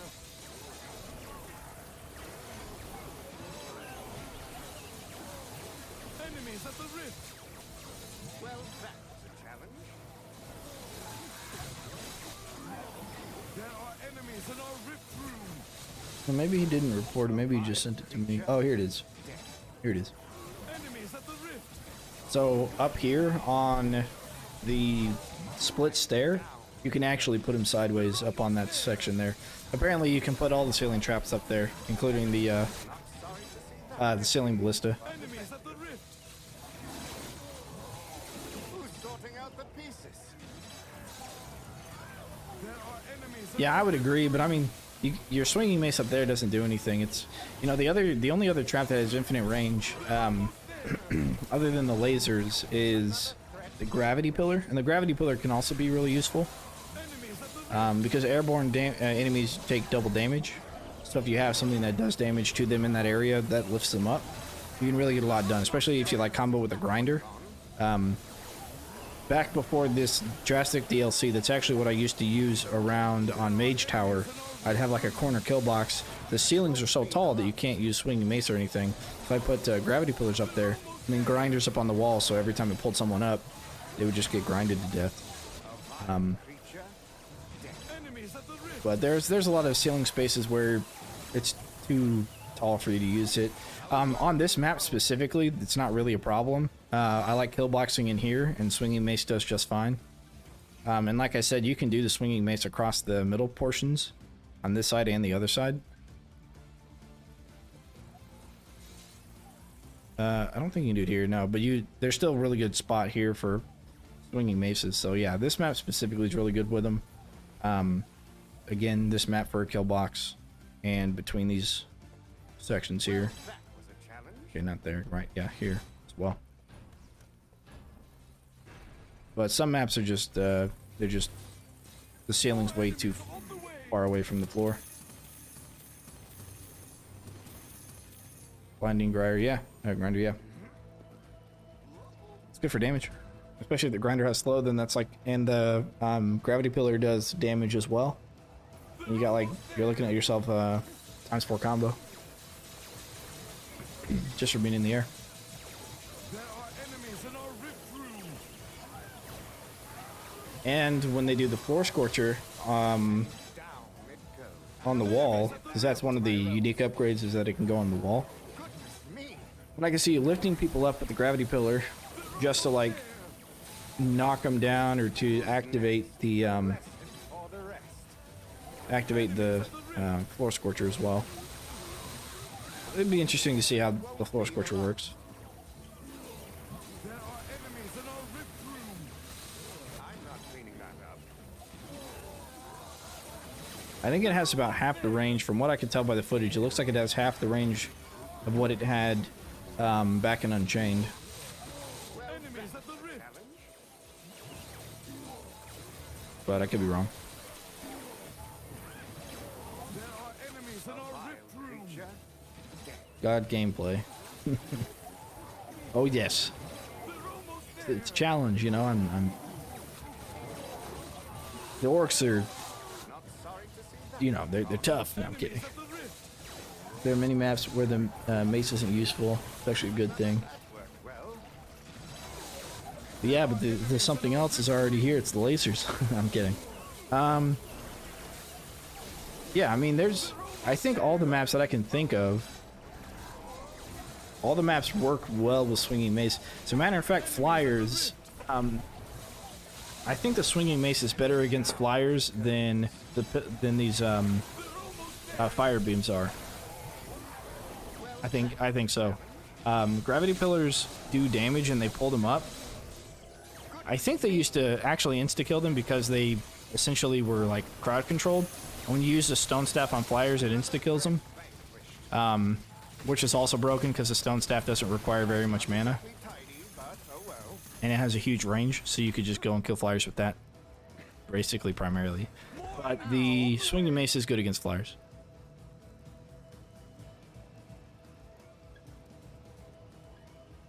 And I used to use the swinging mace when I chased combos for some of the stuff. I'd make like a little box of swinging maces, right? Like have one go horizontal, 2 vertical if you're looking at it like it's a floor trap, and then 1 horizontal, right? So it would leave 2 squares in between where the swinging mace doesn't overlap. And in those 2 squares, I would put the dart spitter with ice, so it would freeze everybody around who's walking into this little kill box area that has the swinging maces on both sides. And that ended up being pretty good for combos and damage.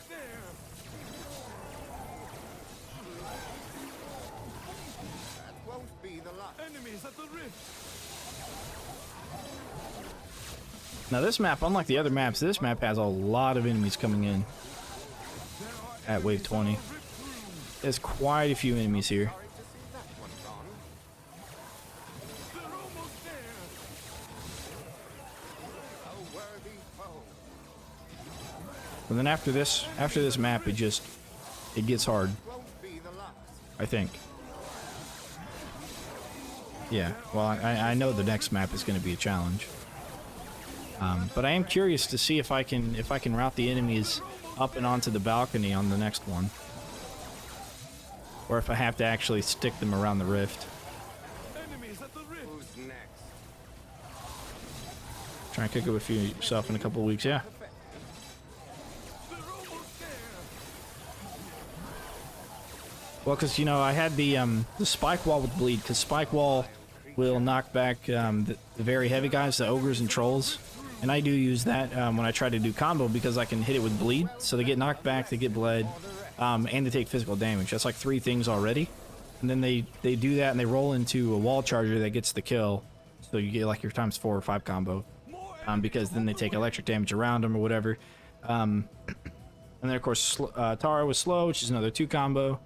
And then they would get, that would be all like the wall and the floor traps. And then you'd have the ceiling traps be like the dark spitters with ice, and then the swinging mace with fire. You could have like arcane brim, and above the swinging mace, or above the spike wall, you would have butterfly with arcane or something. So then you would have all of those kind of, you know, grouped together and really cause a lot of damage, and do a lot of combo damage. Not sorry to see that one gone. There are enemies in our rift room. Well, that's a Enemies at the rift. that won't be the last. They're almost there. Who's sorting out the pieces? Now that being said, I also ran into some information At the rift. Another that I found very interesting. I was doing some testing and some calculations. Enemies in our rift room. I may have to try and recreate it, but I think combos also do more damage. I think it does 9 damage per combo in addition to the damage an enemy has already taken. But I don't know. wild creature. Well, yeah, I mean, combos can help, especially in the early game, even on story mode, because it gives you more coin, even though it's not a ton. So, you know, optimizing from getting ×3 combos to getting a bunch of ×5 could definitely be the difference between a win and a loss when you're going, when you're playing story mode, because then you can give you, you know, that extra trap or 2 by the next wave. So if you're, you know, needing to build a few other additional traps to help you kill stuff, it can definitely be useful. Well, yeah, I mean, I'm really not that great at combos either, to be honest. I don't play for combos, Won't be the last. Enemies at the rift. but I have done some testing into it just to learn a little bit more about it. And to be honest, the weapon that you want to use for combos, and I think a lot of story mode stuff, in order to facilitate getting more combos, is the magic bow that Egan starts with, and you get the bleed unique upgrade. Once you have the bleed, it already does a pierce, right? So it'll shoot through one guy. So you can bleed 2 guys at once, and that'll add 2 combo points because you're doing physical damage and you're doing bleed on top of it. So Another threat vanquished. the actual numbers for damage EG spikes do. I am glad you asked. If only there was a place that had trap damage. You know? Let's see. Floor spike. Enemies at the rift. Damage 30. Yeah, there is. Get it. I made all of this stuff. I found all this stuff. Yes, there is. The way to find out is to play endless, and if you play endless at the very end of it, like I guess the way that I test out traps, is I would I'd play an endless map or glitch a map into endless so I could find the enemy that I'm looking for to use to test. And then I would have them take damage once with the trap, and then I would lose the map, and then at the end of it, it tells you how much damage was dealt. It tells you trap damage and regular damage, or it tells you trap damage in total, so if you're looking for weapon damage and you kill stuff with traps to kind of filter out to get the enemies that you need, or to survive a certain amount of waves, then you can just not do any weapon damage, and then you subtract the numbers and take the difference, and the difference is the weapon damage. But yeah, the one that I'm really proud about is the arrow wall, because it actually does damage per arrow, and each arrow does a certain amount of damage. And this took a little while for me to figure out, quite a bit of testing, but yeah, I think the arrow wall and the, let's see, the arrow wall, the flip trap, and the tar trap have probably the most information there is. Flip trap has the distance that enemies fly, and it also has some very interesting discrepancies with the tooltips of enemies, because tooltips of enemies say that they're light, medium, heavy, or very heavy. And then, of course, the immovable are bosses who can't be moved by flip traps and such. But for some reason, in the tool tips, there are some enemies that are considered to be medium or heavy that are actually flipped farther than they're supposed to be. So they're actually, you know, one category lighter. So categorically, there's a discrepancy for them.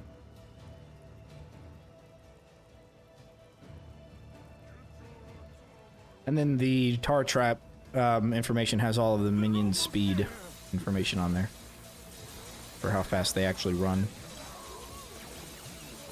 There are enemies in our rift room. And those I'm pretty happy about. Everything else just seemed a little bit routine. Just find an enemy that doesn't have a certain weakness.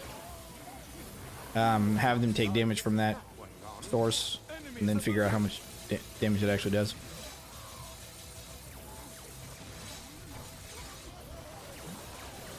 Now, one of the fun things I found out about that, because I found out through that, I found out that frozen enemies take bonus damage from both ice and from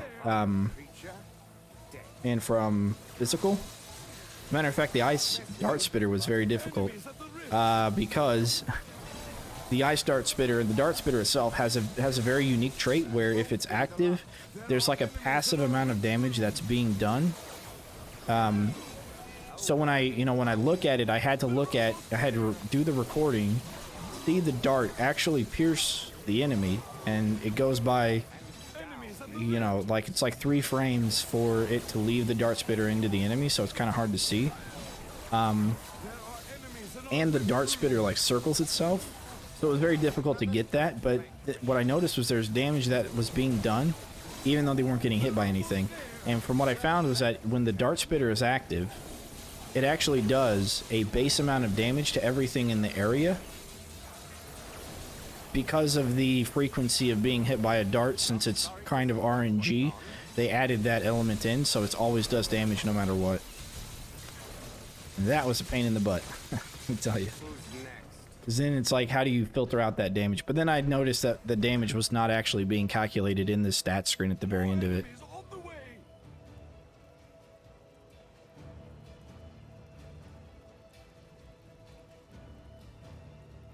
Go for the numbers, you didn't find anything. Yeah, I mean, so when you look at the wiki, and I'm going to make a video about this before the game officially comes out, when you look at the wiki and you go into like Orcs Must Die 3, I didn't make this page.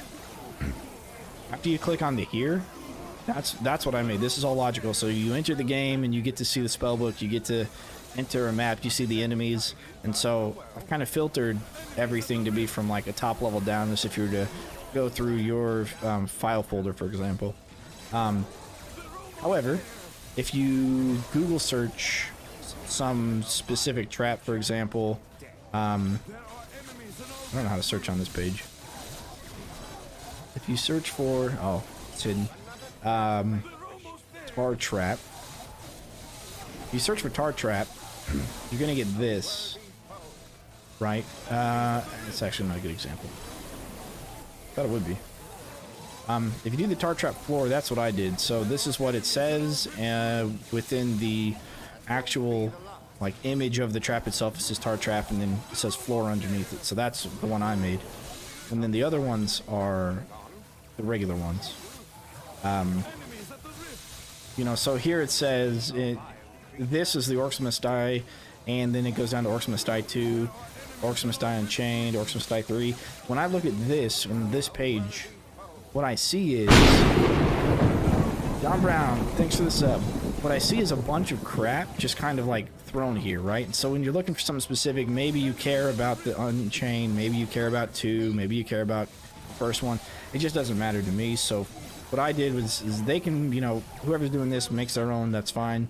I don't really mind it. But what I thought would be better is if it was kind of like by itself, all of the information kind of by itself. And then you can get more granular with it, right? Because then I can say how much does it cost and talk about the trap a little bit more than just having nothing but a stat thing. Alright, so we got to wave 25 now. After this wave, we'll let them through, and then we'll go to the big boy maps. But yes, I did quite a bit of testing there. So there is a way to get to a different spot in Orcs Must Die 3 with the wiki. But to get to mine, you just go to the Orcs Must Die 3 and then you click in the Under Construction Here page section, and that gets you into what I've done.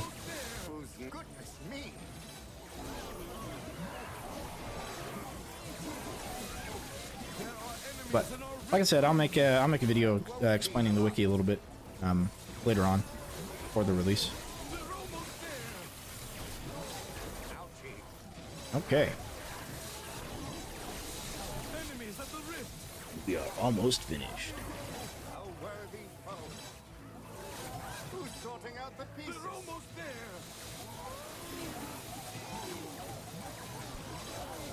Not sorry to see that one. There are enemies in our rift room.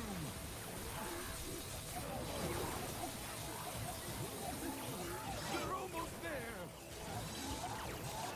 Who's next? Enemies at the rift. And down it goes. Now, I will say when it comes out on Steam, because of the local download, there might be a way to go in and actually look at the game files to see what it is that they've done, or whatever. This does take a very long time because it's endless. You should have seen how long it took me to play the war scenarios endless. Let me tell you, that's a freaking, what, 2.5 hours just to get to wave 25?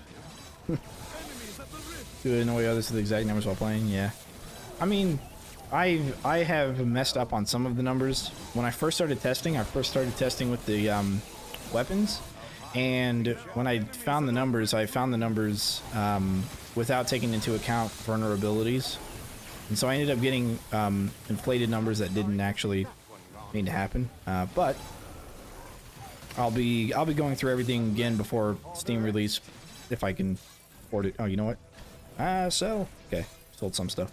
If I'm able to do that, then I'm gonna try and make it before the Steam release so I can finalize the numbers and make sure they're all correct. And then hopefully they tell me if they change anything that I've already figured out. Hopefully. They're almost there.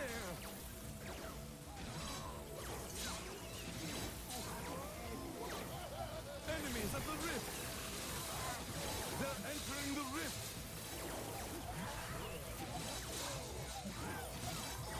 There are enemies in our rift room. I mean, earlier today, I don't know if you were here earlier today, but we're actually looking at we have a playlist called live streams. So if you find the one earlier today, it was just looking at the arcane debuff specifically. Am I going to use cheat engine? I have no idea.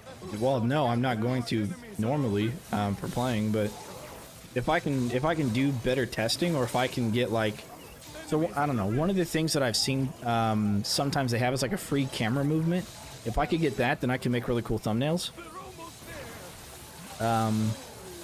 And that would be really cool. If I could like make my own thumbnails, you know, like circle around the map and, you know, get rid of the HUD and all that stuff, that would be really cool to do. Because then I could, you know, then I can make a really cool looking kill box and take a picture of like enemies inside the kill box, and I think that'd just be sweet. I wish they would add that. But as far as like using a cheat engine to like get money or whatever, no, probably not. If I could find numbers with that, I would.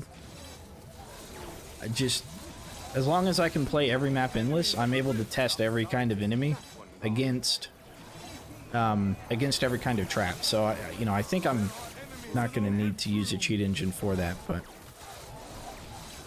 having the information for the man, these guys are getting more stuck than when I freaking what are they doing? Come on, guys, get through this. You can get through this. They're having a harder time getting through this kill box than they did when I had a barricade right there. Like, the kill box is worse off. Oh my goodness. I'm not gonna lose with them, but I might as well kill them now.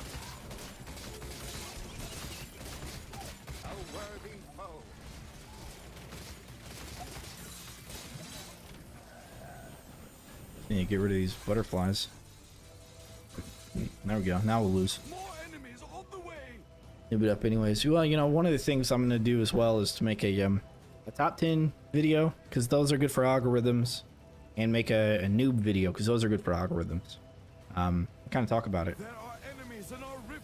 One of the things I've noticed noobs do is they kind of, well, they start with the floor spikes, and then they'll just pump out floor spikes a bunch. And that's fine, but like when you start having like other traps that you can alternate with, you definitely want to alternate traps. Once you can get tar, you want to get tar.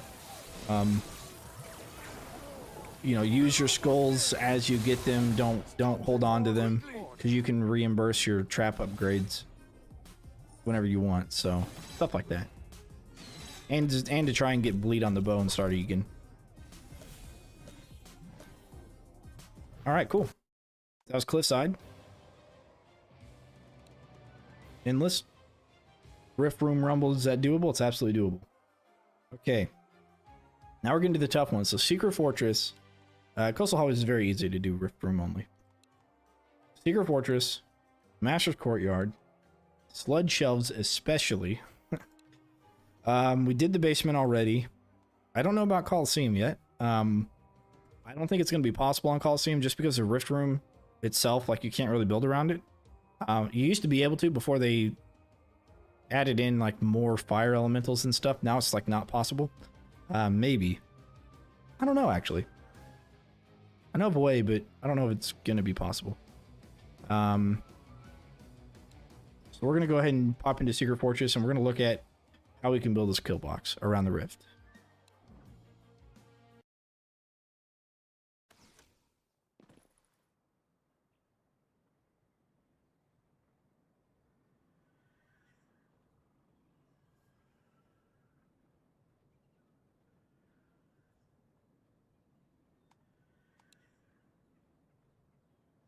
All right. My question is it possible to force the enemies? Ah, look at that. Do they really go up there? Hang on, we gotta try it. Ready to start.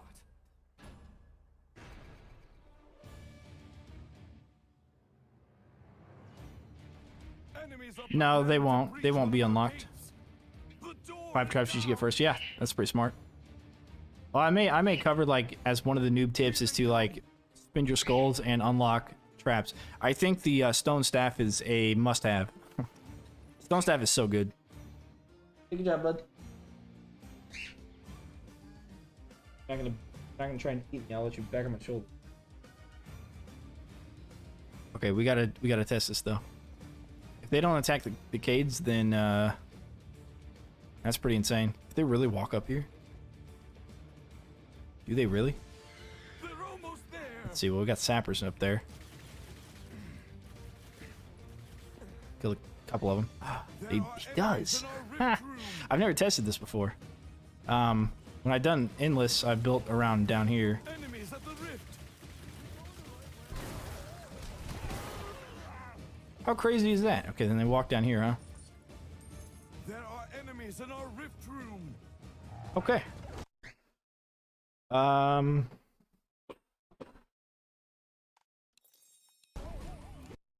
Okay. That would be really good for using flip traps.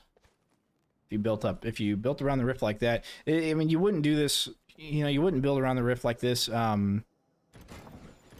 where they will fall. for regular, like the regular game, because by the time they get down here, it's like you're getting close to not reaching part-time, that sort of thing. So of course for the regular, you want to build on the left side of this portal. You want to do your kill box right here.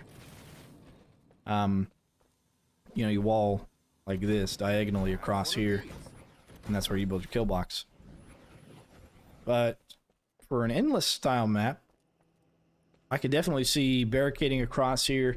You want to put some stuff up here to make sure that the sappers don't destroy it. Barricade here, let them run up this side, and see that's what I'm talking about. They should make every map endless. That'd be so cool. And I could do this. Okay. So what are we considering being part of the rift? Probably here and backwards, right? Do we get to use this? Oh, we can. Yes, okay. Can use portions of, well, we can use this back ceiling. Okay. So how do we cade then? We definitely want to cade around the front, but I think we're going to want to cade like this, right? Force everything around to the left. Excellent location. I'm going to keep going left and then enter in on this front side again. I think that's what we'll do. Okay, before that though, I think we're going to just do a bunch of ceiling lasers. Like that. Yeah. We'll do some tar, ceiling lasers, wall traps, and then we'll start our barricade going around the rift. This should be We might be okay. We might be alright. I don't think there are... The only problem we have with this, and this is a problem you have no matter what you do, is money. You just don't have a lot of money on this, and you get a lot of armored ogres that you have to defeat. Luckily, Spell Blade launchers take care of them, but you really kind of got to get them into like a little choke box for that to work. Okay, so we can put 8 here. We theoretically double barricade. Yeah, we could do double barricade actually. You can do one up here and then one over there on that side. Let's see. I want to make sure we take care of all these guys.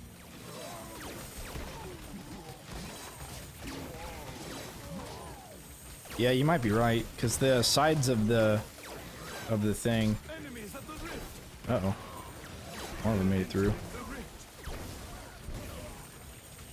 That's okay. Be gone.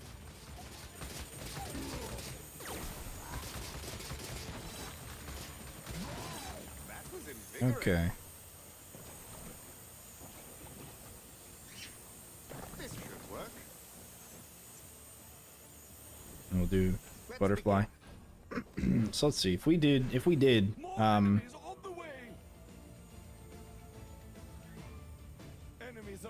did Cade for the rift to force them this way. We could build like, oh, we couldn't build this Cade here. We'd have to just build this back here and across the front. But yeah, this could be a double Cade. This here could be a double Cade and another double Cade. Yeah. And then a double Cade there to force them up on the stairs. Yeah, it's very possible that the double Cade would work better.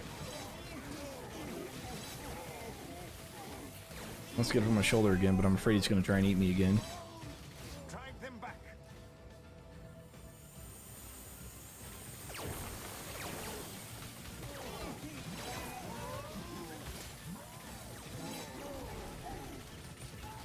Beautiful. Okay. So that worked. I was wondering if it was actually going to affect him or not, if he was going to go that far as to be hit by that.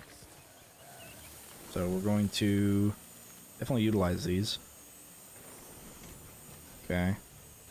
And of course the wall chargers.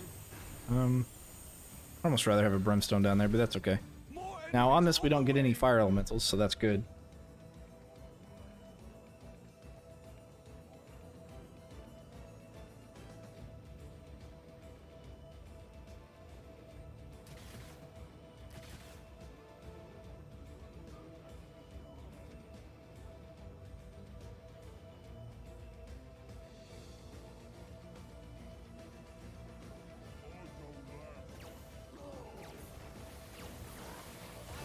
I don't think it's gonna stop asking to jump on my shoulder. Yeah, that send back is gonna be really potent here.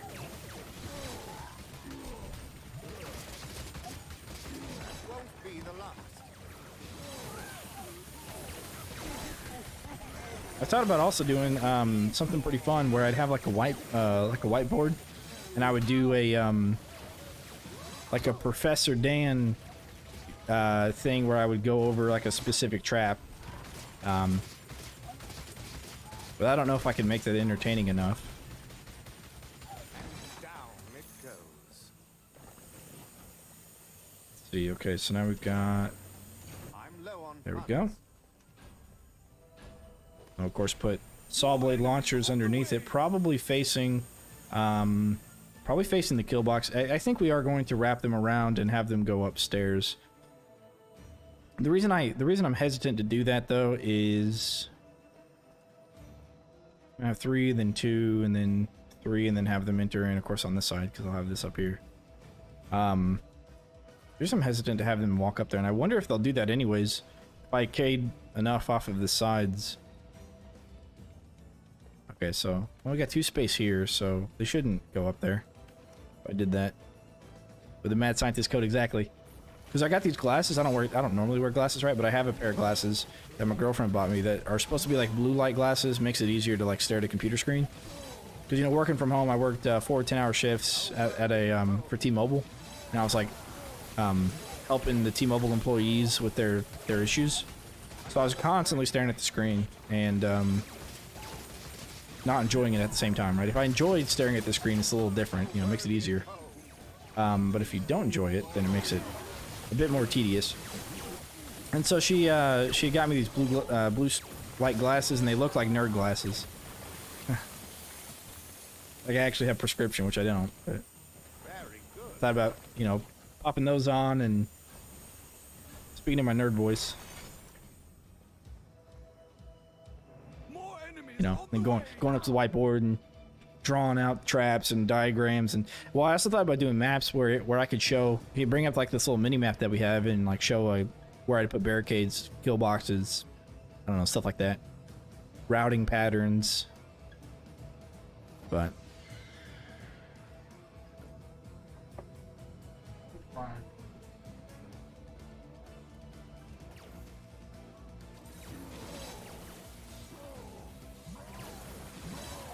okay, sit on my neck. And down it goes. Put this around my There neck are so you can't enemies find it. in our rift room. No. More enemies in the rift. Finish them off. They're almost there.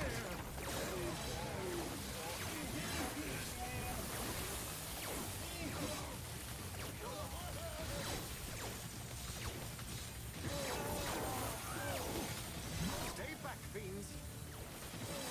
We were lucky this time. More enemies on the Yeah, I way. really would be. Sorry, I had to mute myself while the bird appreciated being on the shoulder or something. I don't know. No better spot than here. He got kind of mad that I wasn't picking him up. Now he's settling in, being on my shoulder, wanting head rubs. He's like, pet me, pet me, pet me. He does this thing where he like sits directly underneath my chair and starts looking up at me, making this hissing noise. Where he just wants attention. Who's next? Well, it's pretty good that these saw blades come back from wherever they're bouncing from. Come back into the skill box. Makes it easier to manage. That won't be the last. I'm beginning to think that this is definitely doable. Rift Room kill box probably is a yes. Okay, so we want this to be 2 squares out. We can do that here. Okay. So 2 squares out. That's pretty interesting. We only have 1 square there. That's okay. I'm also beginning to think that maybe the Rift Room doesn't start until here. I don't know if we have another go break, but when we do, we might move all of that back. If that ends up being the case. More enemies on the way. You happy now? Good.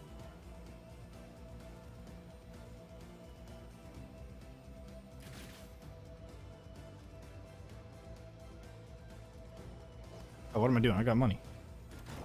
Here's where they will fall. Okay. That there, put another one here.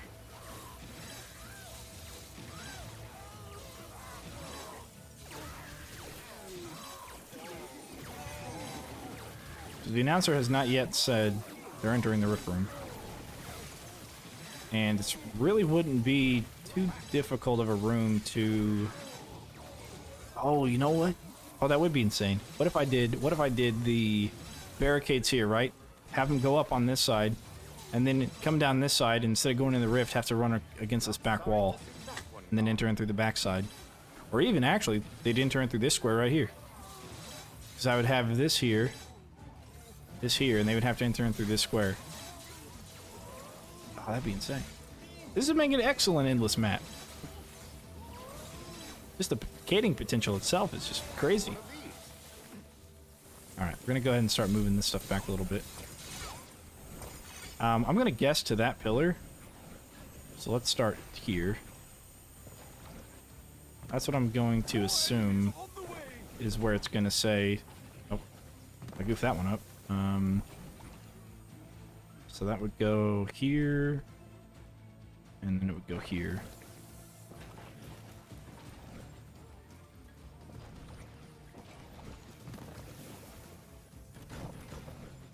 Yeah, this would really make an excellent endless map.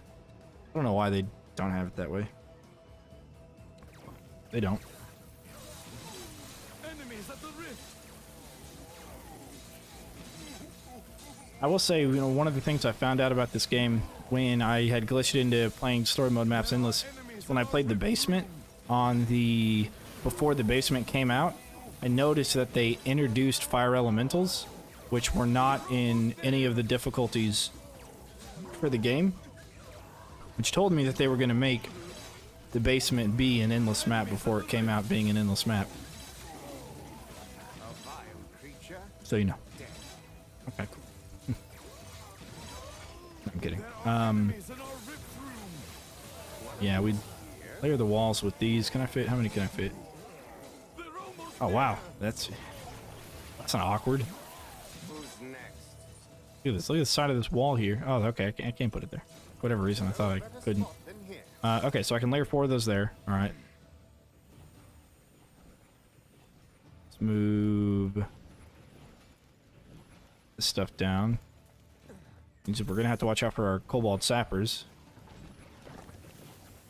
But we might be okay. Perhaps one of these. Matter of fact, oh yeah, let's do this. It looks like some of them are bouncing back this direction. So they might take care of some of our sapper problem. Okay. It has to go on the Butterfly wall. traps, and we can place this vertically, but I don't think that's going to do anything for us. Okay, cool. And then we'll place our arcades here. An excellent location. As a matter of fact, do we want it here? No, we Perfection. don't. Do we want it here? I don't think so. No, we don't. Okay. And then we can put this cade here, and that does force everything over there. Good, good. 2 cades there. Okay. Alright, I think that's all the cading we're going to be doing. And that should be everything within the quote-unquote rift room. No, on the floor. Okay, so we're going to stack it like this. Okay, cool. Let's have fun. more enemies on the Very good. way. Yeah, doing a professor-style video would be... I don't know if it'd be a lot of work, but I don't know if it would be as interesting as I'm thinking that it would be, you know? In my mind, I'm like, oh, this would be great, but I don't know if it really would be. Hey, we're down to 0 coin. You don't do that too often. So, you know, one of the things to do on Endless, like I said, they, every wave, they kind of add more. So in this map, there's a total of 8 waves. In the first wave, you get 1 Armored Ogre at the very start. Now you get 2 Armored Ogres. And then you're going to get 3 in the next, after the next 8 waves, you'll start with, you know, another 3. So yeah, I was right. So I think this square here counts as the beginning of the Rift Room. Enemies at the rift. That won't be the last. Means we're going to, yep, all right, just wrap this kill box around and have to take care of sappers before they damage these Cades here, which this tar is going to help us a bit, as well as this brimstone. But I think it's multiplicative, I think, sometimes, because if you look at how many sappers we have, I need to get that sapper. Okay, he died on something else. Okay. Don't yet say there he is. Okay, cool. Because I'm pretty sure there was only 4 of them, and now there are like 8 of them. But, I don't know. Could be wrong about that. Okay. So far, so good. It's a little bit of a challenge. I should have brought a different ceiling trap for this spot, maybe. Gravity pillars would be good. Ballista would be okay. Yep. What? Here's where they will fall. I think he's trying to tell me something, but I don't speak birds, so... Oh, he's trying to eat my neck now. Great. This is kind of tickled, to be honest. I'm ready.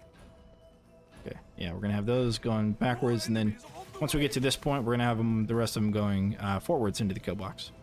Although with the amount of cading and bouncing around it does, I don't think it's going to matter too much. Which direction we have it facing.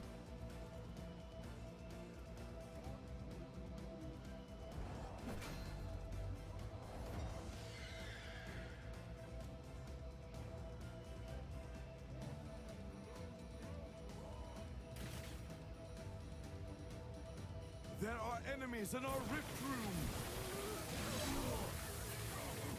Stay back, Beans. They're almost there. All right, good. Very good. Well, that was a challenge. Enemies at the rift. Not sorry to see that one gone. They're almost there. You know, eventually we're going to have enough sappers to just attack one and kill them all. Eventually. There are enemies in our rift. Okay. A vile creature, dead. Messy, but effective.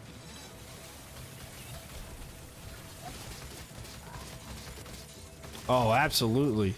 Ah, you have no idea. Oh, yes. This map plus boom barrels, I mean, you already know. Look at that. You could definitely stack 2 of them where in place of that butterfly trap, and then have other stuff here. Easy. More enemies on the way. I mean, just for the sake of it, we might as well fill that in, right?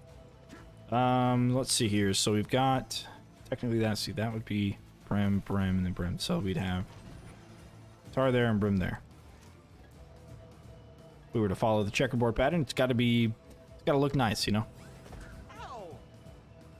You know, like I said earlier, in all realisticness, you might build a kill box underneath that part of the bridge, because you'll have a ceiling, but the quicker kill box would be to the left side of the portal there.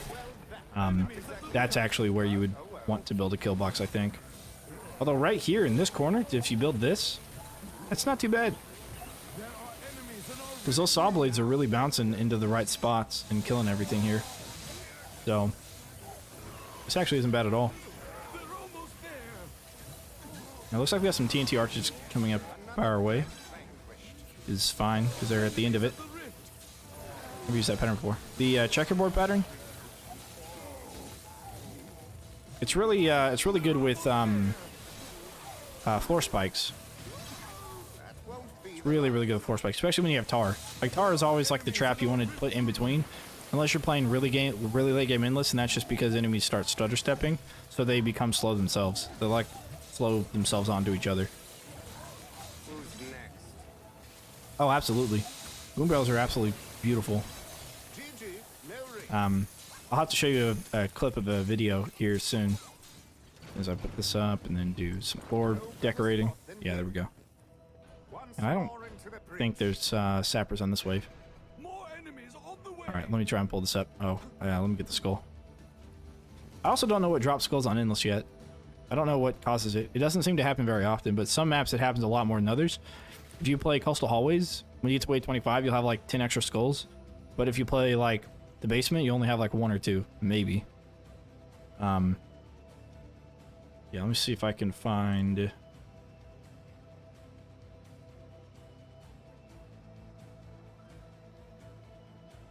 They're almost there. Barrel roller. Enemies at the rift. Let's see here. Not sorry to see There that are one enemies in our rift gone. A room. lesson for the rest. Maybe I did BBR. They're almost Well, there. that was a challenge. When did I say this? This would have been, yeah, it would have been back around this area. Time frame. There are enemies in our rift room. Oh, I don't remember. I'll try and find it though. I do want to show you guys. It was a beautiful invention that we had made on one of the things here. Enemies in our rift room. Oh, you know what? I might have a better idea of what to search by. The wall.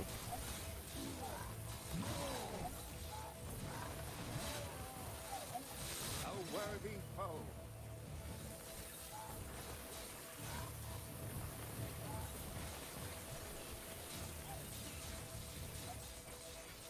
That won't be the last.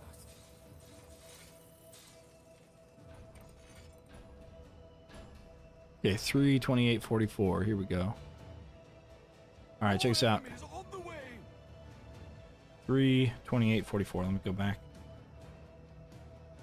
This is on Unchained. Look at this. Look at this beautifulness. Look at all these boom barrel rollers. Look at this. Anyways. So yeah. Really enjoyed having them all there. Of course they would explode on themselves, so they would like explode like way up in the ceiling. But that's okay. There are enemies in our rift room. And down it goes. Enemies at the rift. Sapper here, sapper there. I think we're done with sappers. Yeah, good. Nostalgic. Yeah, very, There are enemies in our very rift nostalgic. room. Got a bunch of videos on Unchained that all are just as nostalgic as each other. A worthy They're almost there. You know, I like the way they looked. I didn't really like. I think I brought them to endless. Depending, like if you play in the bads, in the very middle, like at the top of the middle portion, you could of course cade kind of like around towards the rift and stuff. I use boom barrels there as well. I'm sabotaging on endless, but yeah, overall I didn't use them too much. I just love the way they look and the explosions. It's all just great. Not sorry to see that one gone. Okay. More enemies on the way.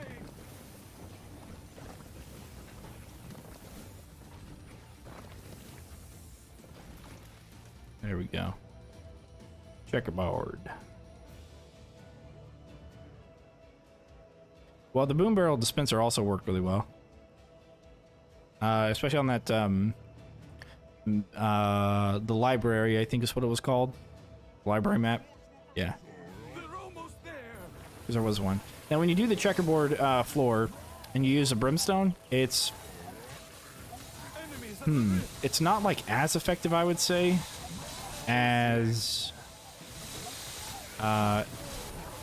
using like floor spikes.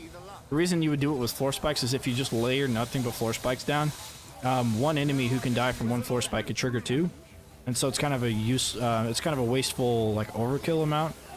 So you definitely want to like, even if you do it with some other kind of trap other than tar, but tar allows them to slow down to be affected by a trap that has a trigger time. For example, if you have a light orc, they run across the entire length of a spike trap before the spike trap actually triggers. even if it's not on cooldown, because it takes a little bit of time for it to activate. So if you put tar next to it and they straddle both, and they're going to get affected by both. And VTAR, OMD, no matter what, yeah.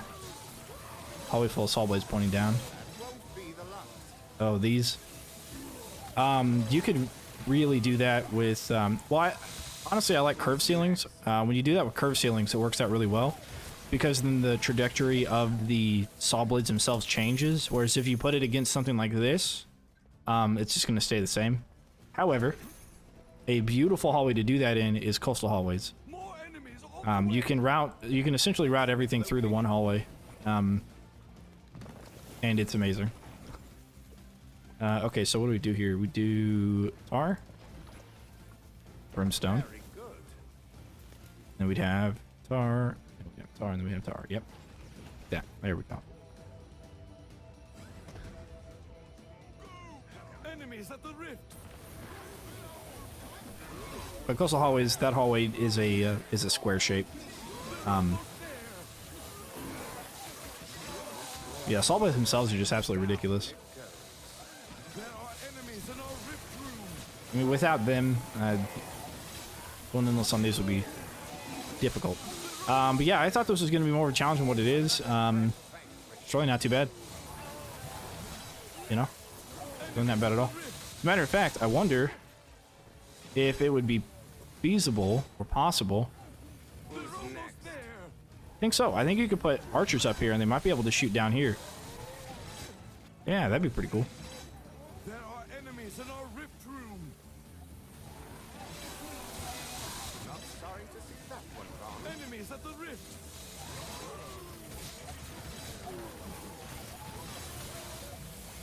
They're almost there. Okay.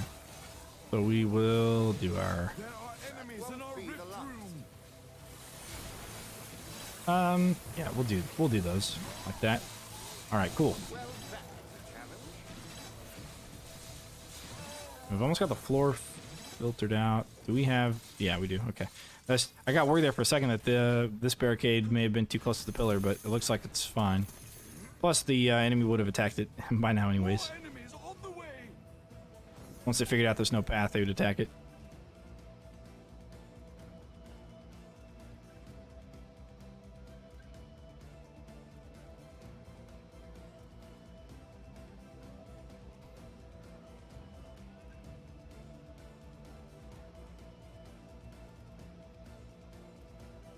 Enemies at the rift.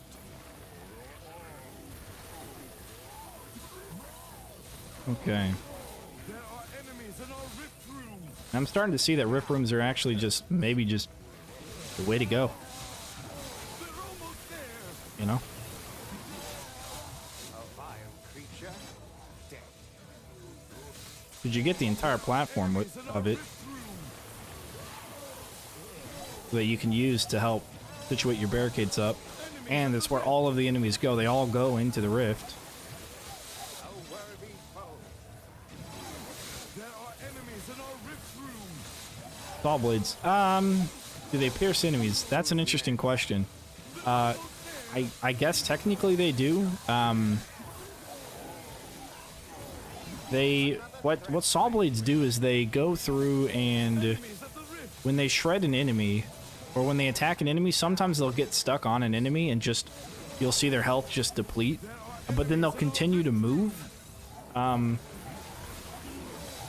so therefore I guess they technically pierce, and sometimes they'll just hit an enemy and they'll keep going. So it's a bit of a strange trap, but I would say yes, technically.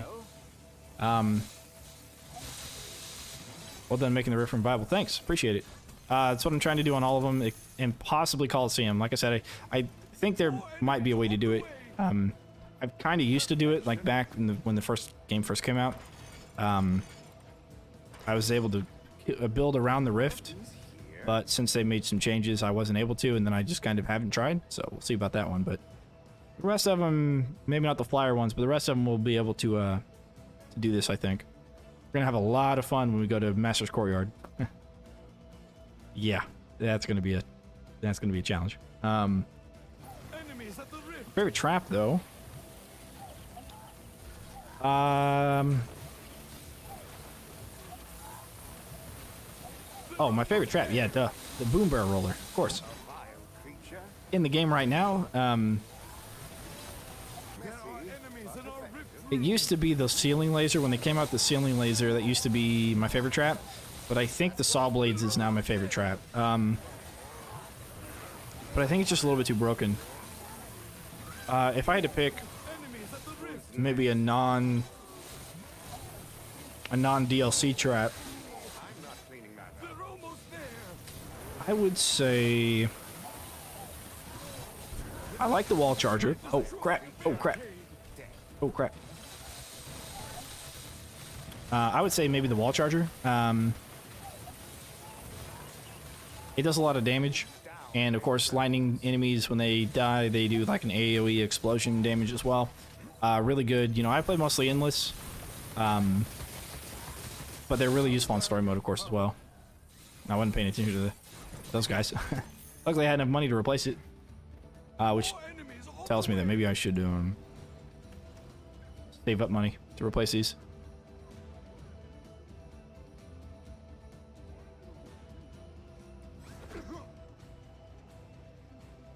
The boom barrel rollers are my favorite trap because A, they're extremely useful because you can place them on high ceilings and get use out of the high ceilings. But B, they do explosions, and the explosions are cool. almost there. Because what's cooler than not exploding is exploding. Enemies at the rift. Where is the sapper at? I think, okay, they killed him. Good. Yeah, the saw blades are just, they're very good. You know, you can change their trajectory with barricades. You can really optimize their pathways. But the fact that they affect so many enemies and they do so much damage at the same time, plus you get bleeds, so you get physical and bleeds, a ×2 combo, it's pretty crazy. Oh, Haymaker's a good one.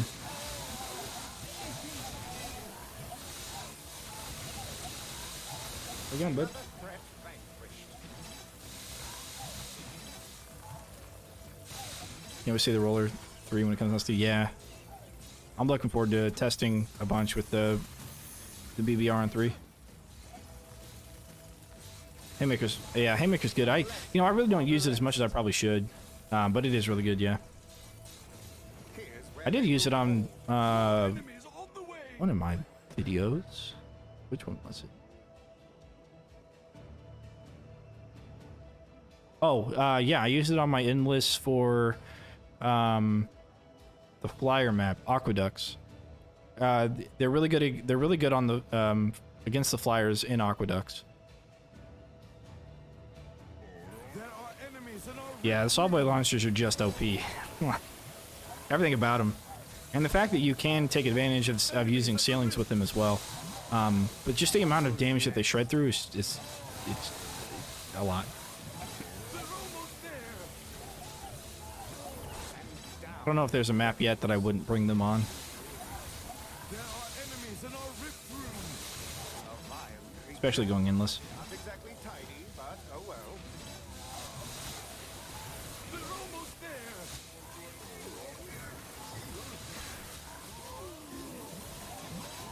Well, we're almost beating wave 25. I would say, will That won't be the last.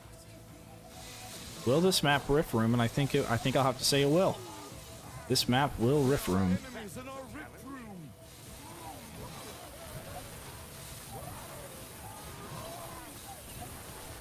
I already know Aqueducts won't riff room. I've tried it, and it didn't riff room.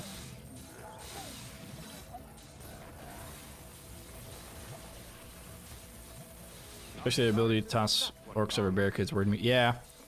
That's one of the reasons I don't use them either. But yeah, I can bring up the Aqueducts gameplay real quick and show you. I know we're gonna have some sappers come out here, but it's not gonna be for a little bit. Let's see here.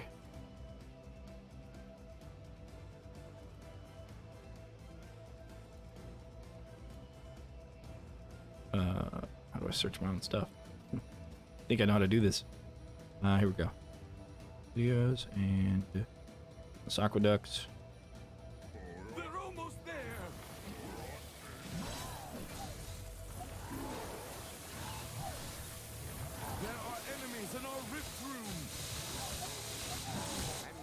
Let me see if I can. Enemies at the rift. Yeah, so for here, for example, Who's next? on this wall, I started placing haymakers towards the edge because I had the barricades going up and in. That's because fire elementals showed up from the right, and so the idea was to hopefully like freeze them before they got through or whatever. But before that, oh, I thought I had sappers on this. I guess not. For that though, for the centerpiece, you can see I put in the middle. I put haymakers. On the sides, I put grinders. So the haymakers, well, the grinders have a 1.5 range, so they technically affect everything throughout the entire thing. So a grinder here would affect flyers flying next to the haymaker, but it pushes them sideways, and that just helps with the damage that they're going to take from everything. So nothing else really makes too much sense. But the flyers and aqueducts only pass down the center. So that's what I used them for. I used them here.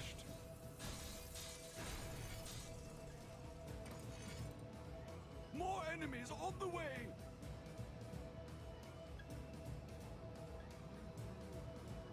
Oh yeah, grinders are really good against them. Just because they have so low health that it's hard to justify using something like a wall charger against them, because it's gonna have, you know, much longer cooldown. Plus, none of the bats are weak, or none of the bats are strong against physical, but they all have their elemental strengths. Except for the acid bat, technically, because there's no acid in the game yet. Well, other than another acid bat, I guess, with the charm of the right mouse button for the wand.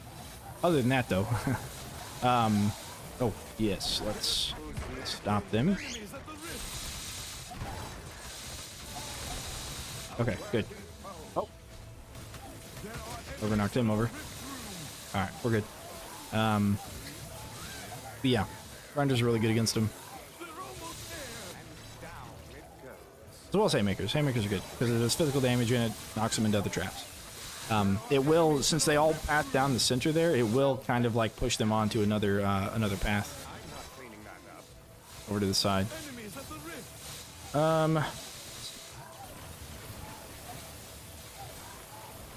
It is, yeah. We'll see what they do with it. What I found was they have the in Orcs Must Die Unchained, they actually had the concept art for the acid geyser, as if they were going to use it in Unchained. Trying to eat my neck again. Do they have the stun? Well, being knocked down for enemies takes a while for them to get up. But I don't think so, technically. I think the two things are either it does more damage, or it either has, I think it has a bigger knockback, or it lasts longer. I think is the two options for that.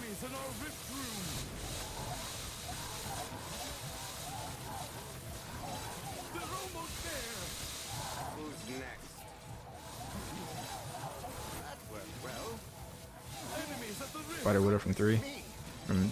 Yeah. As far as the lasers being infinite range, the only other trap that's infinite range is the gravity pillar, and the gravity pillar is also very useful to have because it only takes up one ceiling tile, like one regular square, whereas the laser, you kind of have to have the right ceilings for it.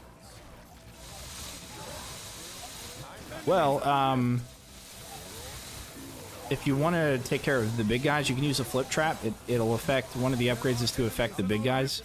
But also the spike wall naturally will knock them down. It knocks them back, I think, a little bit, but it knocks them down. And while they're prone, of course, they take double damage. So those are two really good, a floor trap and a wall trap to take care of ogres and stuff. But no ceiling traps. I guess you can get the pounder and you get the stun on the pounder. Okay, let's do, yeah, that. And I guess we're not going to push that inwards, so we're going to have that there. It's in there. Okay. That's probably never going to get triggered. So, okay. Looks like we're done with our kill box. I just got to survive wave 25. Spike wall with a ton of brimstones might work. something else to know about the spiked wall and about knocking enemies over. If you have, for example, a spike wall right here, and an enemy like an ogre gets hit by it, as long as they get hit by it close enough to the stairs, if they start rolling down the stairs, they won't stand up until they hit the bottom of the stairs. So you can really push them down, like you can push them far if you have a staircase with you.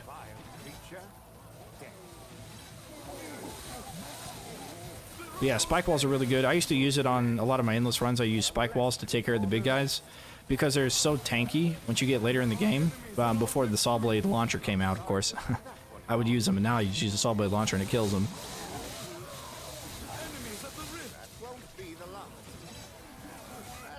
Maybe we're gonna try haymakers.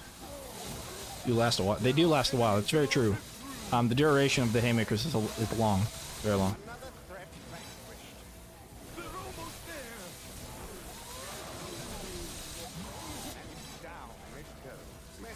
Yeah, it's very true.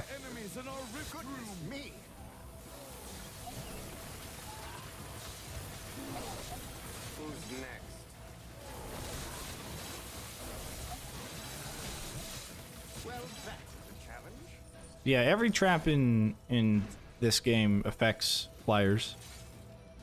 Blade staff. I don't use it a lot, but a guy named Behemoth, he has his own channel. He does a lot of challenges. He doesn't do any like commentary or anything, but I talk with him a lot about the game, and he loves the blade staff. He loves that whole melee, getting into melee and everything. The right mouse button for the blade staff is really useful. And I would say on story mode, the blade staff is useful, especially in Colosseum. Colosseum is such a difficult map already, but on story mode, it's doable to use a blade staff because enemies will start hitting harder on endless once you get to a certain point. But if you get the health regen and you jump into like a group of firelings and fire elementals and you start right mouse button spamming, you can really take care of the firelings and the fire elementals in the basement section before they get up the stairs with the blade staff. So the amount of crowd control that it gives you just jumping in is really good. But not for endless, of course, because you don't have a choice. You have to have range on endless. Otherwise, you're just going to get one shot by everything. And the stone staff. I mean, that's such a broken item. I can be here, and bam. Everything up to that wall is stoned. Everything. Did it again. Easy. And they stay stoned for so long, and I get the headshot, and the blade hits them. Take extra damage from physical, which the blade is physical.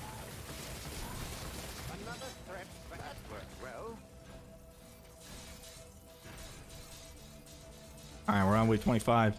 We've made it.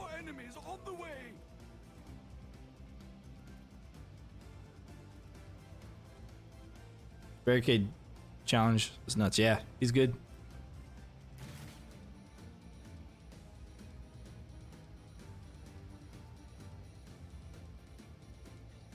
Yeah, if I was to make like a what to buy with your skulls, your first purchase as like a new player, I would definitely say the stone staff is number one.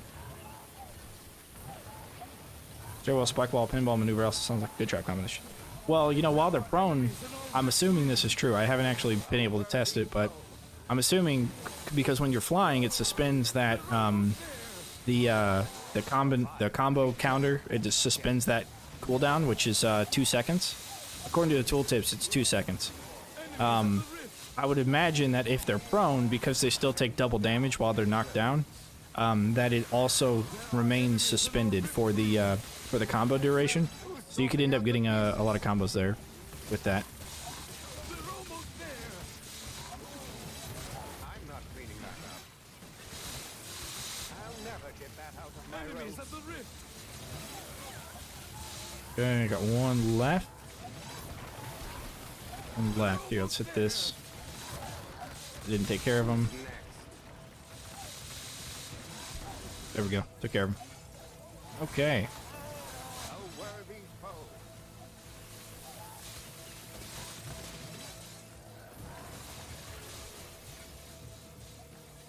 Not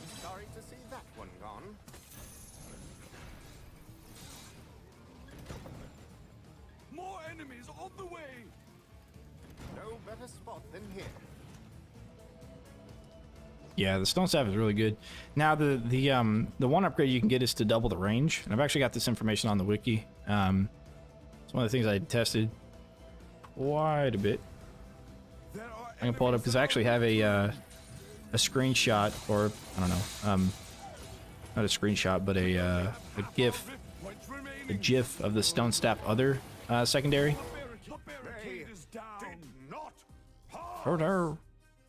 So if you hit them like this, after a brief delay, they'll jump up, and that can actually be used pretty effectively, I think. Because sometimes if you stone enemies, they'll get stuck behind, like regular enemies will get stuck behind them. But if you hit them with the stone and knock them up, other enemies can like filter their way in as a possibility. But the second upgrade, it doubles the range, which is just incredible. So the amount of mana that costs, absolutely crazy. Does brittle apply to all weapons? So just physical damage weapons. The stone and the ice force somebody to be brittle. They don't ever tell you that the stone staff does that, but the stone staff does increase the physical damage they take. However, when they're frozen, they take bonus ice damage as well as physical damage. So I don't think they tell you that either. From my tests that I've found, they do. Okay, so the last one we need to do is Master's Courtyard, but let's take a look at Coliseum real quick and see if we're going to be able to do Coliseum like that. Don't know. I kind of want to save this for like a special stream tomorrow, these two, because these two are going to be tough. Okay, so with this one, basically what we do is we cade around the front here, right? All the way over to this side. Okay. And then we kind of cade around this back end as far as we can. So we can't do that there. We have to back this one up a little bit. And then back this one up. And then back this one up. So, okay, so I think here's where they would enter in, maybe? I'm not too sure. But anyways, it would have to be like this. And then everything would just run up on one side. And with enough saw blades, I think we'd be okay and be able to do this. And it's only 3 high, so we do saw blade and then wall charger combo, and that's going to be the whole kill box, nothing but floors. So no ceiling traps, and only 2 wall traps with barricades and floor traps.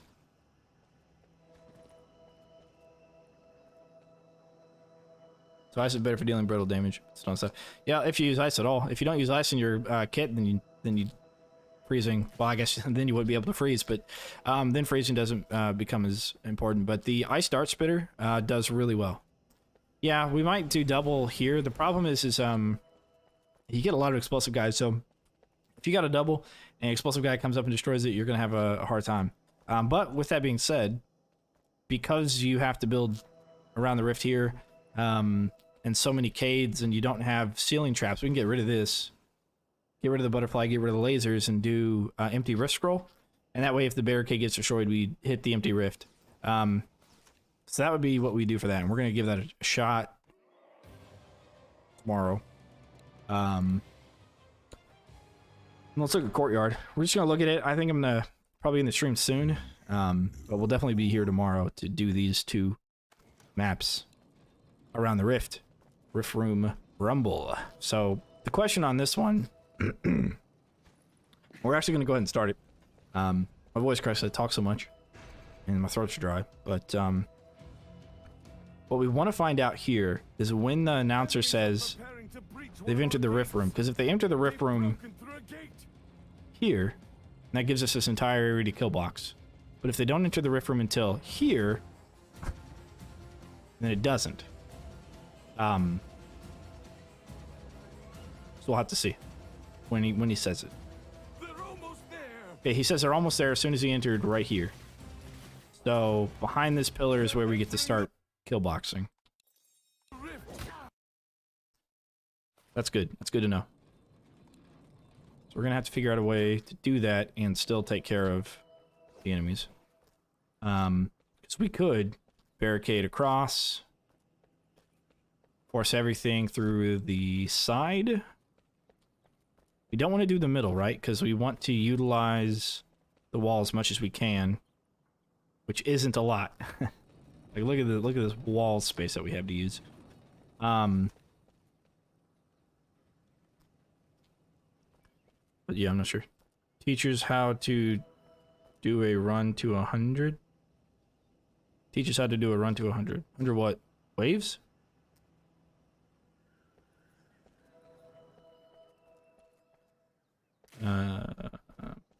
I'm assuming you're saying you teach us how to do a run to 100.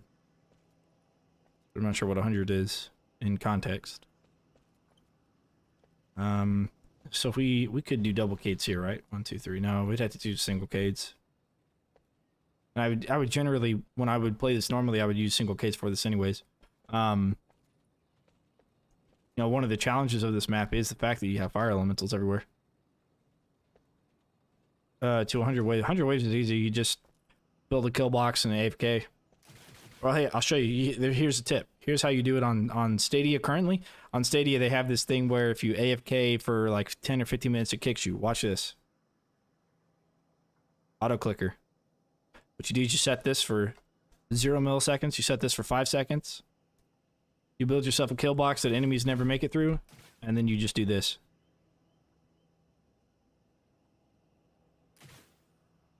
And then you play Cygnus.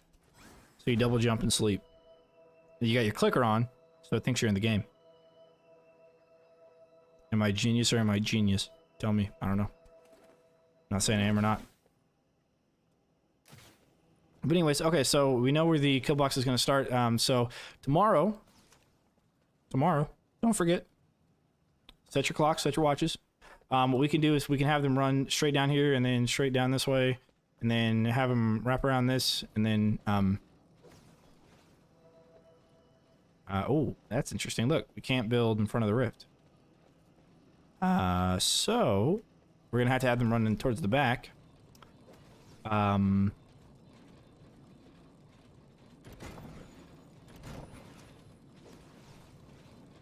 I don't think that the big guys are gonna make it through this either, so... we're gonna be limited with but yeah, I mean that's the other thing, it's gonna get internet to get past 30. Yeah, there's no easy way around it. You know, enemies multiply and their health gets higher and their speed gets faster, and the more calculations that has to be done over the internet, the slower it's gonna be. Night Elven Wisps from WoW. Yeah. It's so true. Yeah, we'll see how it looks tomorrow. I don't know when I'm gonna start streaming, but don't forget to leave subscribe. That way, you know, if you're browsing on YouTube and you see that I'm streaming, great. Otherwise, it's going to be in a playlist called live stream. I think it's the playlist. All my live streams are gonna go there. I haven't checked to make sure they're going there, but they're supposed to. So that'll be there, and you can watch it after the fact or watch it during the fact. I'm gonna do this. I'm gonna do Coliseum. I'm gonna try them. And we'll see where we get with them. They're going to be both very difficult to do. We may end up trying to use the flowers to help us take this level down and get rid of barricades altogether. This might be a no barricade kind of map, but we'll have to see. We'll see what we do, see what works and what doesn't. Enough distraction and anything can work is what they say. I think. I don't know who says that, but somebody might. All right. I will, you know, thanks for joining. Don't forget to leave a like, of course. And if you're interested in the Steam giveaway, I'm doing a Steam giveaway. There's a video on that on my channel. I'm probably going to do an update once I figure out what time and day we're going to do it. Still, that's kind of up in the air. We got 4 people doing it already. It's part of the Steam giveaway. So, you know, just watch the video and it instructs you what to do. Share it with other people if they're thinking about buying it, but they don't want to fork up to $30. Especially if they own it on Steam already, it makes it a little bit easier to do the thing. So, all right, see you tomorrow. Yeah, I will see you guys on the next stream. Take care.